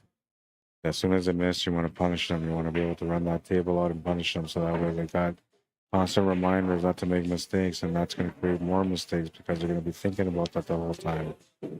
And the brain doesn't care if you say, like, I don't want to miss. All the brain heard was miss. Right? So that's kind of the process of what happens.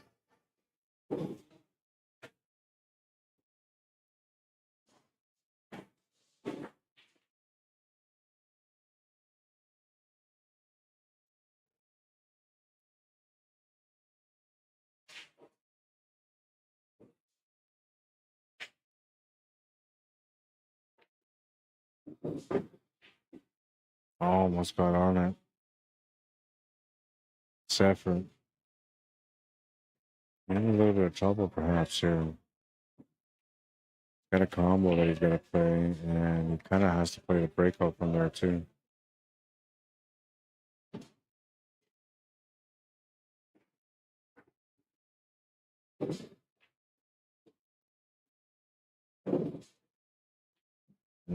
Just missed the combo.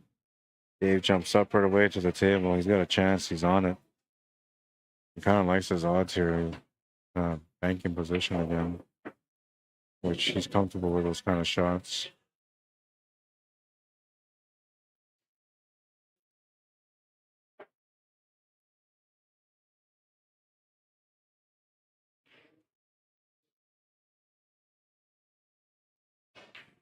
Not sure what happened there. Gotta watch that. No phone.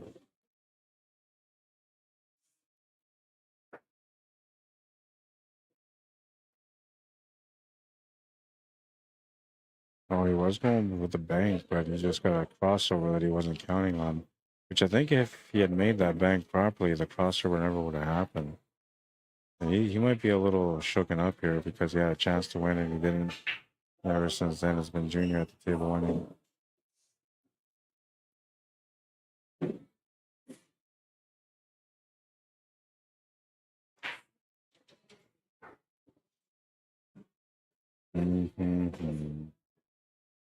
We'll see.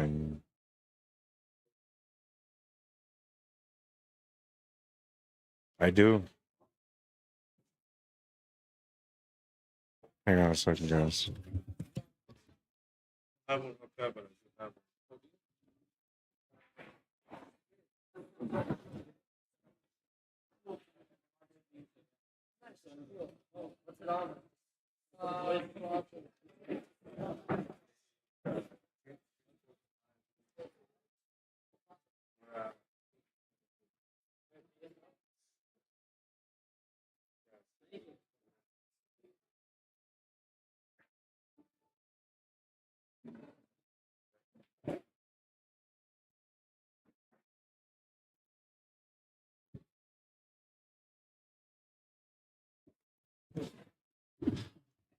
All right.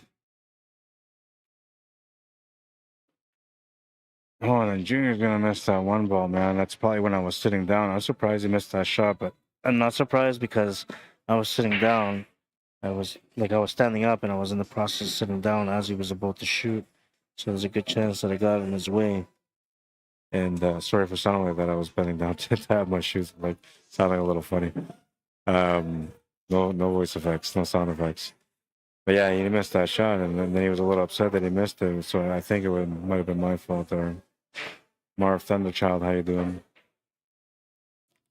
Rod Newfield, welcome to the stream. Sente Hernandez, bienvenido. Eliazar Peralta, welcome to the stream. William Alexander, Yuzagapi, welcome to the stream.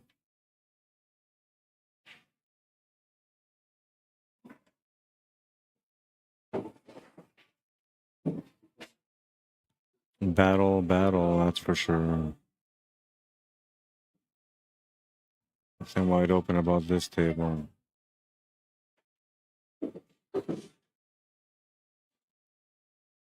Alright, I think he was taking a look to see if whether or not that one ball go past. Which it looks to me like it does go past. He thinks it's pretty tight, but I don't think it's that tight.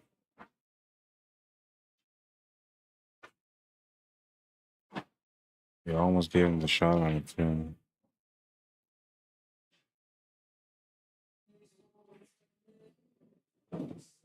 Trying to get him behind his 13 ball now.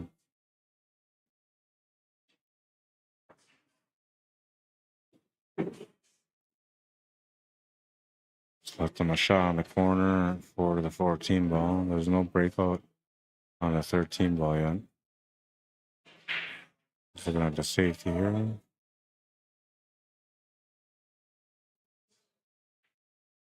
I'm not sure what he was thinking there because all he's done is open up the table for Junior. He's left him on one of those situations where, like, I guess, I don't know, he's expecting to get back to the table from the miss, but I think you give him a complimentary angle here for the fine ball too, and he is going to miss. Somebody walked by right before he shot. He was just walking by and he was putting his sweater on as he was walking by. And I seen it, so I know Junior's seen it too.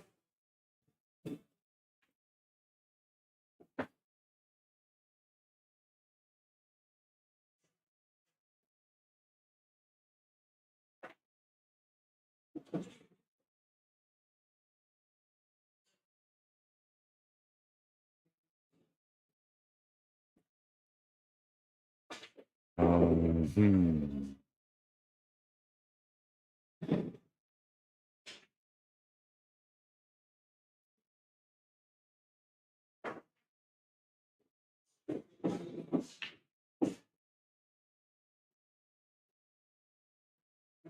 I'm sure what he's trying to work out.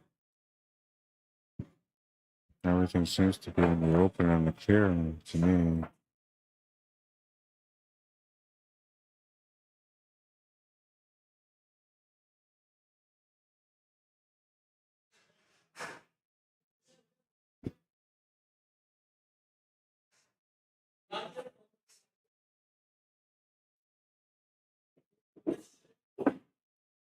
No, he didn't get enough angle here. He's gonna have to power stroke this. This is missable. Shouldn't be, but it is missable. Yeah, because he had to power stroke it, right? He needed that angle to get set up for the 8-ball. He didn't have the angle, so he tried to create it by power stroking. And he had the right idea, but because he had the power stroke, he also had to change where he was hitting the ball, the point of contact. Oh, and then Junior's gonna miss that 7 ball. Interesting little back and forth we got going here. Both players feeling a little bit rattled, perhaps. And Dave has a shot on his 13 ball as a back cut to the side pocket. But not sure what he's gonna do for the 8 ball. Looks to me like the cue ball might be able to get pulled towards that 7 ball, but if you pull it from the wrong side, you might scratch off the 7 ball. You have to almost go directly into it. And he avoided all of it altogether, and that's still good. And corner or off the rail, off the 7 into the corner. Looking at the off the rail, off the 7 option. I like this better. I mean, he's a banking type player, so the bank is good to go if you're a banker, but this is kind of a two-way. You might lock up that pocket if you don't make it. He's going to make the shot. 2-1, gets on the board. That's what I need to do, get on the board early, and that can maybe help him get a bit of an edge in the long run. I don't know if it's going to help any. If anything, I'm thinking that this win for Dave might be a problem for him because now Junior's going to want to get a little bit more focused.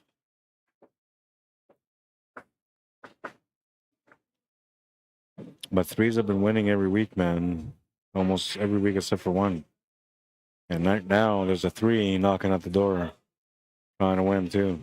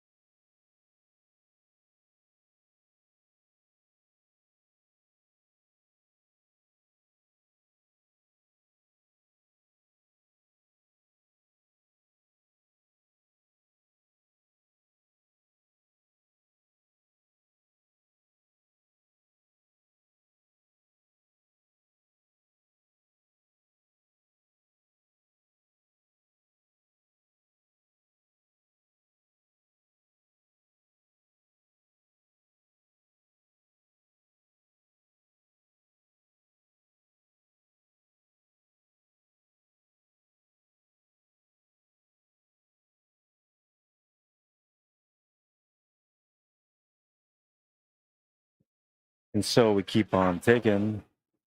Hip up to the hot button and just don't stop him. John to the corner is good. Yeah, decent spread on this table, man. Good chance to get on the hill.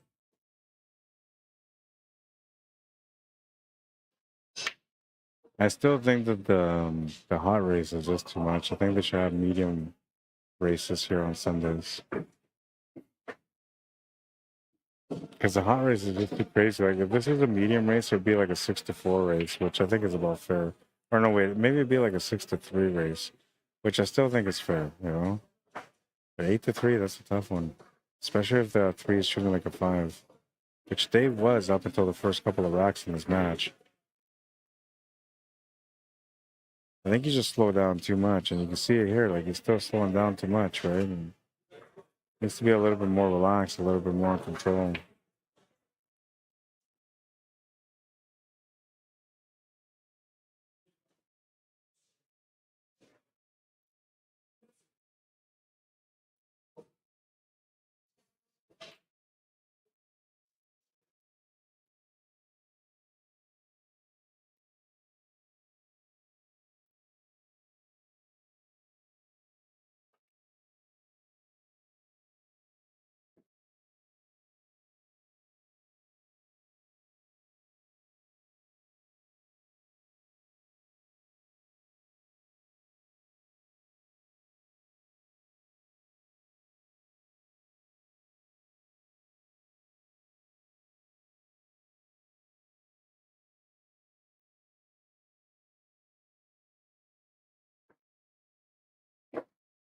Oh, he's in trouble here.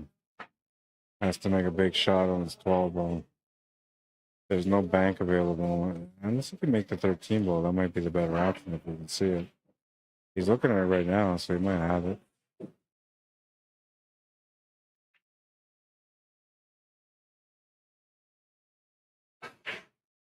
Oh, and he's going to make a beautiful shot, but he's going to scratch the cue ball.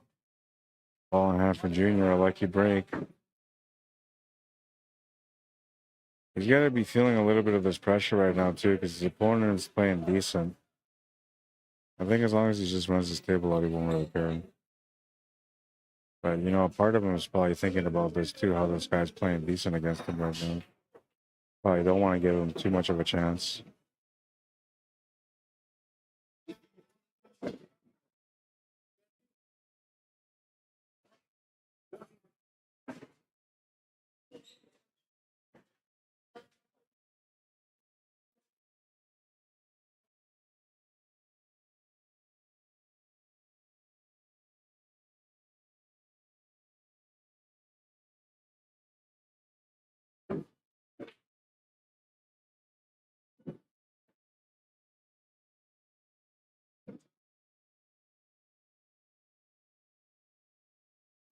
The stuff going on these tables. I'm thinking if we ended up playing like in a private section, like these guys would probably have some monster matches. But when you have people running around and walking around in front of you, like it might throw some distractions here and there, which takes away a little bit of the momentum from the match. But these guys, they, you know, they're used to it now. They play here all the time, and so they know how it's like or what it's like. 8-ball to the side to take a 2-game lead again.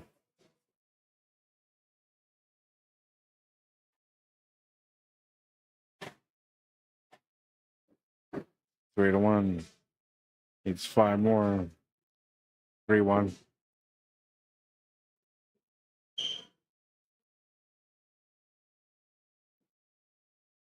Check out YouTube. Comments over here, and Dave 1, Gary 1, that was earlier.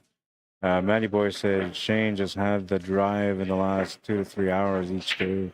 Exactly what he said. He will outgrind Fedor. Yeah, and that's what Fedor was saying, right? That's Fedor was saying that technically, you know, like when it came down to it, that Shane was just in better shape overall. When push came to shove in those hard hours, you know, where Fedor was feeling tired, Shane was still going. And I think that has to do like a lot of the experience when I'm playing in different events. But you know, you have like the ones that they play in where they're playing long days, long hours, and sometimes they're traveling and playing in different hours because of time zones, right? So these guys, like their mentality and their endurance and stamina, like it can push to a different level when it gets to those deeper hours or later into the day. And that's where you find out what you're made of, right? And I think by now, like Shane Van Boning's already got everything figured out, like what he needs to eat, how much he needs to eat, what he needs to drink and stuff too, to be able to maintain that proper energy to last all day and night. I don't think he does it through coffee and stuff like some other people do, which coffee will help you, man, to get going. But then what happens is the sugar dumps, right? And then suddenly you feel fatigued and worn out and can't focus. So it's a downside of that. Betty Boy says Dave wins 6-2 double dip. It's 16.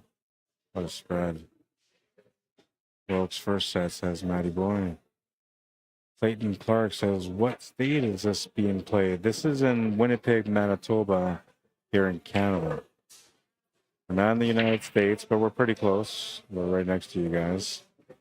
North Dakota is like an hour and a half drive from Winnipeg. Like Fargo, not Fargo, Grand Forks. About an hour and a half from Winnipeg.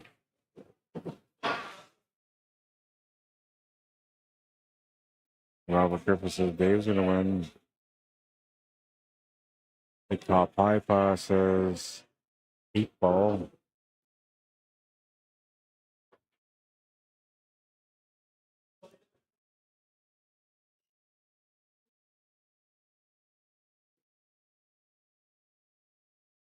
Shane Van Bonen. What a player that guy.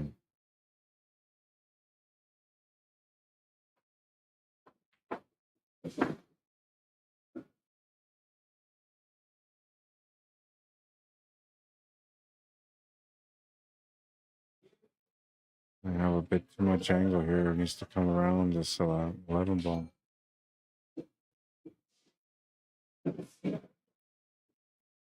Oh, and he bumped into it for the perfect angle. Needs a little bit of luck still here because he needs to run into that. He needs to make the 4 ball. He needs to run the cue ball into the 8 ball and then run the cue ball also into the 15 ball, which will give him the shot on the 8 ball. Or if he can get around that 9 ball completely, he can just draw into that 15 ball, which will give him the shot on the 8 ball.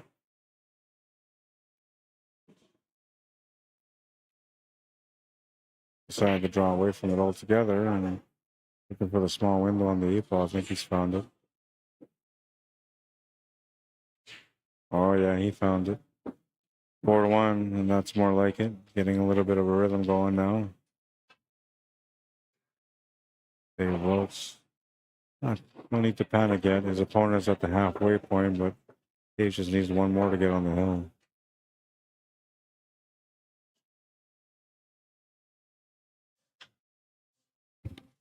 And by the way, if you guys are liking the stream or enjoying the stream so far, you guys could always support by liking the stream on Facebook and on YouTube. On Facebook, it helps for, you know, just to know that you guys are watching.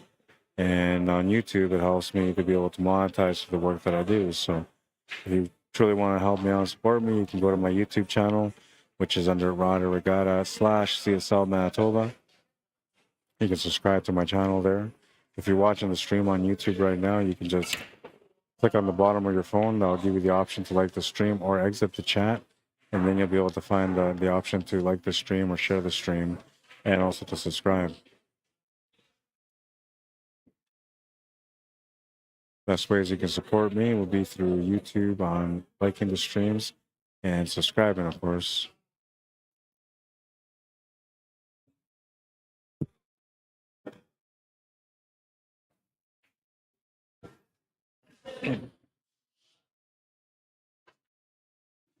And Dave Wilkes trying to find a way.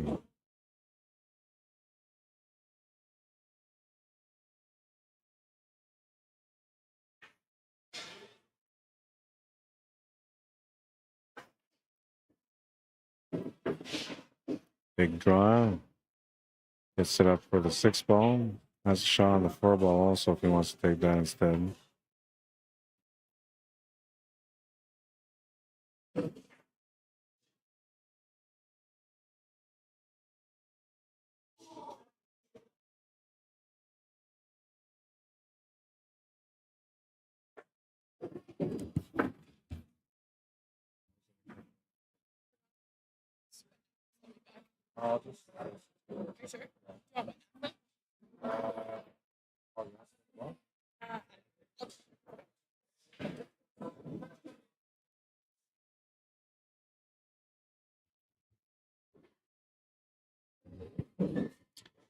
All right, I gotta be back in a second.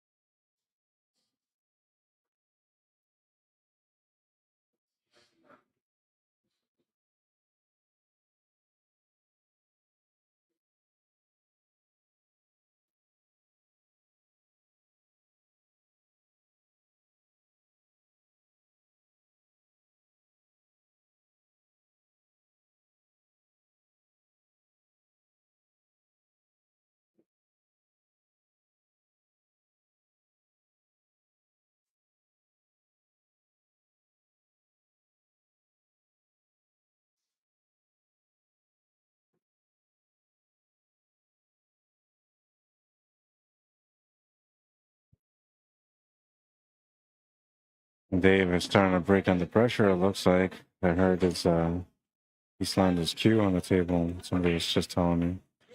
Doc Tran, how you doing?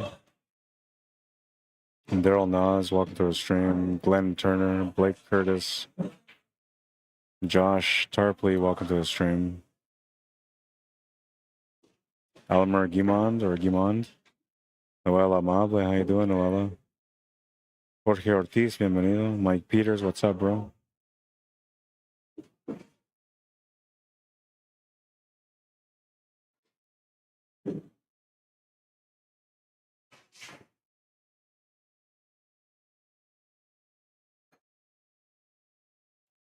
And Junior knows here he's in a good spot, especially because he knows that his opponent's starting to have a little bit of a breakdown. So that usually is going to give you a bit of a confidence booster, and you're supposed to deliver a win when your player's breaking down like that. It's not that you're trying to like guard them out, because you're not really trying to shut them out. But what you're trying to do is you're just trying to make sure that, you know, to get a little bit more worked up by you playing better in those turnovers, right? And getting wins out of those turnovers, because usually the player's going to break down on their own after that. And get a couple of lucky rolls here to get them set up.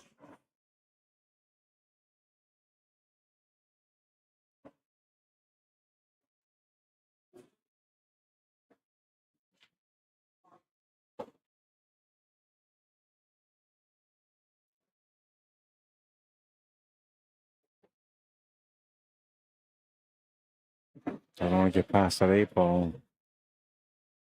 Oh, and he tucks into it, but he has the shot to the side still. He could easily just roll this up if he's got it, but I think he's going to power stroke it to come off the bottom rail and back up.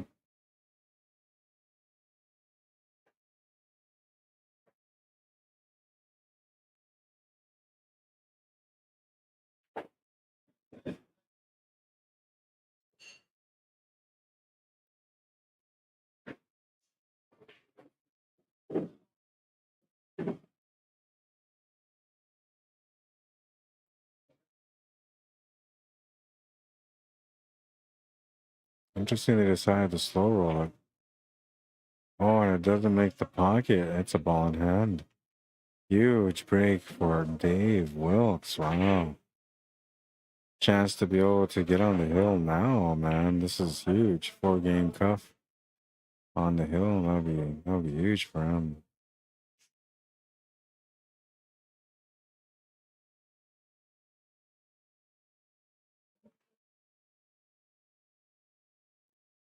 That's why I thought Junior would play that shot differently, like play the cue ball down and back up for that team ball. Because I felt like if he just rolled it up, it was a bit of a risk. And usually players at his level don't take many risks. They usually line up properly for everything.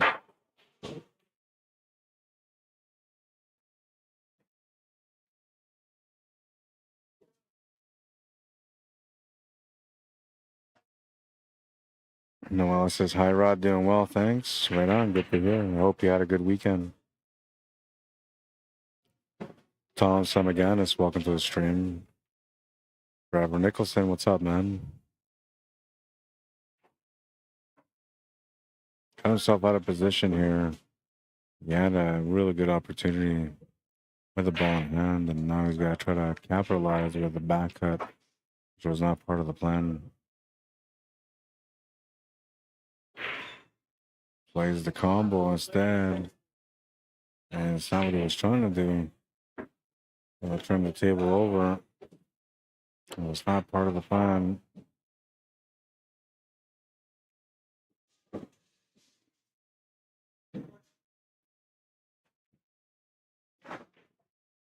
That could have been the momentum swing right there.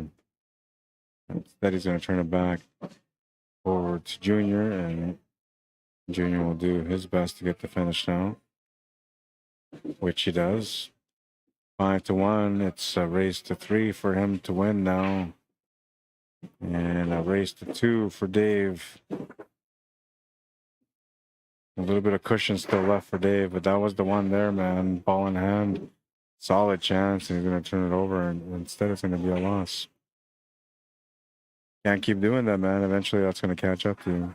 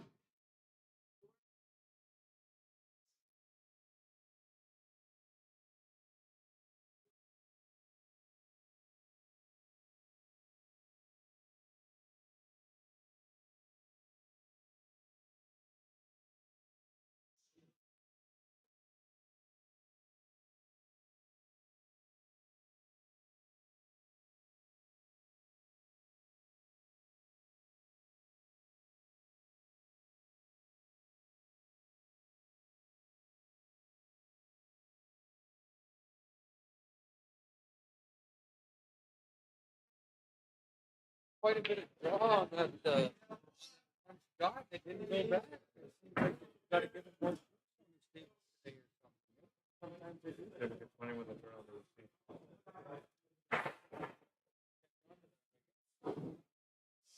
Oh.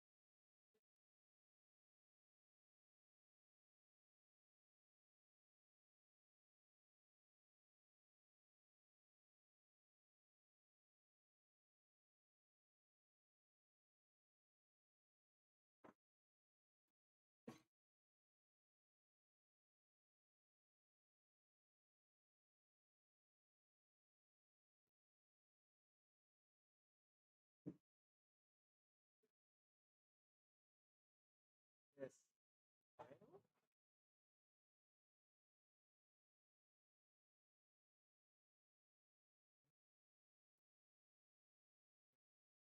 You guys want it? I think you guys want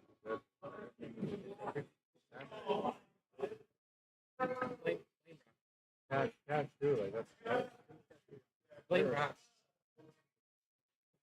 yeah, I can't believe it. You also play pretty good.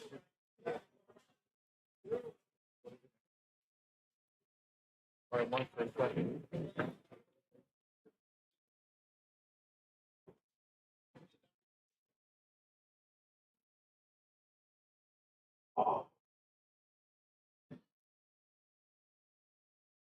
You guys in?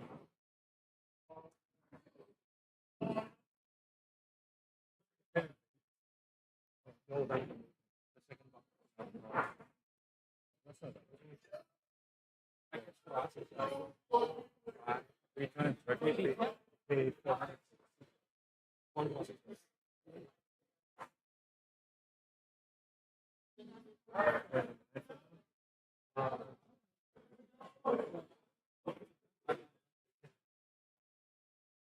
Lord.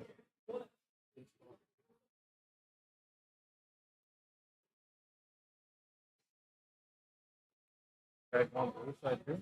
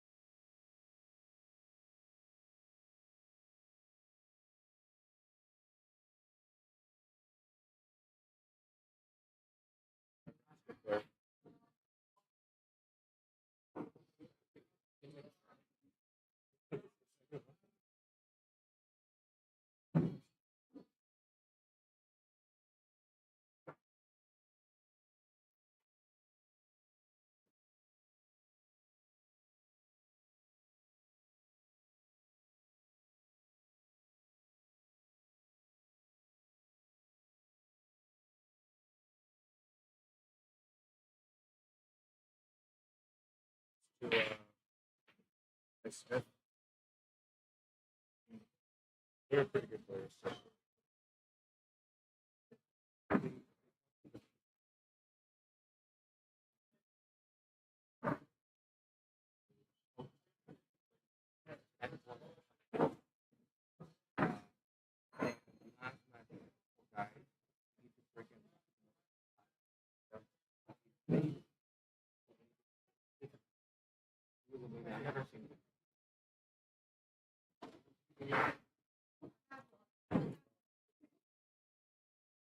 I mean, this team had a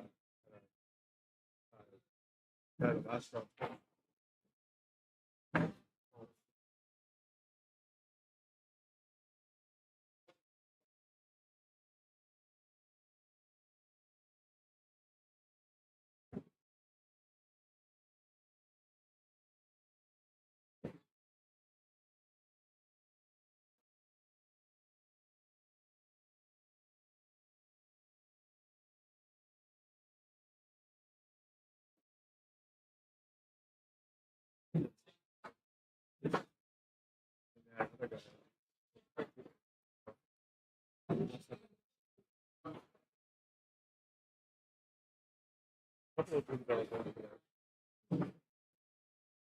Have to find people to come in. We had a team, we had a guy that we had a team. All he needs 4 weeks. Yeah. Got two in. You never get that extra 2 weeks. And it's 3 teams. Right? Like all paid for.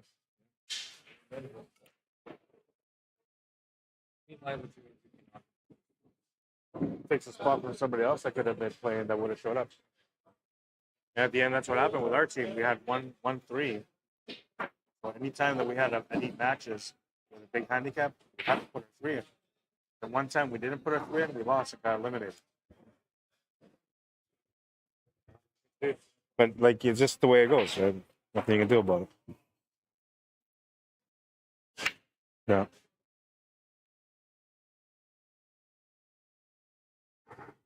Six to one, right? 6-1. Score's been updated.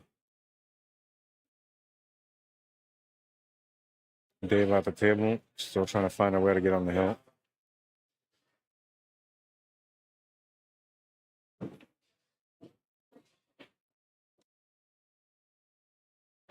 At a crucial part of the match now, because whoever gets on the hill first, right?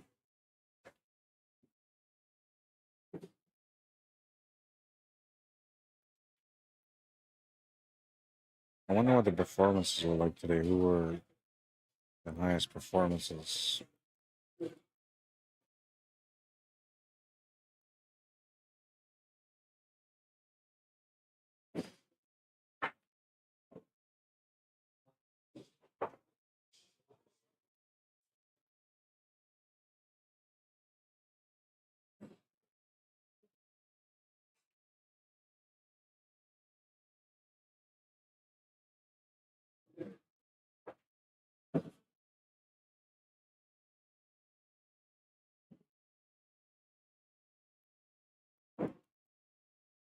All right. So according to this, highest Fargo rated performances so far for the hangar today. And there wasn't many that went on the plus side.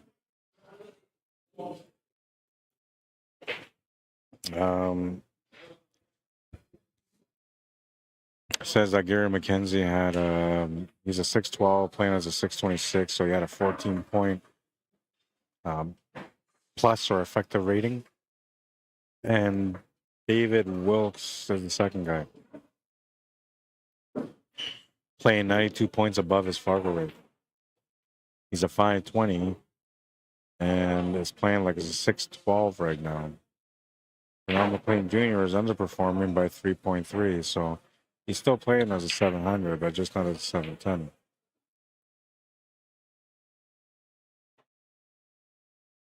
But up until this match, like, Dave was playing absolute beast mode. He was going up almost 100 points above his Fargo. And that's going to change now with his matchup. The next highest ones we got here are JC Landisho, who was overperforming by 28 points, eliminated. Desiree Church playing above, 10 points above, eliminated. Barry Bremner was having a good day, playing 20 points above. He's been eliminated. Deidra was having a really, really good day. She was actually the highest performance rating out of everyone. She had 119 points above her rating. So, and she's a low level too. She's a 223, but she was playing as a 342. So a very impressive day for her. And I heard her say something earlier, like she wasn't expecting to play as long as she did. Sometimes, you know, you play against tough opponents and it'll change your game for the better. Perhaps that's what happened there. And shot from Junior.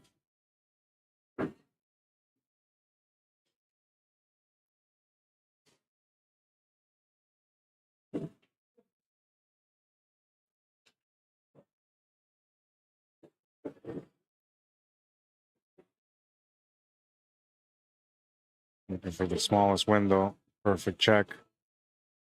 And he found it.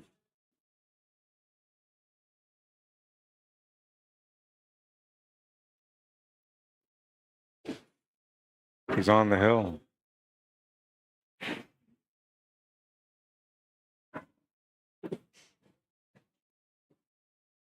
And Dave Welch breaking next. He has to win this game now. His back's against the wall.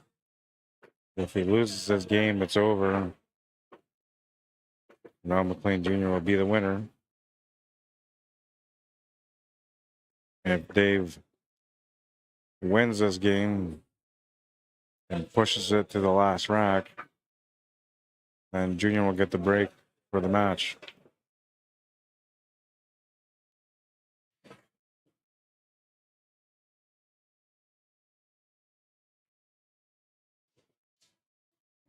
Is it pressure moment or confidence boosting moment? He's going to make the ball off the break. He's going to have a great spread on the table. Solids or stripes are his, whichever one he wants. Of course, there's a little bit of work, though, so that 10 ball being where it is makes it a tight situation for the stripes.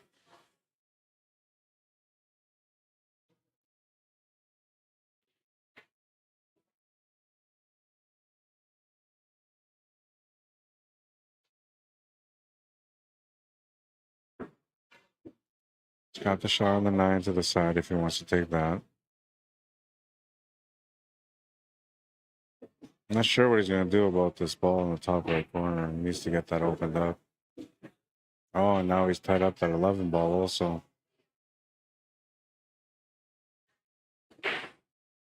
Bank side on it. Going to come up short. He's going to leave Junior on top of the 7 ball.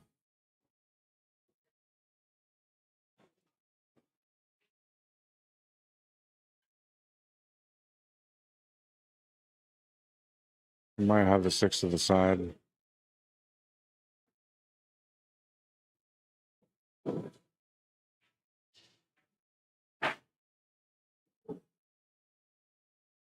He did. I wonder if he's going to try to open up that pocket for the 8 ball and try to take that 3 ball off that 13. Can use the angle from playing that shot to get set up for the 4 ball next. Or the 7 ball.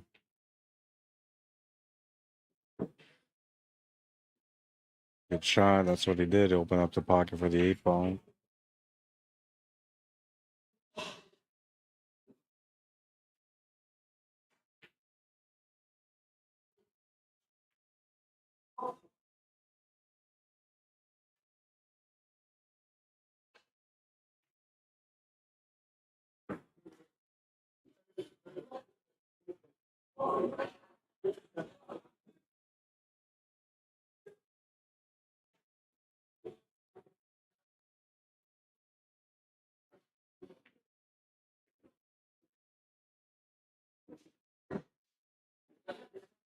Just off angle slightly. Might have to intentionally run to the 5 or power stroke this. Just going to stun over. Trying to get anything kind of set up on the 5 ball. Side pocket gets him set up for the 8 ball. As long as he plays the cue ball off the bottom rail. Which he will, and he does. Got the 8 ball for the finish, 8-1. The final score here on this one. Stop the timer at 106.25. That's a wrap, ladies and gentlemen. We'll make it official on here, 8-1. We'll make it official on the digital pool bracket.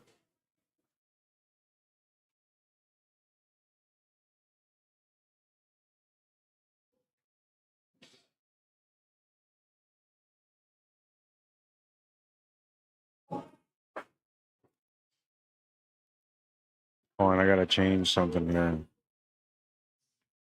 I don't think it'll make a difference for anything anyway. Dude had to give him 2 games, so that was a long time ago. I seen that on Facebook. Never mind, I'll rewind that. All right, so that's it, guys. I hope you guys enjoyed the coverage today from the Sunday Open. Let's back up the camera some.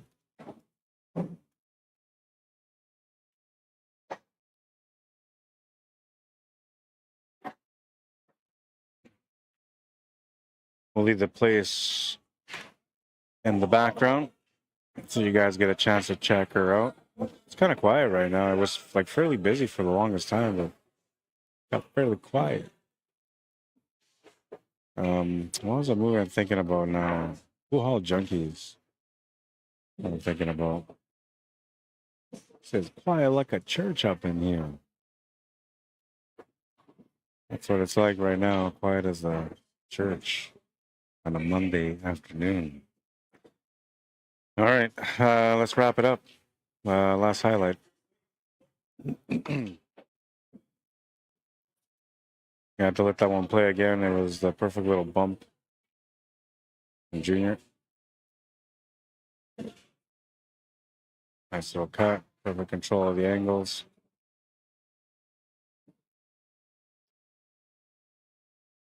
Yeah, baby, that's it. It's over. Congratulations to Junior for winning the tournament. To runner-up David Wilk as well. And good shooting. Good man. Somebody lost the cue ball. Sent it my way.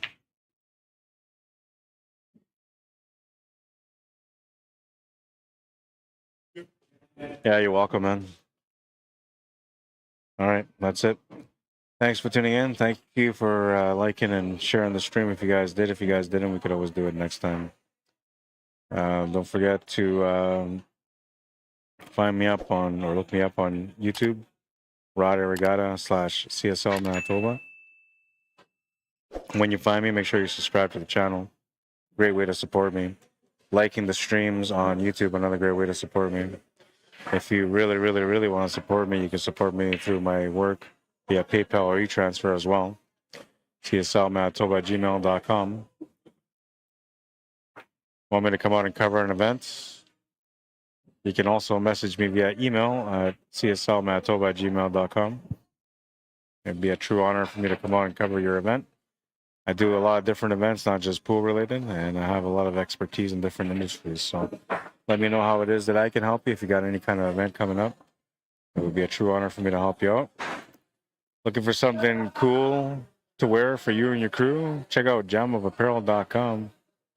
Lots of good gear there. If you find anything that you are enjoying from there, you want to find some questions or some answers, I should say, on the product, you can message me, Arriagada at jamofapparel.com, and I can help you out however it is that I can help you out. If you order something through me, I can try to get you a nice little discount as well. Find me on Facebook under Arriagada, CUESPORTS Live Manitoba. You can add me or follow me on there. I think that's it. I don't think I have anything else. See you, bro. WPBA stuff from Jam Up.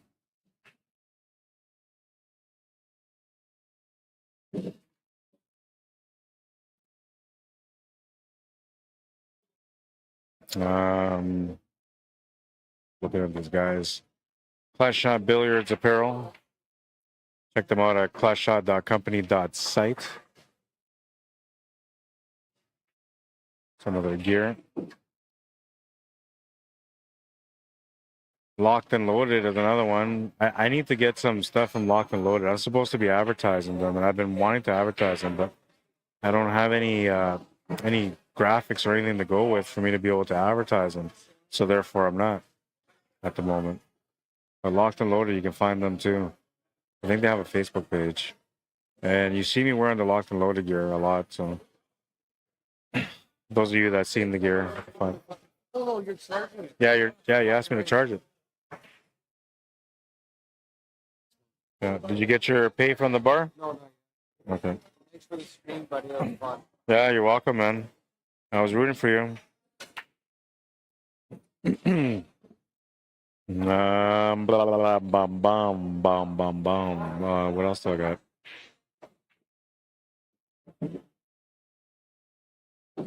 I guess I'll do Yummy Owl. YummyOwl.com. Check them out. Winnipeg vegetarian food. If you want something with meat added into it, they give you the option to do that too. YummyOwl.com. They're a ghost kitchen set up here at the hangar. They have it on Uber too, so if you're in Winnipeg, you can order it through Uber. All right, that's it. I think that's all I got, man. I'm out. Ran out of energy. Sakabo. Hangar Billiards and Sports Lounge, 121 Scurfield Blvd, here in the south end of town. Give them a call, 204-560-2929. If you're looking to book a spot, maybe you got a Christmas party coming up right away, birthday party.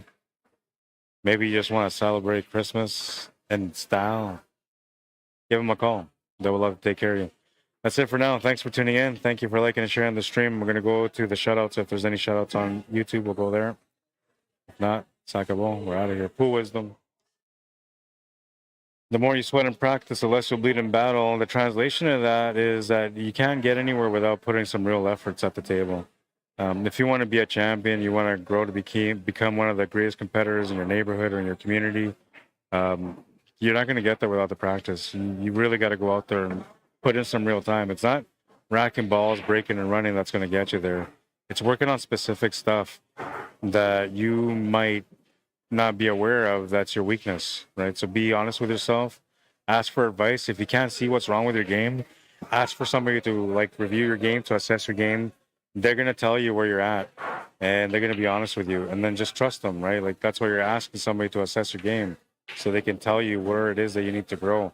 And then after that, once you figure out where you need to grow, just do everything in your power to keep going to that table, working it out until you find a way to become the champion within.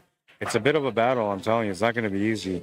But if you got enough passion in your heart and you really want to be a winner, you'll do what it takes. And that's how you become a champion within. All right. That's it. Sakabo. I keep saying it, man, but then I keep talking. My name is Arriagada. If you guys want to add me or follow me on Facebook, you can. If you want to message me to come out to your town to cover an event, maybe you want me to advertise an event for you, let me know. CSLMANITOBA@gmail.com. I'm out of town this weekend, and I'm busy this week, but I think I'm going to be here on Sunday still, and I'll have a couple of posters for you guys. We have one from Junior. He's got a Scotch doubles tournament going on at the Hangar'S, I was going to say, at Sonics, but I'm not sure what the entry fee or anything is for that. Let me see. Let me just look it up before I go, because I think I might have saved it. It's $2,000 added, $50 per player, random draw Scotch doubles tournament, and it's happening August 24th and the 25th, starting at 2 p.m. on August 24th. 64 player cap. They're splitting them up from 550 and up to 550 and under, and it's race to 6 on the A, race to 5 on the B. Pretty good. One time out per rack, alternate breaks, VNEA rules, and it's 8 ball. So if you guys want to have a good time, you can check that one out. $2,000 added, August 24th. All right, that's it. And then we have, yes, the mud bogging. If you guys are interested in the Lake St. Martin mud bogs, that's happening now on August 31st and September 1st at Lake St. Martin. Excuse me. I'll put that poster up on my Facebook page. I'll share it on the mud bog pages, and then you guys will know if you guys are looking for that. We'll see you, man. Have a good night. All right, and on that note, that's it for me, man. Hope you guys enjoyed the coverage. I hope to see you guys soon once again. Maybe next weekend. Check out any comments on YouTube before I go. I don't think there's many though.